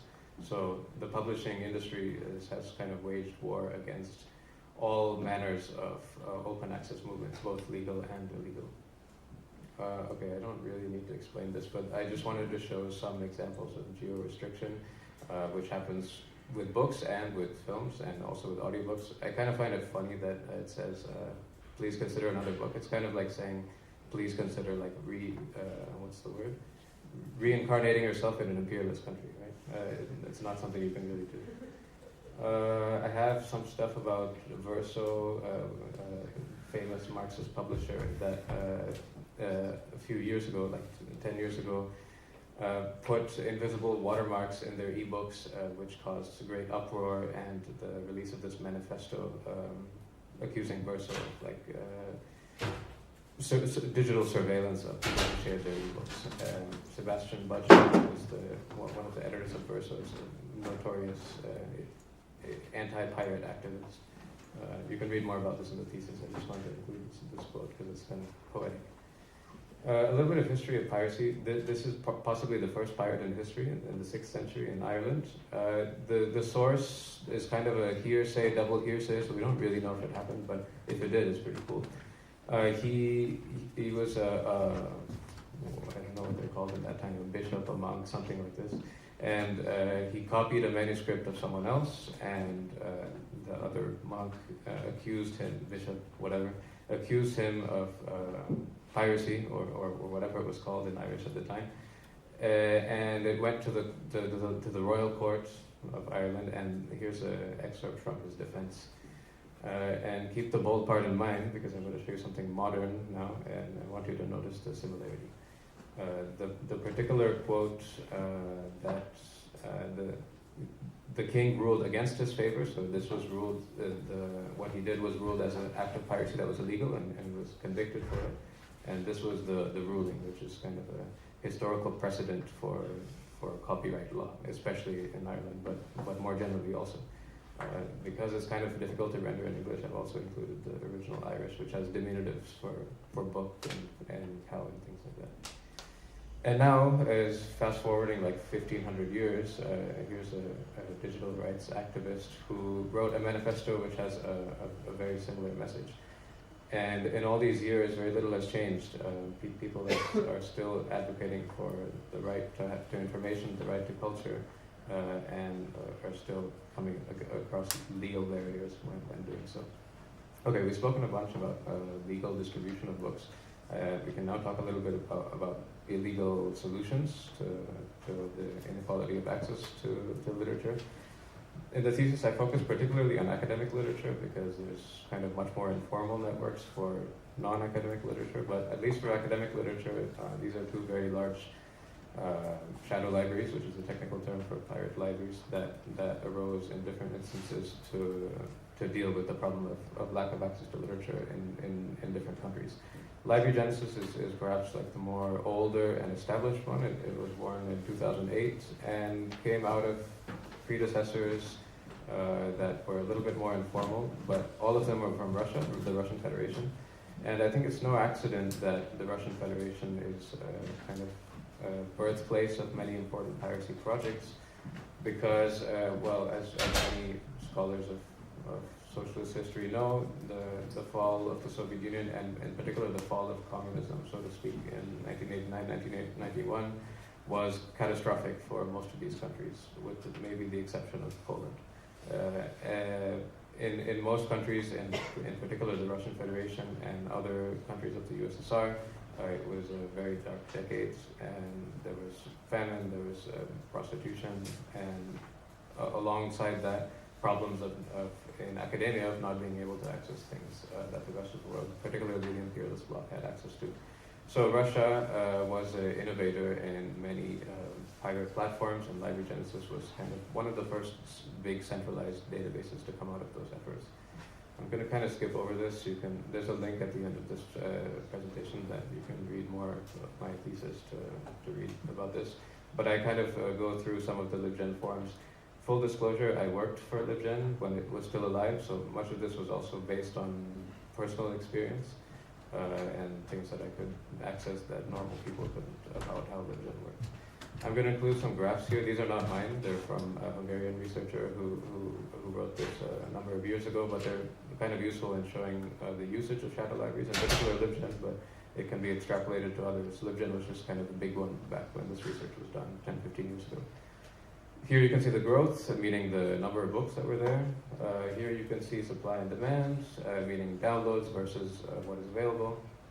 I'm going to kind of skip over to get to more interesting stuff. This is kind of interesting. I don't know if you can read. I'll read you the important things. On the left is top users, just without for per capita, and on the right is per capita. And what's kind of interesting in the right one is that you have a lot of kind of semi-peripheral European countries, Lithuania, Estonia, etc., Greece. And I think what this shows, one is that the reason that those countries are higher than, say, Egypt or Iran, for instance, or is not so much because there's like greater demand in those countries, even though that's kind of what this graph is showing. I think it kind of reflects, at least at the time, this is 2012, that Library Genesis was primarily populated by Anglo material, coming from Anglo academia. And it kind of shows the hegemony that Anglo academia holds in the world. If anyone here has been educated in higher education in a non-Anglo country, you might notice, okay, I have to go faster. You might notice that a lot of the syllabi and the stuff you read comes from Anglo academia. I noticed it when I did my master's in this. Okay, I'm going to skip ahead and go to more interesting stuff. I could talk a lot about NS Archive, which is a major pirate project, but I'm going to skip to film so that we can cover that too. This is a little gift for everyone. You can take a picture. You're welcome to use my premium account if you like. NS Archive is actually banned in the Netherlands, so much for freedom of expression in first world countries, right? But you can access it with a VPN or Tor or whatever. And if you missed it, it's okay. You can come up to me afterwards. Here I show examples in the academic literature of people being unable to write, particularly third world academics being unable to write their research because of lack of access to books. Here's a letter of solidarity from academics towards pirate libraries. Okay, I'm going to go to film now. Similarly to how I did with books, talking about the legal end and then showing the legal response, I'll do a similar thing with film, but a little bit more accelerated. With film distribution, it's more complicated than book distribution because of the number of actors involved. It's not just an author, an intermediary publisher, and then the public. There's music licensing, there's a producer, etc., etc. There's national laws. So it's more complicated. Prior to the digital age, there were technological restrictions to the mass global distribution of film. So in the VHS age, for instance, you had the VHSs between these three regions were physically different. So it wasn't capitalism, so to speak, that was preventing these things from being distributed globally. It was different technologies arising in different places. When DVDs come around at the end of the 20th century, it was no longer a technical barrier, but an artificially imposed one, where now DVDs are actually possible to be played anywhere, but zones were created for specific reasons. And Blu-rays, which are even more recent from the 21st century, you still have zones, but a little bit less. This is what zones look like. This is kind of a difficult to corroborate thesis, but I think it has some merit that the reason that zones existed was not purely for market reasons, but also political reasons. Capitalism, so to speak, or imperialism, if you like, didn't want people to learn from each other. I'll just keep that there. Okay, I talk about geo restriction. Okay, I talk about streaming services. I'm going to skip over this because I don't have a lot of time, but you can read more if you like later. Geo restriction, etc. This is an anecdote about me being refused a screening when I had a film festival. Okay, I can talk about piracy a little bit now. What I analyze in the thesis is actually the top of this pyramid. This pyramid shows how film piracy works. It's a bit old, it's like 15 years old, which is why it still has this thing about camcorders. That doesn't really happen anymore. But in the old days, and still to some extent now, the top of the pyramid of piracy are like dedicated pirates. They're not normal people. You would never see us. Well, yeah, you would never see us. And they don't run websites. They kind of have internal groups that are not public facing. And from there are other dedicated people who bring them to the middle layers. And the middle layer people have like these popular websites for like the Pirate Bay, for example, or Putlocker, or in the Spanish-speaking world, Cuevana. Where like normal people access pirated films, and that's the bottom of the pyramid. So much literature has been written, academic and otherwise, about the bottom layers or the middle layers, and very little about the top, which are these shadowy sites that no one has talked about and are invitation only or application only, etc. So I talk about them. One of them is called Karagarga, an extremely large film database. They have their own manifesto, etc. Another one, this is the largest film database in the world, illegal or legal, called Pass the Popcorn. And oh yeah, these numbers are useful if you compare them with these numbers, which are for legal services. I know you don't have time to do that now, but the differences are staggering. If Amazon Prime Video has 20,000 movies and Pass the Popcorn has 376,000, it's a big difference, right? Even legal archives, like I think the largest legal one in the world is probably the British Film Institute, has a very small percentage of what they have. Okay, this is all technical stuff. I'm going to skip. Skip. Okay, yeah, that's pretty much the end. So I talk about some of the things that film piracy enables. And the general point I want to make here, and the reason I call this anti-systemic, is because if distribution operates within capitalism, even if the creation phase can be somewhat independent, then when we try to anti-capitalistify or anti-capitalize, sorry, that's the word I was looking for, the cultural sphere, it's not sufficient to just focus on the content. We also have to turn to the question of distribution. And here's an example of me doing it in a film festival that I had in Mexico. Okay, that's the end. This is a poster from socialist era Somalia that shows that the struggle against the privatization of knowledge predates the digital age. And as promised, here's a link to my thesis. And I have a Discord group where I teach people how to pirate, in case you're interested. Thanks.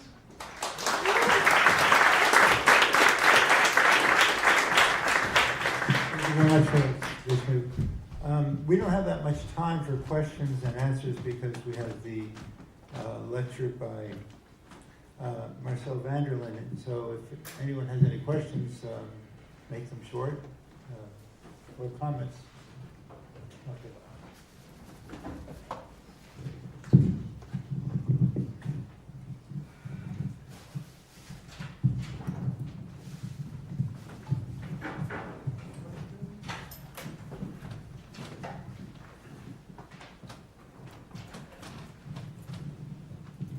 Hi, thank you to all three of you for the really good presentations, really interesting.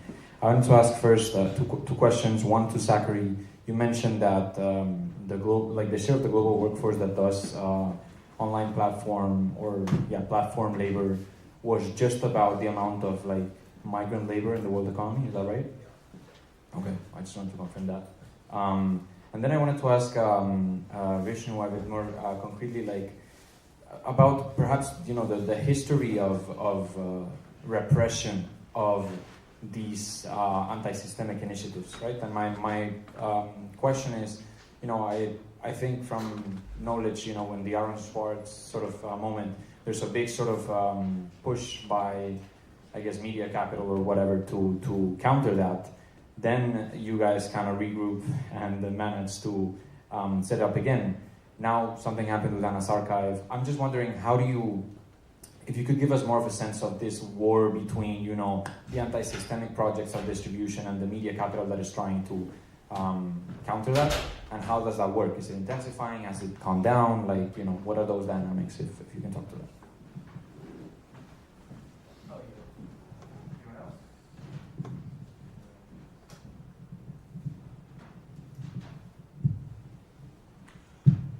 a journalist from the Financial Times argued a while ago that social network sites such as Facebook and so on, that they're engaging in a form of barter with the public, as it were.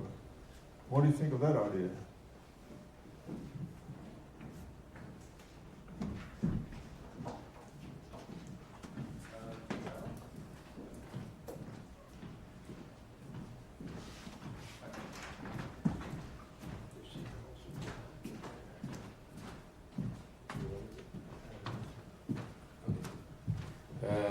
Yeah, the question of repression is an interesting one.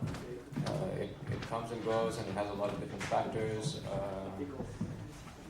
The thing with Aaron Swartz, for instance, if people don't know, Aaron Swartz was someone who downloaded all of JSTOR in 2010, 11, around there.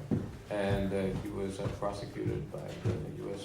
Federal Prosecution Service, whatever it's called, and threatened with 35 years in jail, and while he was still in the pre-trial stage, he committed suicide.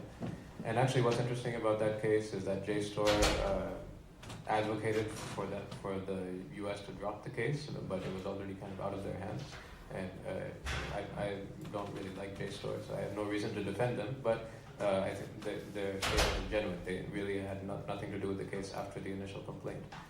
So it kind of shows that in some cases, it's not even the private capital that is pursuing these people. It's maybe that actually reflects something about the U.S., about revolving door and regulatory capture, or whatever the right term in economics is for that.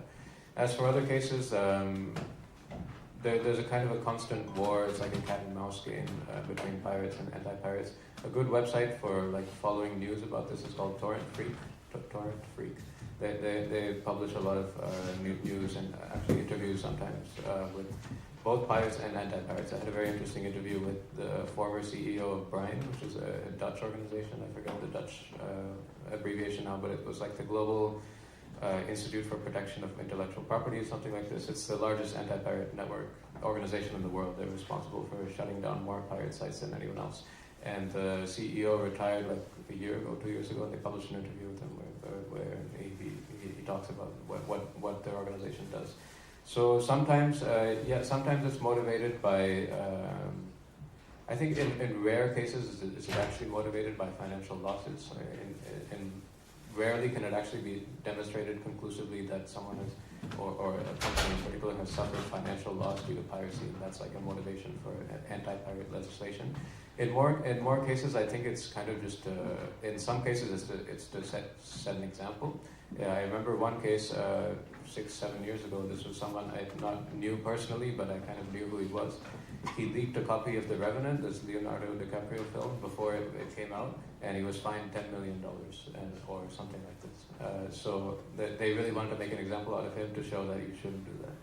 And similar pirates were prosecuted in particular for releasing things before they were actually released, which means that they had a contact in the distributor, right? And someone was getting films, leaking films out of there.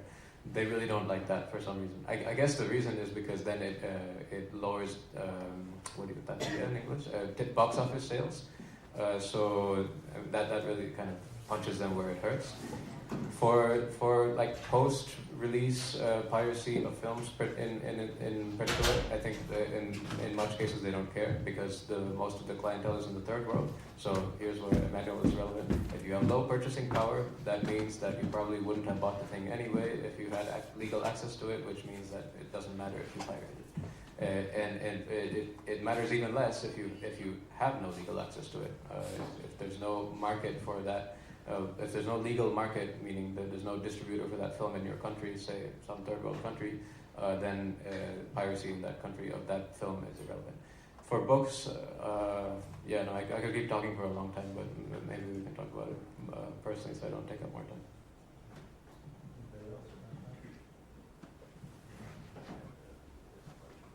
One more question.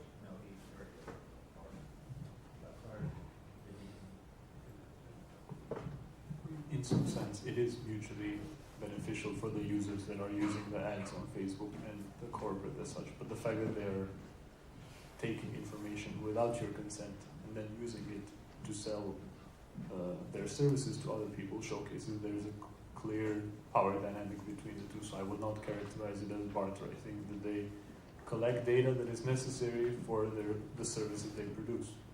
It is quite like one-sided, in my opinion. Yeah, I echo that. In a barter, usually you know what you're exchanging.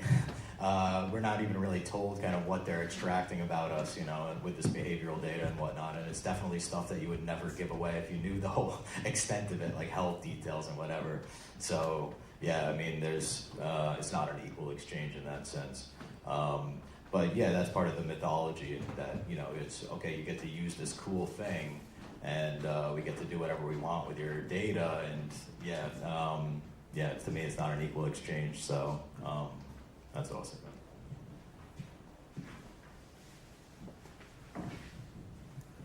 All right, thank you very much. I just want to say that there will be a keynote address by Marcel van der Linden on colonial profits, unequal exchange, and the segmentation of the world working class, and that will be in just 15 minutes or so, maybe a little bit longer. So I hope everybody can stay around for that. Thank you.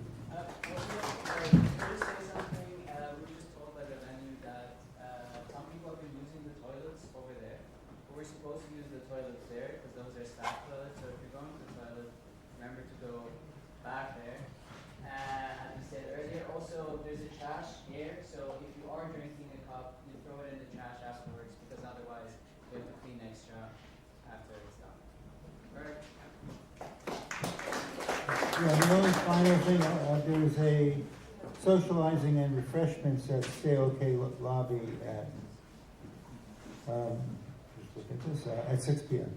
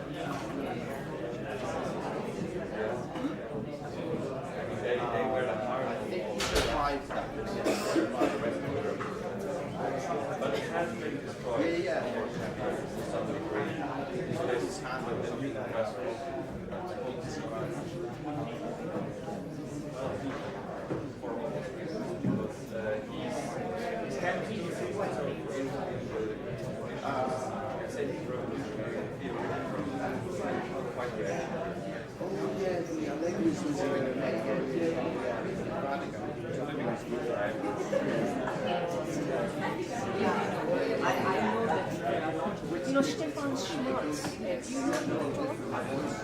he was a student there. I taught there for some weeks. That's when I met all these people.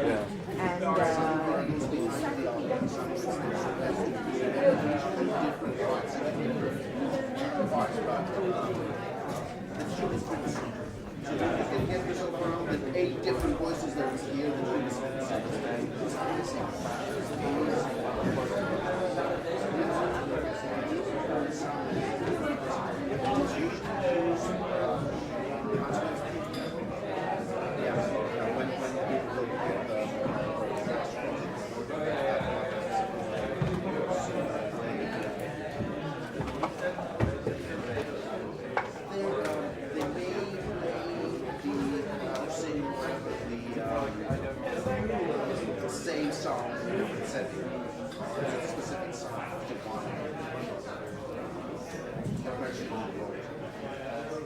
It's very amazing.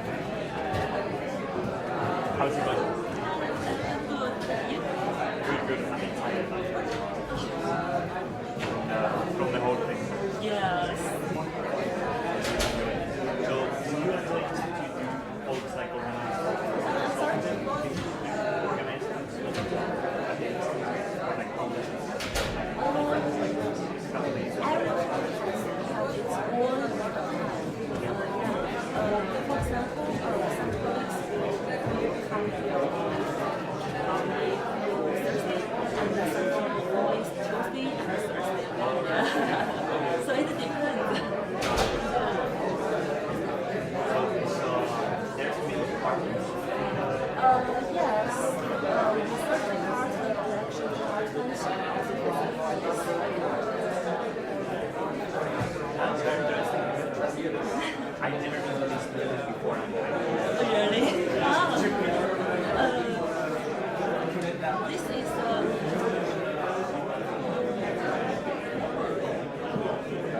factory. Yes. I remember, but maybe I haven't listened. Yeah. So it's very high, but the third floor and about the third floor there is many archives, so we couldn't allow it to. Yeah. No, I like the stairs? Yeah.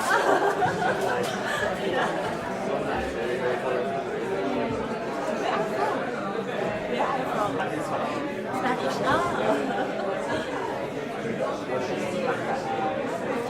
Perfect. Why you speak Chinese?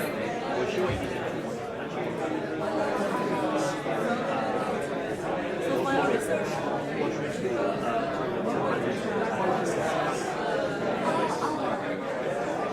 how I don't know. How now it is super bad. I have to wait practice. But next year I will go to Beijing to a conference.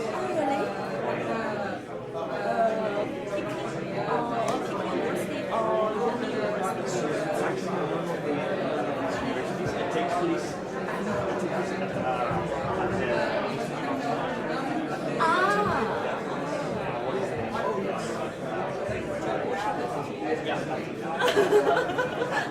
I see. They also have their own university. Welcome. Yeah. Next year? 2027? So I know it's still a long time. Yeah. Summer vacation now. Yeah. I will come back this summer. Where to? Zhejiang province. Yeah.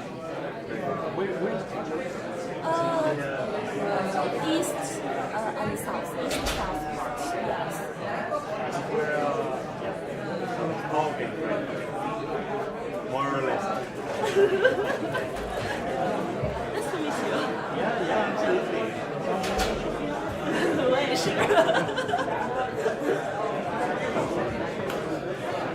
Will you come tomorrow? No, I will not. No, I'm very busy this weekend. But I received an email because usually I usually make plans on Friday. Oh, yes. But now I received an email saying that it's open now. So that more people, someone cancel me and so it's quite nice. Yeah, no, but I can come back for you.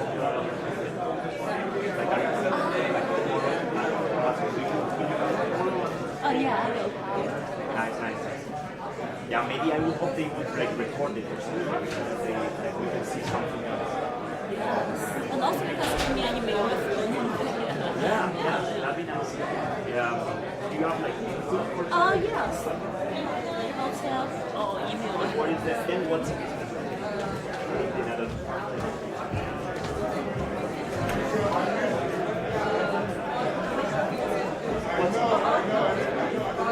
I don't have a wait. Oh, yeah.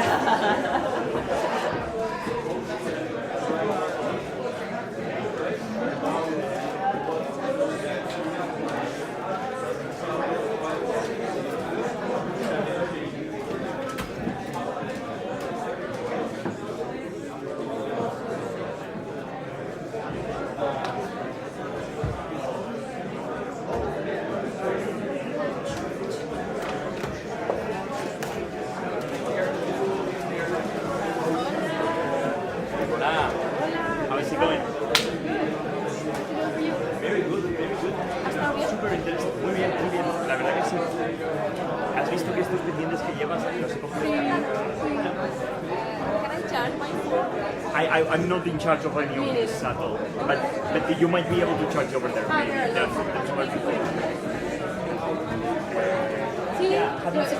Sonia, sí, podemos ir a...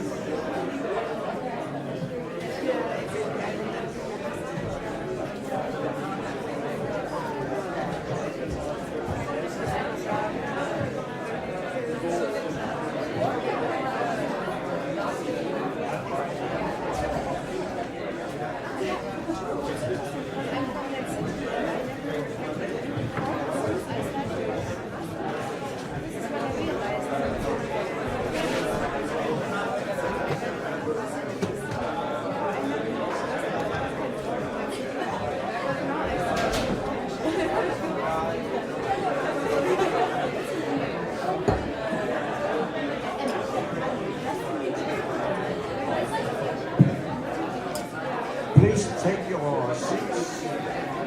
Please take your seats for the next presentation. Order.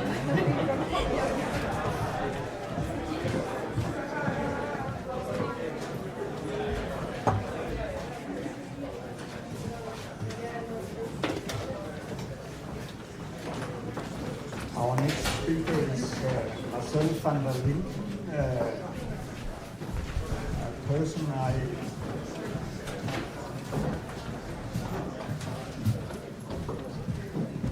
Hello. Hello. Come on. I want to present Marcel van der Linden. We got to know each other back in 21 and 22 when van der Linden, and what was your company who organized the two? Socialism 21, but it was a conference on the imperial mode of living, which was a concept which had been developed by Brandt from Austria and Wissen from Germany, and it's kind of developed the concept of the aristocracy, but also taking in theories from sociology and from ecology and so on. And I was very interested to come to this conference because it was the first time that this concept had been discussed, I think, in a conference for many years. In the 70s, it would have been impossible for making a conference of this about this subject because it was so marginalized at the time. So we have two very interesting conferences at that time. So I think it's a kind of elaboration of our discussions from that. Yeah. So I give the floor to Marcel van der Linden.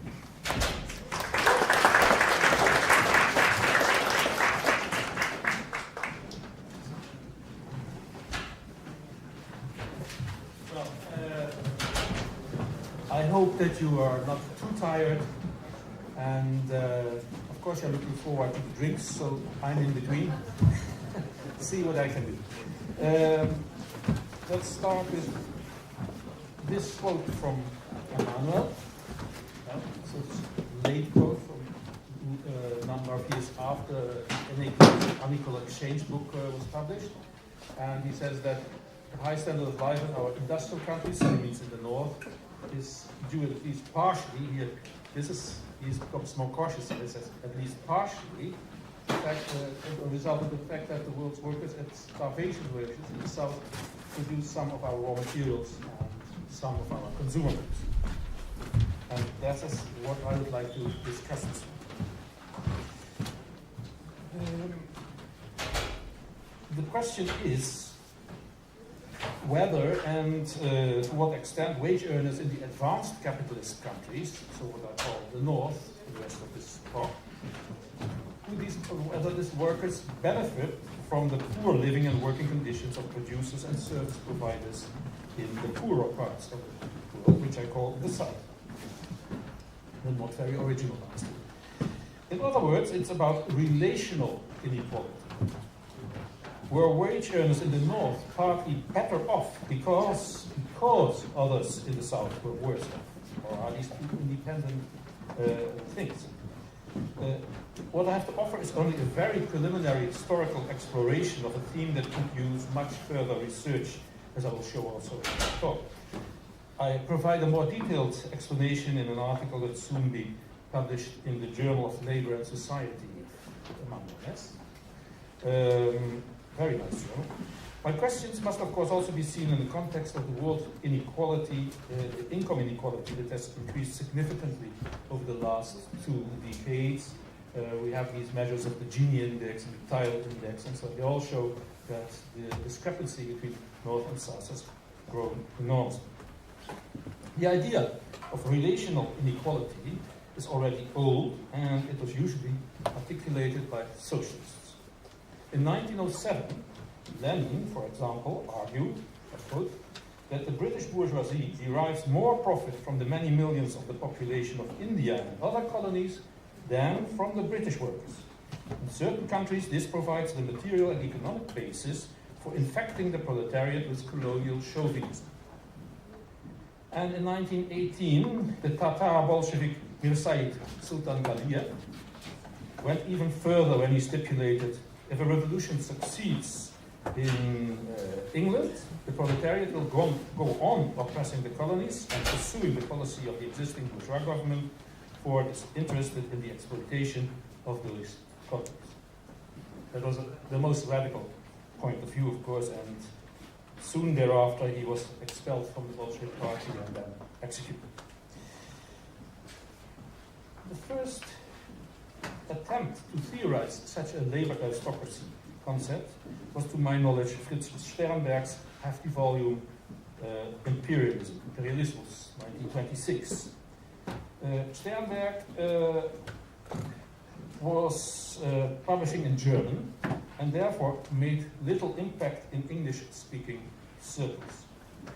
I'm trying to get published an English translation, but I need some funding for that, and because it is 600 pages or so, I don't expect to get the funding today. According to Sternberg, early imperialism allowed capital to pay the metropolitan working classes wages far above subsistence level, while it subjected colonial populations to super-exploitation. The logic behind this transfer from the colonies to the metropoles was simple, he said. The profit rate in the colonies is higher than it is in the metropoles, even if labor productivity in the colonies was lower. In the metropoles, colonial profits facilitated the rise of social security systems, the prohibition of child labor, the shortening of the working day, and many other costly social measures. These measures in turn reinforced imperialism because they further reduced the internal surplus population and lowered the internal profit rate. The prosperity of all metropolitan classes, workers, bourgeoisie, whatever, was therefore financed through colonial exploitation. Sternberg believed that this was nevertheless a temporary phenomenon, and he thought he could already see its inevitable ending. Now, as we know, from 1940 on or so, the colonial empires collapsed. By 1975, this process was largely accomplished. A few countries were later, a bit like Zimbabwe or so, but in large measure it had been accomplished by 1975. And while Sternberg had focused on colonial surplus profits, attention now shifted to unequal exchange resulting from the different organic composition of capital and or rate of surplus value in the north and the south. And the work of Arghiri Emmanuel was, of course, crucial, groundbreaking in this process. In his influential book, Unequal Exchange, we have talked a lot about it today already. It was first published in French in 1969. Emmanuel demonstrated that the exploitation of the global south had taken on a new form. He emphasized the importance of unequal exchange between countries, most of which were now politically independent entities.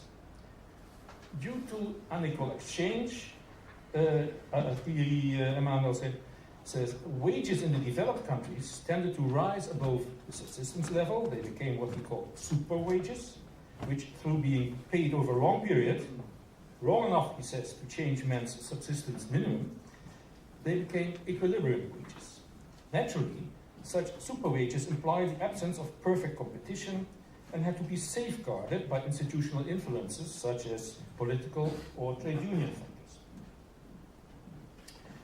Now, such views as Emmanuel presented were not just the brainchild of theorists. Similar ideas surfaced time and again among politicians from the global south. I'll illustrate this perhaps with a story recounted by the Indonesian socialist Hamid Al-Ghadri, who attended the Asian Socialist Conference, which was held in Rangoon in 1953. And he wrote memoirs about it. He tells in the memoirs that one of the British Labour delegation waked him up in his hotel room late at night to find out why the Asian socialists were refusing to unite with the Socialist International, so the Social Democratic International. Al-Ghadri, sleepy and confused, had told him he was not the right person to ask, but that he was inclined to agree with the resolution because it was based on the great differences in wages, rights and living standards between the British and Indonesian labourers. When the European socialists outlined plans for providing aid to underdeveloped areas, Al-Ghadri asked why, realistically, would British workers want to give up part of their hard-earned rights and income to help socialists in Asia? In comparison to the Asian labourer, the European labourer was a capitalist, Al-Ghadri said, from the viewpoint of income and salary. After a moment of silence, the European acknowledged that he was beginning to understand the Asian socialist position and left. And there are many more examples of this. So what should we make of these and similar analysis? Do the wage earners in the north really benefit from the low living standards of the laboring poor elsewhere? It seems that benefits from relational inequality can be derived either directly or indirectly. The first option is direct benefits. They can take, I think, two forms, but maybe there are more. I would like to learn that. Either individual wage-earning families employ other workers at a wage level far below their own wage level, which is very much the case here in Europe, with wage earners employing migrants as cleaning ladies and so on, but it also happened already, for instance, in South Africa around 1900, where working class families had black houseboys. Or the other option is that northern working class organizations employ southern workers, as in the case of British consumer cooperatives, who own plantations for cash crops in West Africa and in Ceylon. All such direct benefits seem to have remained economically rather marginal, I think. Indirect benefits, however, emerge when workers have more or better jobs or enjoy more purchasing power because capitalist enterprises operate in special ways in the poorer parts of the world. Indirect profiting seems to be a much more massive and important issue. Workers in the north may probably benefit mainly from the exploitation of producers in the south through cheap commodities and additional job opportunities. How important have these mechanisms been in history, and under which conditions did they occur? As a first orientation, I propose to roughly distinguish three periods. First, the mercantilist period. We talked about mercantilism already a bit today, which I think ends around 1830, but we can discuss that. Then follows the first international division of labor from the 1830s to the 1940s, and then thirdly, the period of Fordism and post-Fordism with the second international division of labor from the 1940s. This last period can be divided into two phases, namely before and after the breakthrough of capitalism in former so-called socialist countries around 1990. Now let's first talk about the mercantilist period. Briefly. During the 17th and 18th century, the global flow of commodities had been mainly unidirectional, from north to south to north. The north acquired commodities produced in the south largely through pillaging and exploitation. Forced laborers mined gold and silver in Mexico and Bolivia, and enslaved workers cultivated sugarcane and coffee in Brazil, the Caribbean, and the US South. To the first southern goods that were consumed by workers in the north belonged tea, sugar, coffee, and somewhat later cotton. By the end of the 18th century, English poor agricultural laborers and industrial workers consumed significant quantities of sugar and tea. So, for instance, in 1809, they consumed 18 pounds of sugar per person. Which is a lot. But overall, trade in minerals and cash crops from the south was still modest, despite this impressive figure of sugar.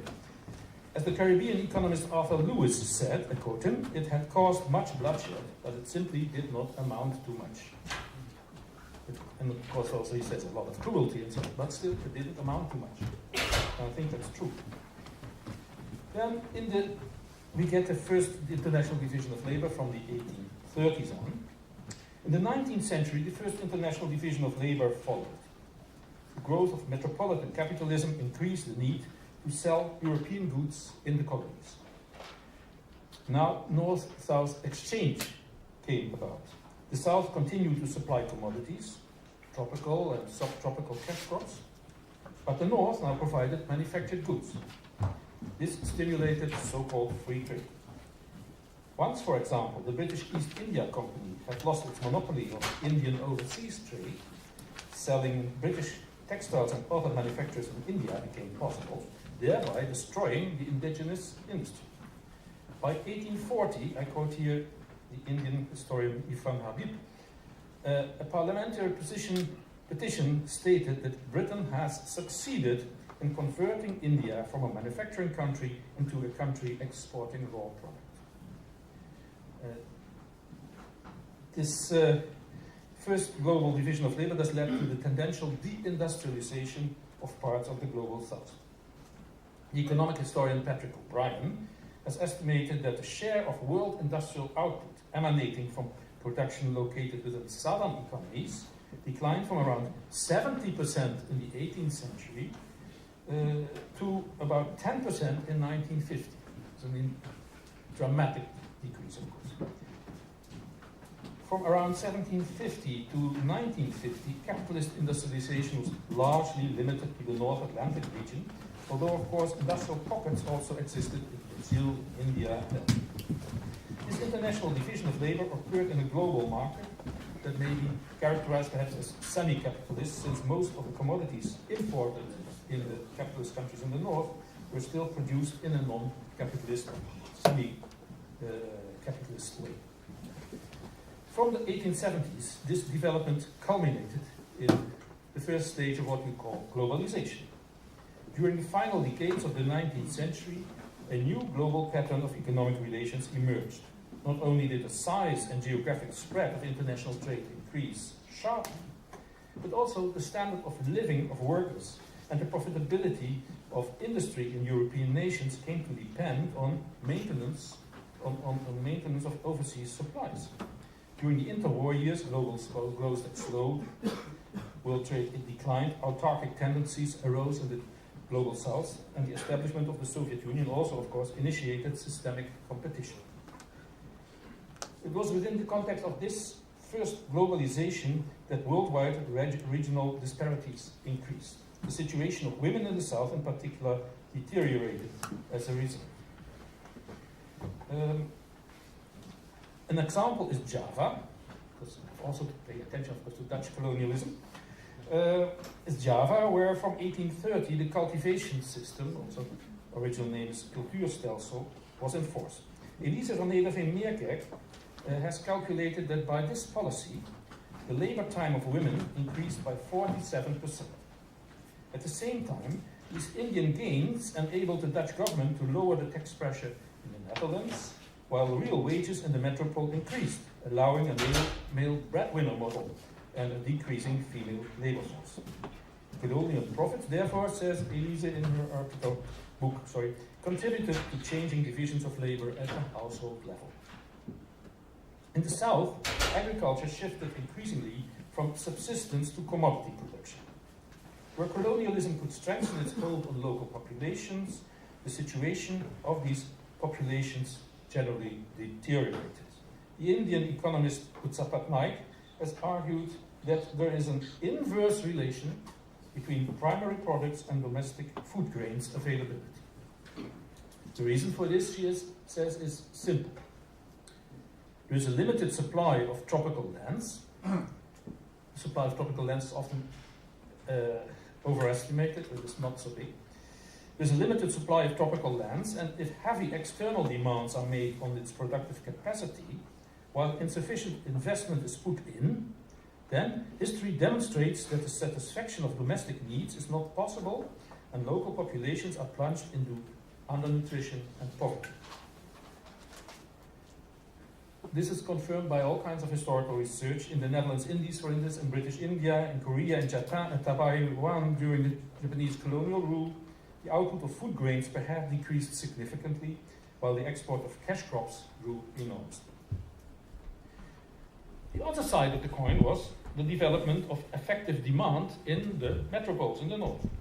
During the 19th century, tropical and subtropical consumer goods more and more changed from luxury commodities to commodities consumed by working class families as well. The underlying reason for this shift probably were the increasing real wages. The more technologically advanced the metropolitan production of consumer goods became, the cheaper, of course, these consumer goods, and the higher the level of real wages. Growing purchasing power of working class families resulted therefore directly in an increasing demand for tropical products, since these were new, different, exotic, etc.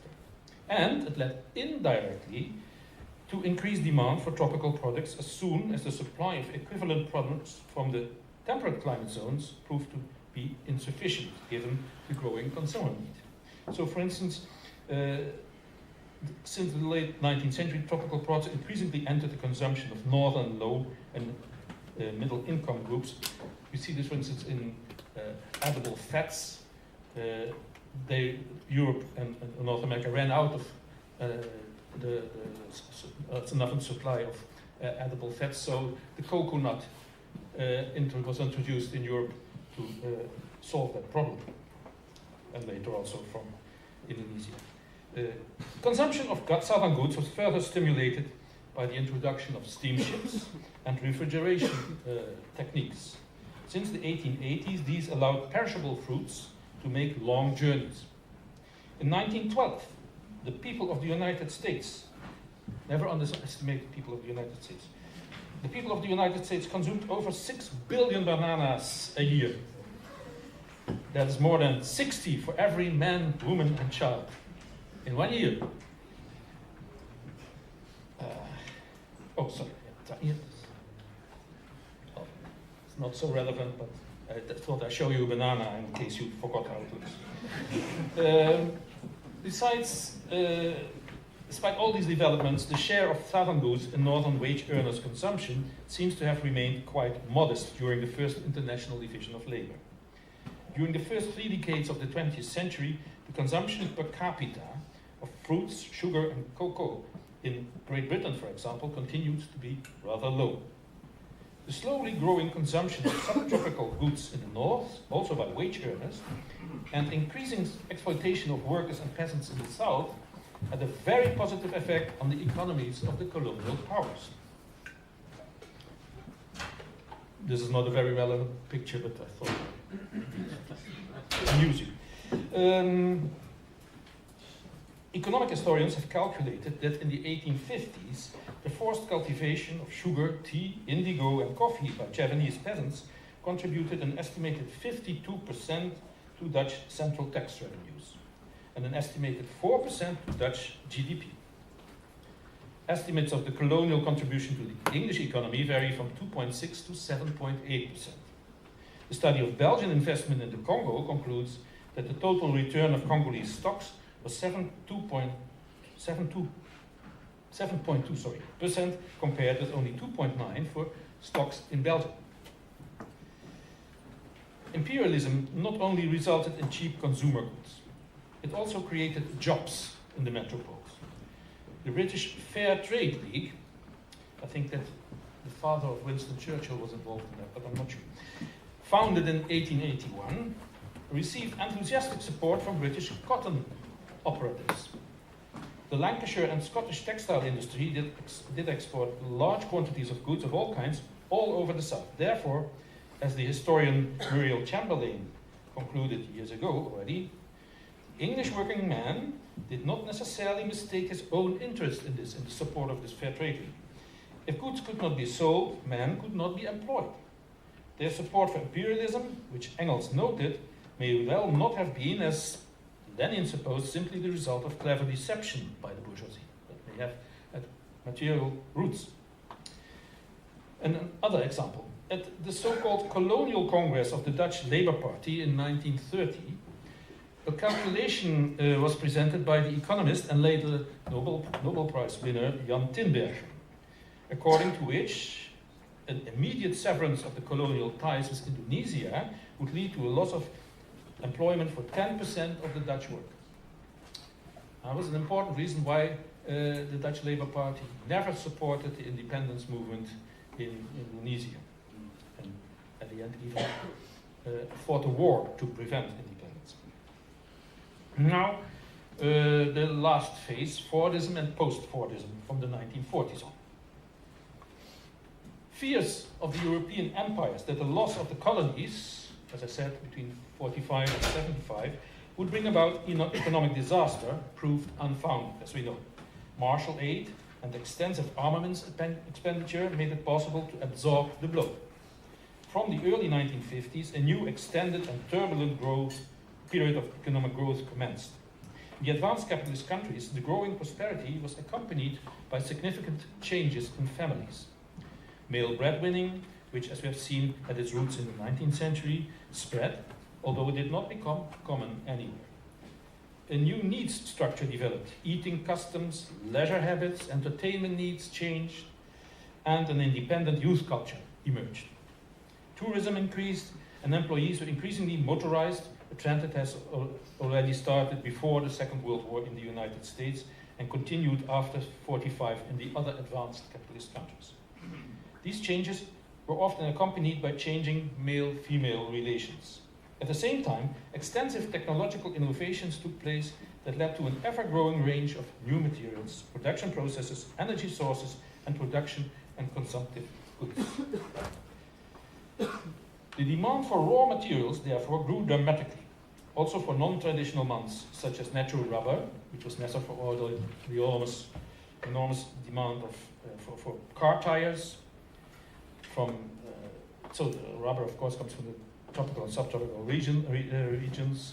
Copper for wires from Chile, or germanium for transistors from China and Inner Mongolia. Meanwhile, the economic gap between rich and poor countries widened, so that the prices of many complex consumer goods in the north could be kept relatively low. However, the period of tempestuous growth came to an end around 1970. The average profit rate began to fall again, and economic growth declined. Full employment capitalism resulted, as had been predicted already during the Second World War by Mikhail Kaletsky, resulted in increased power of the working classes, and capital had to answer this challenge. One of its options was, there had several options of course, but one option was the relocation of factories to low-wage countries, for instance, textiles and shipbuilding. This gave rise to the second division of labor. Industrialization now really got underway in the South and no longer focused mainly on the domestic market. As late as 1960, there was virtually no production of manufactured goods for export in the South. By the late 1970s, however, many hundreds of thousands of workers in multinational corporate plants produced for export from scores of sites in more than 60 countries in Asia, Africa, and Latin America. Due in part to this shift, industrial jobs dropped sharply in the north, although there was little or no decline in industrial output there. Naturally, this development had a positive effect on the income level of southern workers involved. At the same time, there was a clear negative effect on the wages of some northern working class groups, obviously. However, this effect was probably offset by the fall in prices of commodities produced in the south, which increased the purchasing power of the working class in the north. Using detailed United States household consumption data between 1994 and 2005, the economists Christian Broda and John Romalis have shown that this price effect, as they say, offset almost all the rise in inequality measured by official statistics over this period. So, after all, for the consumption level in the north, it was not so dramatic. The new international division of labor resulted in accelerating globalization again. As a consequence, the world's working class had been growing and changing rapidly. Seemingly contradictory trends have been taking place in labor settings. On the one hand, transcontinental connections have become denser and have been intensified. We have already mentioned this today. And on the other hand, there's a fragmentation and heterogenization of the working class as well. Between 1991 and 2020, the proportion of the world labor force in paid employment increased from about 44 to 53%, according to the International Labour Organization. Additionally, there are large groups of own account workers and contributing family workers, as the ILO calls it. The large majority of the world's labor force now therefore depends directly or indirectly on wages. Ever greater numbers of workers worldwide maintain direct economic contacts with each other. Often they are not aware of this. Transnationalization of labor processes, which started gradually in the 1960s and accelerated since the 1980s, has been crucial in this process. As a result, goods manufactured in one country are increasingly assembled from components produced in other countries, which in turn contain subcomponents made in all still other countries. In the midst of this development, another kind of radical change took place. Socialism in the Soviet Union and Eastern Europe collapsed. China and Vietnam converted to capitalism, although I have noticed today that we may disagree about this. And India adapted to liberal market thinking. As a result, relatively well-earning segments of the wage-earning classes that are usually included in the vague category of the middle classes, now also emerged in East and South Asia, that is outside the old core countries of capitalism. While the global class structure thus changed, sweeping shifts also took place in the global relationships between wage earners. A growing share of employees became part of supply chains. According to the ILO, at least 1/4 of the world's labor force is currently employed in global supply chain related jobs. Second, international trade has increased considerably because, unlike in the past, goods today are no longer manufactured primarily in one place or in any case in one country, and components therefore need to be transferred. As a consequence, the number of jobs in transport and logistics has increased enormously. Within global supply chains, core firms and intermediaries earn by far the most, and producers in developing countries make considerably less. You have already, Torkel has written a book about this, and it was mentioned today as well by another speaker. A well-known example is the Samsung Galaxy S7, of which in 2016, this is a bit old figure, okay, 2016 manufacturing costs were $10, while it's retailed in the US at $809. This is quite a nice profit margin. Within this context of increasing global connectedness, the part of southern goods in the consumption patterns of northern workers is likely to have grown significantly. Let me give you one example.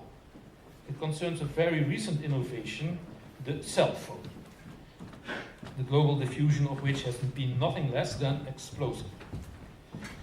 The number of, it's also something about rubber, but I thought, forget about the rubber, all these tires. The number of cellular subscribers has grown from 23,500 in 1980 to 2,203,000,000 in 2005.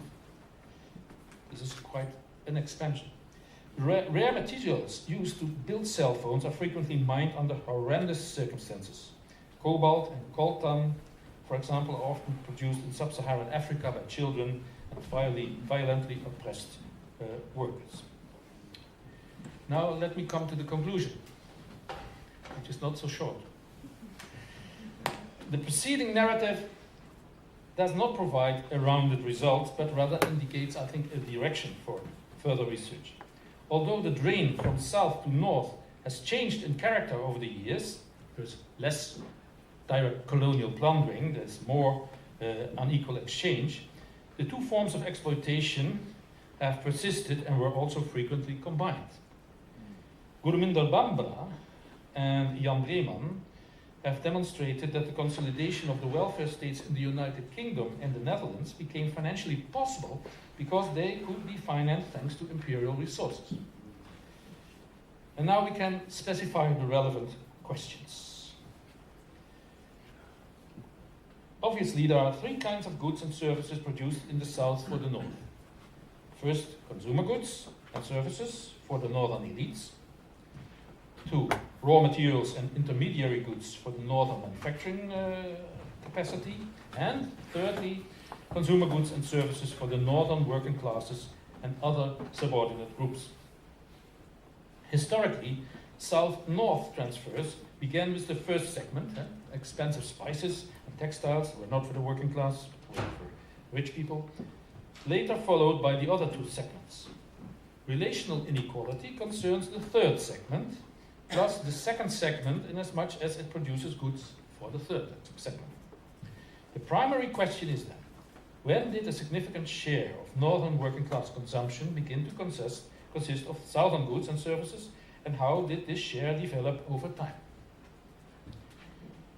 The second question would then be, to what extent did the northern working classes as consumers over time profit from the exploitation of the southern working classes?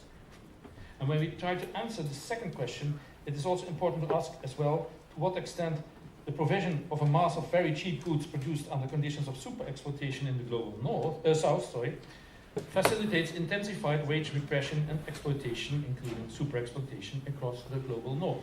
This is an idea developed by Ben Selwyn in Britain.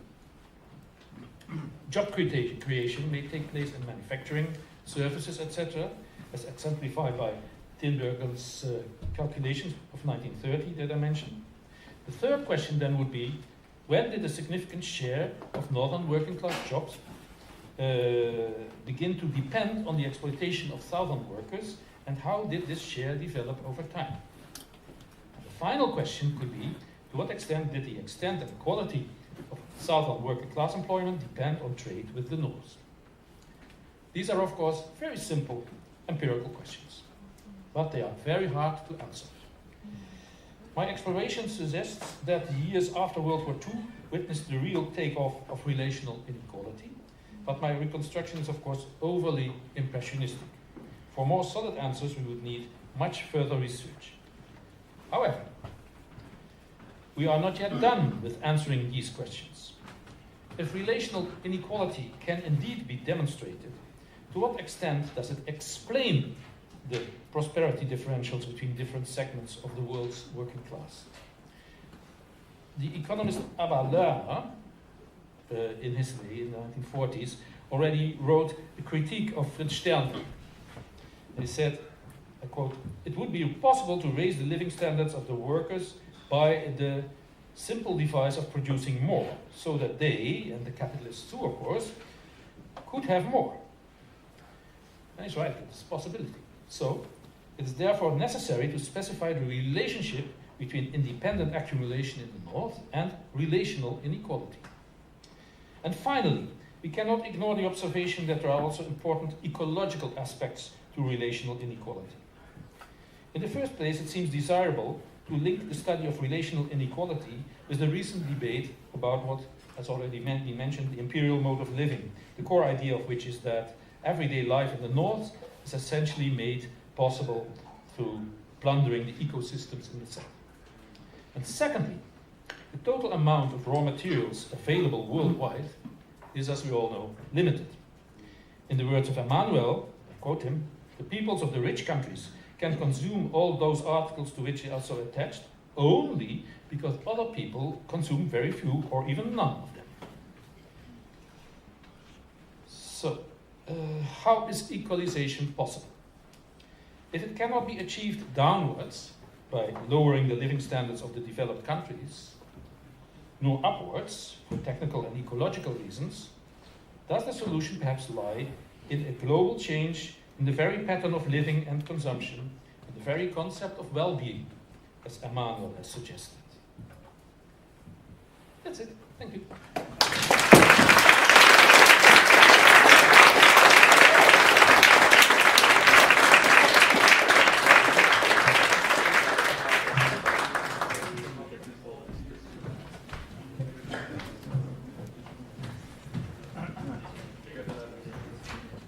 Thank you, Marcel, for very well spoken and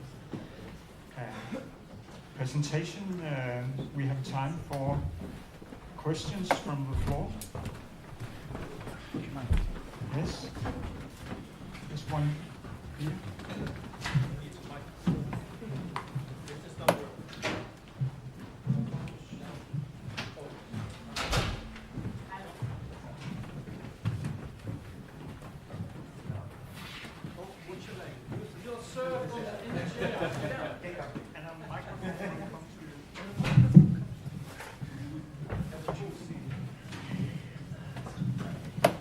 I have a simple question, which is, where was neo-colonialism invented? And I want to argue that it was created in the United States. And it was created by Theodore Roosevelt between 1902 and 1912. And this is very important because Eurocentrism includes ignorance of North America. It was the Theodore Roosevelt government was the most progressive era domestically that America has ever known. Theodore Roosevelt stood for equal rights for women, for a protection of ecology and the water system by the government, and most interestingly of all, many progressive measures for working people. Keep business out of politics, which would be a good slogan for anybody who really wants to make America great again. At the same time, they developed the model of naval dominance and war dominance that we have seen. The biggest expansion of the war industries in America took place under Theodore Roosevelt, and they had a Secretary of War, which interestingly was the last time they had a Secretary of War instead of a Secretary of Defense. And they pioneered the called Manual of Small Wars. The Manual of Small Wars was the birth of American naval supremacy. And they coined this thing they called the Monroe Corollary. The Monroe Corollary just added to the thing that said no European power can interfere in North and South America. It said, if any government in South America, by virtue of financial improbity, incurs the risk of intervention by a European state, we have the right to overthrow that government, to intervene in that government. So they established the right of military intervention in the case of financial instability, which means the model that you use war to create governments in countries that you do not run, to do what? To give rise to the United Fruit Company, to Guatemala, to the whole system that you described of bananas to feed the world, at much lower wages. And at that point, what happened was the wages in Latin America went down. It wasn't that the wages in North America went up. So the driving force was you can't force wages down in North America for all the reasons that Marx and others have explained, the militants of the working class. What you can do is force down the living standards of everyone else.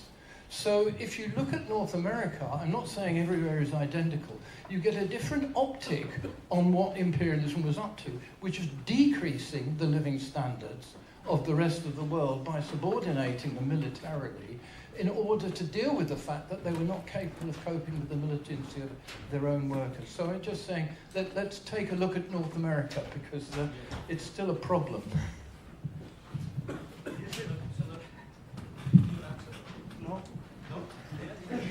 No. Okay. Oh, well, briefly,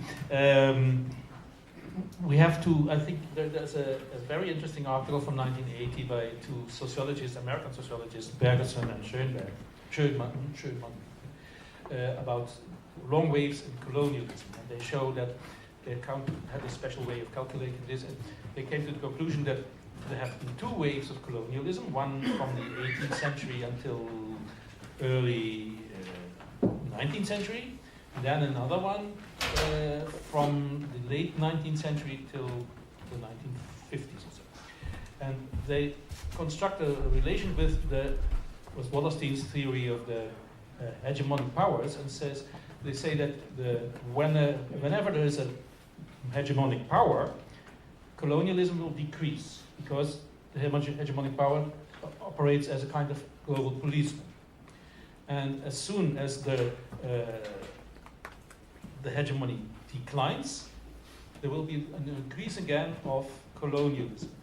This is, by the way, what we see now, I think, with the decreasing hegemony of the United States. You see land grabbing from China, buying of Greenland, whatever. Many other variants of new colonialism. And the United States in let's say, the first decade of the 20th century were, of course, outside of the traditional colonial world, so they could operate in another way, but they chose, as you say, a kind of neo-colonial approach. This was possible exactly because they were not yet hegemonic, I think. But this is maybe something we should explore further.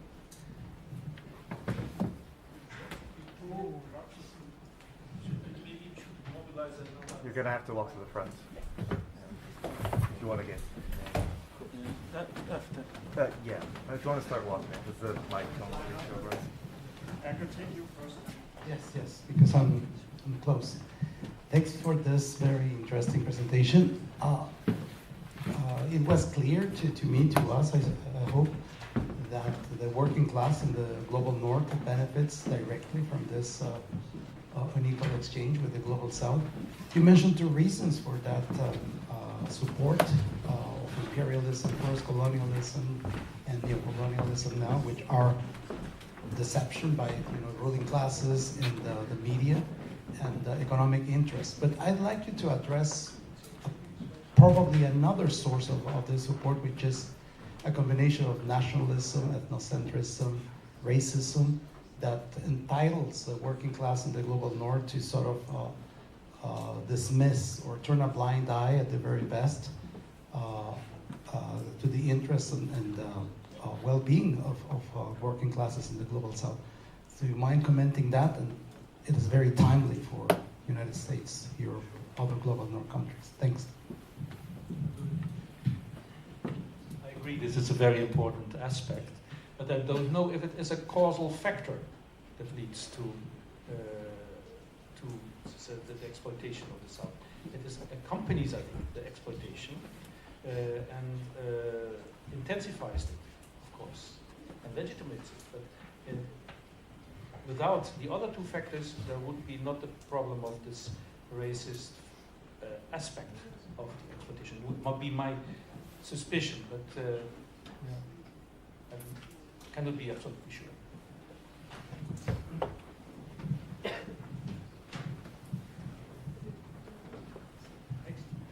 Thank you very much. I mean, thank you for your contribution, and more generally, thank you for your contributions. I just wanted to say, I think it's too narrow. I mean, imperialism is more than an equal exchange. Pierre Jallet wrote a very nice little book back in the 60s or 70s. I mean, the main mechanisms of international transfer of value also include profit. We're talking about extractivism. That's what Trump's corollary is all about, right? More mining, more oil flows of profits. And this is very real. Tell me about London, I can tell you about, and Rotterdam and Holland, right? I mean, these big oil companies are very important, for example, in terms of the structure of imperialism, and mining companies. And then secondly also, I mean, finance, the city of London or New York and so on, right? So the flows from third world societies in terms of having to repay debt are enormous to this day, enormous, right? And so the question of privilege of the working class in northern countries is I think slightly more general as well, right? Paying for the welfare state, for social stability, a social contract, and all these things are now breaking down, and racism on the surge. But I mean, in other words, I think the imperialism is also got these other mechanisms of international value transfer. I agree. And it was actually also the argument of Emmanuel. He wrote that unequal exchange is not the only form of imperialism. Me? I want to add some things. Okay, first of all, unequal exchange, I know for Arghiri Emmanuel is an institutional problem, because it is given by the lack of labor mobility from south to north. Instead, in South Africa, there was an inner unequal exchange between black worker with white worker that get in their wage a part of a surplus of black worker. Also, and then the distortion of Indian textile industry, it was argumented by Baran when at the end of his book, The Economic Theory of Growth, it talked about the why Japan it industrialized and it not. And then the imperial way of living is a broad concept, and the theory of Panaik about you tell about the deflation of a wage in the periphery and the excessive demand of good in the car. Also Kropotkin talk of this. Sorry, my English.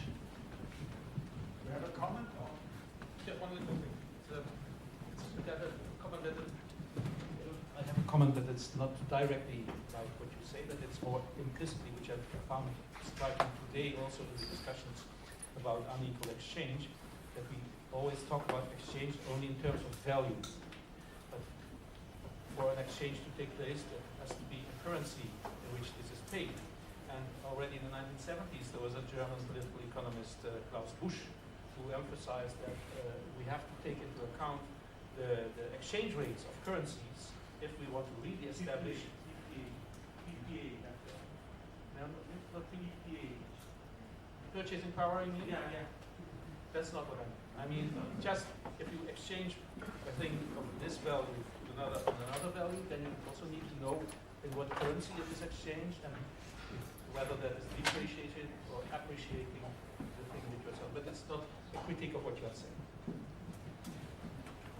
There's a whole school inside Unequal Exchange which discuss the overvaluation of the strong, the dollar and the euro and so on, and the under valuation of the weaker. And this is a very important way of exploitation in trade.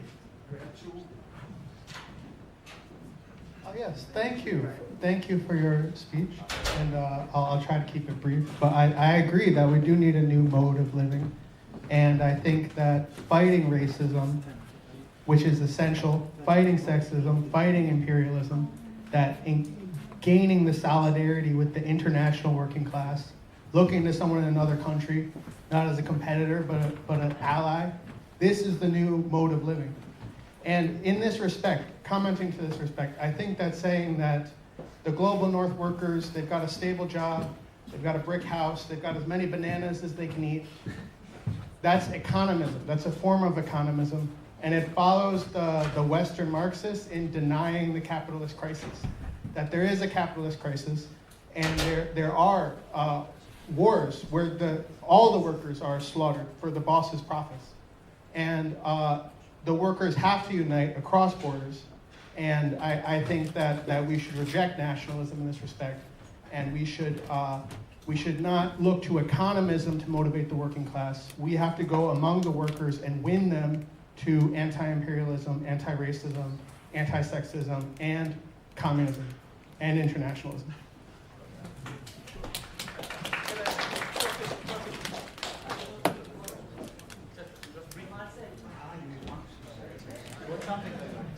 We disagree, of course. Dirty communist. No, seriously. In the north, also, the living conditions of the workers are becoming worse. As we know, with the increasing precarization and all kinds of hidden employment, according to this consultation firm, which is the name, I forgot, an American consultancy firm, did ask people in 170 countries or so about whether they have a job and would they like to work more, different, and so. And they found that 1/3 of the world working class is unemployed or underemployed. So while the ILO says it's 5%. So we have to rethink all these statistics also. But then the other thing is, if there's one thing which we can learn from Emmanuel also, that's how difficult it is to organize global solidarity with these enormous differences within the world working class. A worker in Congo, appropriate example, of course, earns 40 times less than an average worker in Germany. What are their common interests? It's very difficult to define. So this is a real problem for the world labor movement.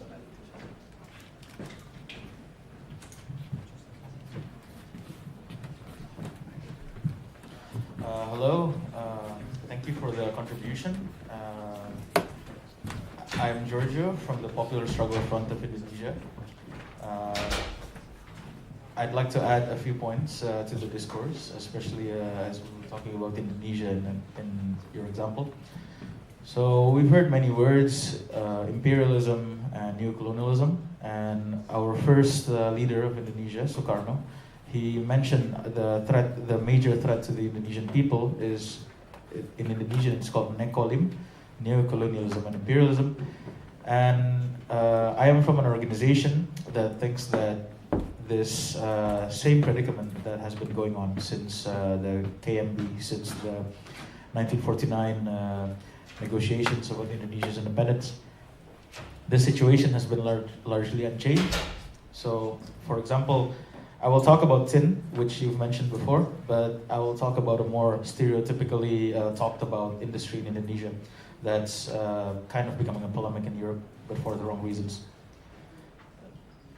I'm going to talk about the palm oil industry. As you said, most people, I would say, that works in the palm oil industry in Indonesia is definitely linked to the global supply chain. For example, if you go see trucks that are loading palm products to the harbor from the hilltops of Sumatra or Borneo, you will find people who are not even paid in money. They are paid in their own products, in cooking oil and fried noodles, like I'm talking about ramen, Indomie in Indonesia.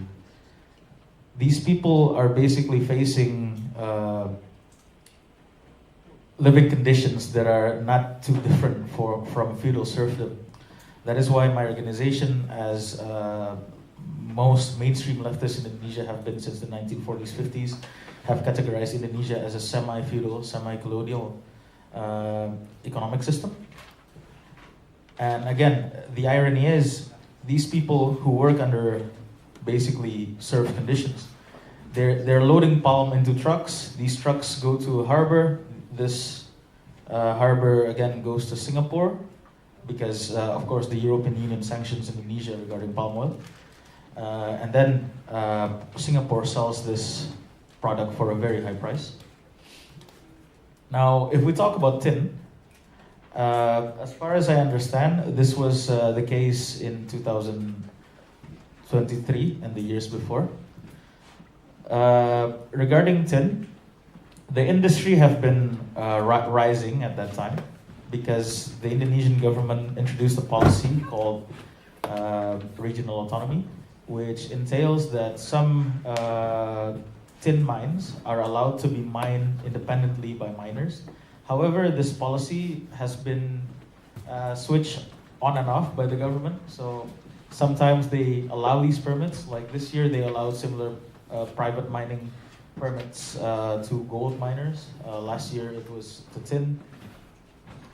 But essentially, if you go to an informal tin mine, as in like a tin mine that's not like done by a professional company or anything, it's literally this guy, he has a backyard, and in this backyard he can find tin there. I would say these people are a bit more well off, but the conditions are very surreal. You talk to these people in shorts with definitely no university education, but when they talk about how to value their product, their first reference of the price of tin is actually the London Stock Exchange. So the big irony is, tin is found in Indonesia, in mostly the island of Sumatra, on the eastern coast of Sumatra, the islands of Bangka. They are smelted, they are transformed into actual bars there, but the prices are still, the prices are based on the West instead of where the product comes from. So yeah, that's I guess my addition to what's up there. Thank you.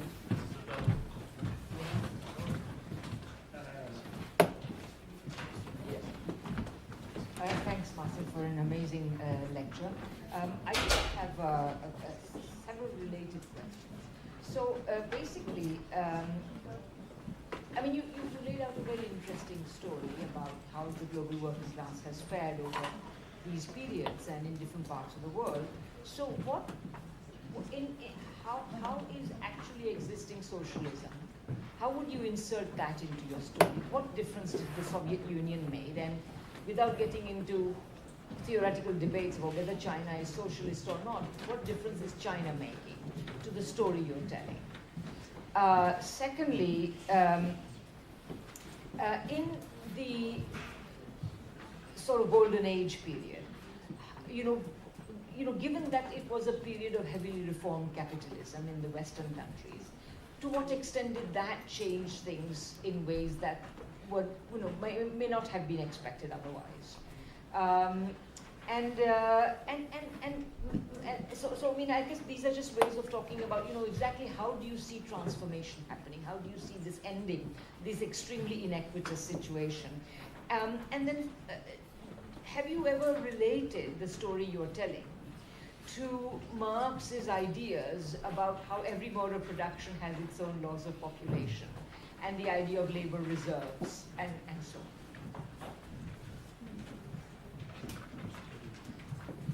Answer to the third question is no, but I should. And yeah, the whole process of transformation, I have noticed today that we have different opinions on that here in this room. Talking for instance about China, I see a parallel between the current situation in China and the Soviet Union in the 1920s, the new economic policy, in the sense that the state party encourages capitalist development, but it keeps control in the sense that it can also reverse developments, as we have seen now with the corruption affairs, punishment and so on of big billionaires and so on. So the question is, of course, how long can the Chinese government remain so powerful that they can reverse things? I'm not a China expert, so I cannot say anything about this, but that would be my interpretation of what in China is happening now. And it is not a transformation towards socialism or so what we are seeing in China. The obverse is taking place, I think. I see Alan is disagreeing with me. Okay. Okay. He shakes his head with anything. Okay. But so that is a question which I cannot really say much about. But I think that in the past, that China, in its and also now currently, and in the former times, the Soviet Union, had a number of interesting approaches to work in the global south. China, of course, was part of the global south, but as you see what they do in China now, for instance, in Africa, then we see there a number of components return, which we already know from European colonialism, that there is racism there, and so on. But it's also sometimes that the workers are treated better. I'm not sure, but I heard, so maybe contradict me. And the Soviet Union, of course, did not do anything outside its own borders, and of course later after '45 in Eastern Europe. So that they sent development aid to a number of countries, but that's a different thing from what we are talking about now, I think. So I cannot conclusively respond. Sorry.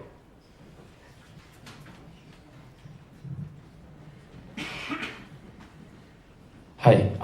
Oops, it's loud. Yeah, thank you for the talk. I wanted to ask you, for many of us that are organizing in the global north, right? What do you think are the prospects of this global sort of segmentation of the labor force, and particularly the concept of the labor aristocracy? What do you think are the real prospects, right? You mentioned that the living conditions of northern workers are, deteriorating, and I think this is a reality that we're facing. What I fear, and maybe you can comment on this, is that despite this deterioration, there's some way that capital can find a way to restabilize or reincorporate this mechanism of global stratification of labor. So I just wonder what your take is on the actual future of this arrangement. Sometimes when someone is losing their privileges, they move to the right. Yeah, it happens. I think that we are living in a, well, you will agree with me, of course, we live in a very special time. when during the First World War, Lenin wrote this a number of things about what he thought was the general crisis of capitalism that had been developing. Yeah?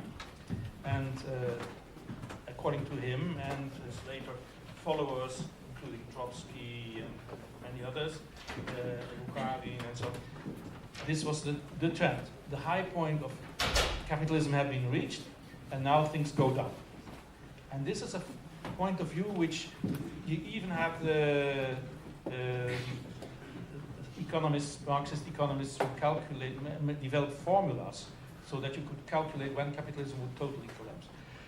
But then in the 1950s, capitalism revived again, early 50s.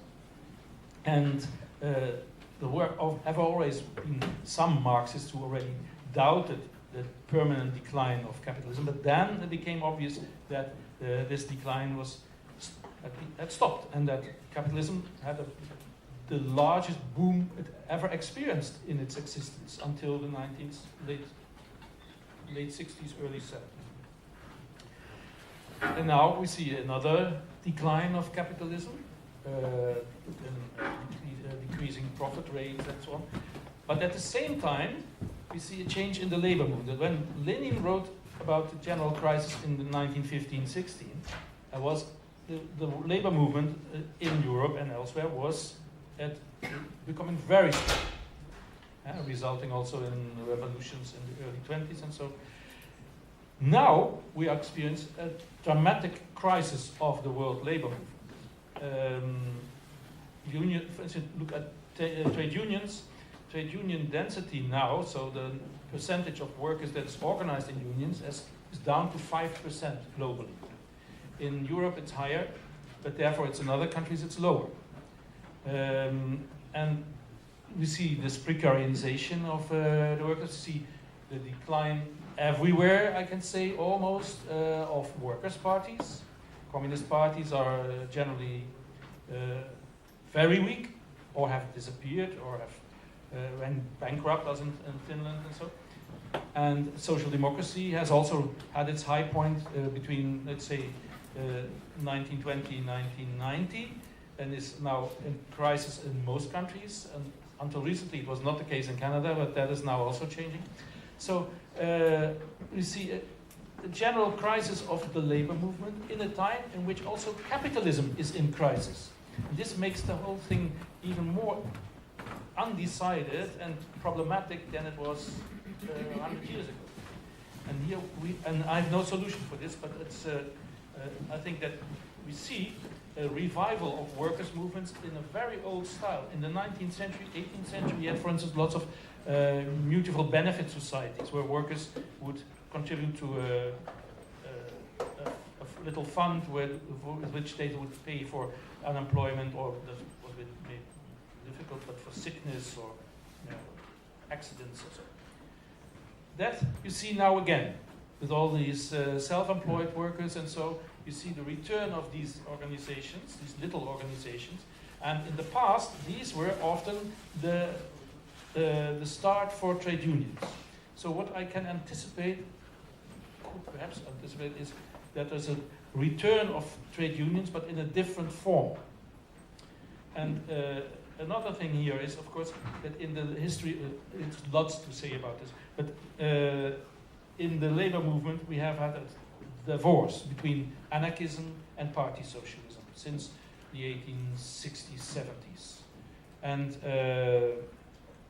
both anarchism and party socialism are now very weakened, although there's a slight revival of anarchism and syndicalism in some parts of the world, but then especially amongst the highly educated young people. But for the future, I think we have to rethink the connection between anarchism and party socialism, because we have now learned that doing politics from above, as communists and social democrats have done, usually is not the way out, and only from below does also not work. But how can we find a combination of the two? That would, for me, be the crucial question to answer. I have no answer.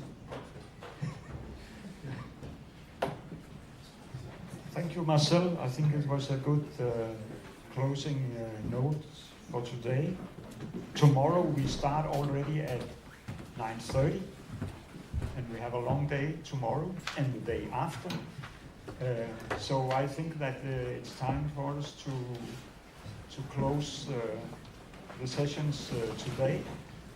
And if you want to talk and discuss on with people you have met, some of us are going to the Stay OK youth hostel. Yeah. Isn't it part of the Amsterdam Institute? They own the building or something? Oh, okay, yeah. The Stay OK Hotel is a youth hostel, and it's next to the International Institute of Research and Education, which is a Marxist training institute. And so they have an exchange agreement. So if at this institute there are too many participants, they can have a room in the hotel. And the other way, if Stay OK has too many people, they can put them in rooms of the institute. So now we are invading the Stay OK hostel. Yeah. See you tomorrow.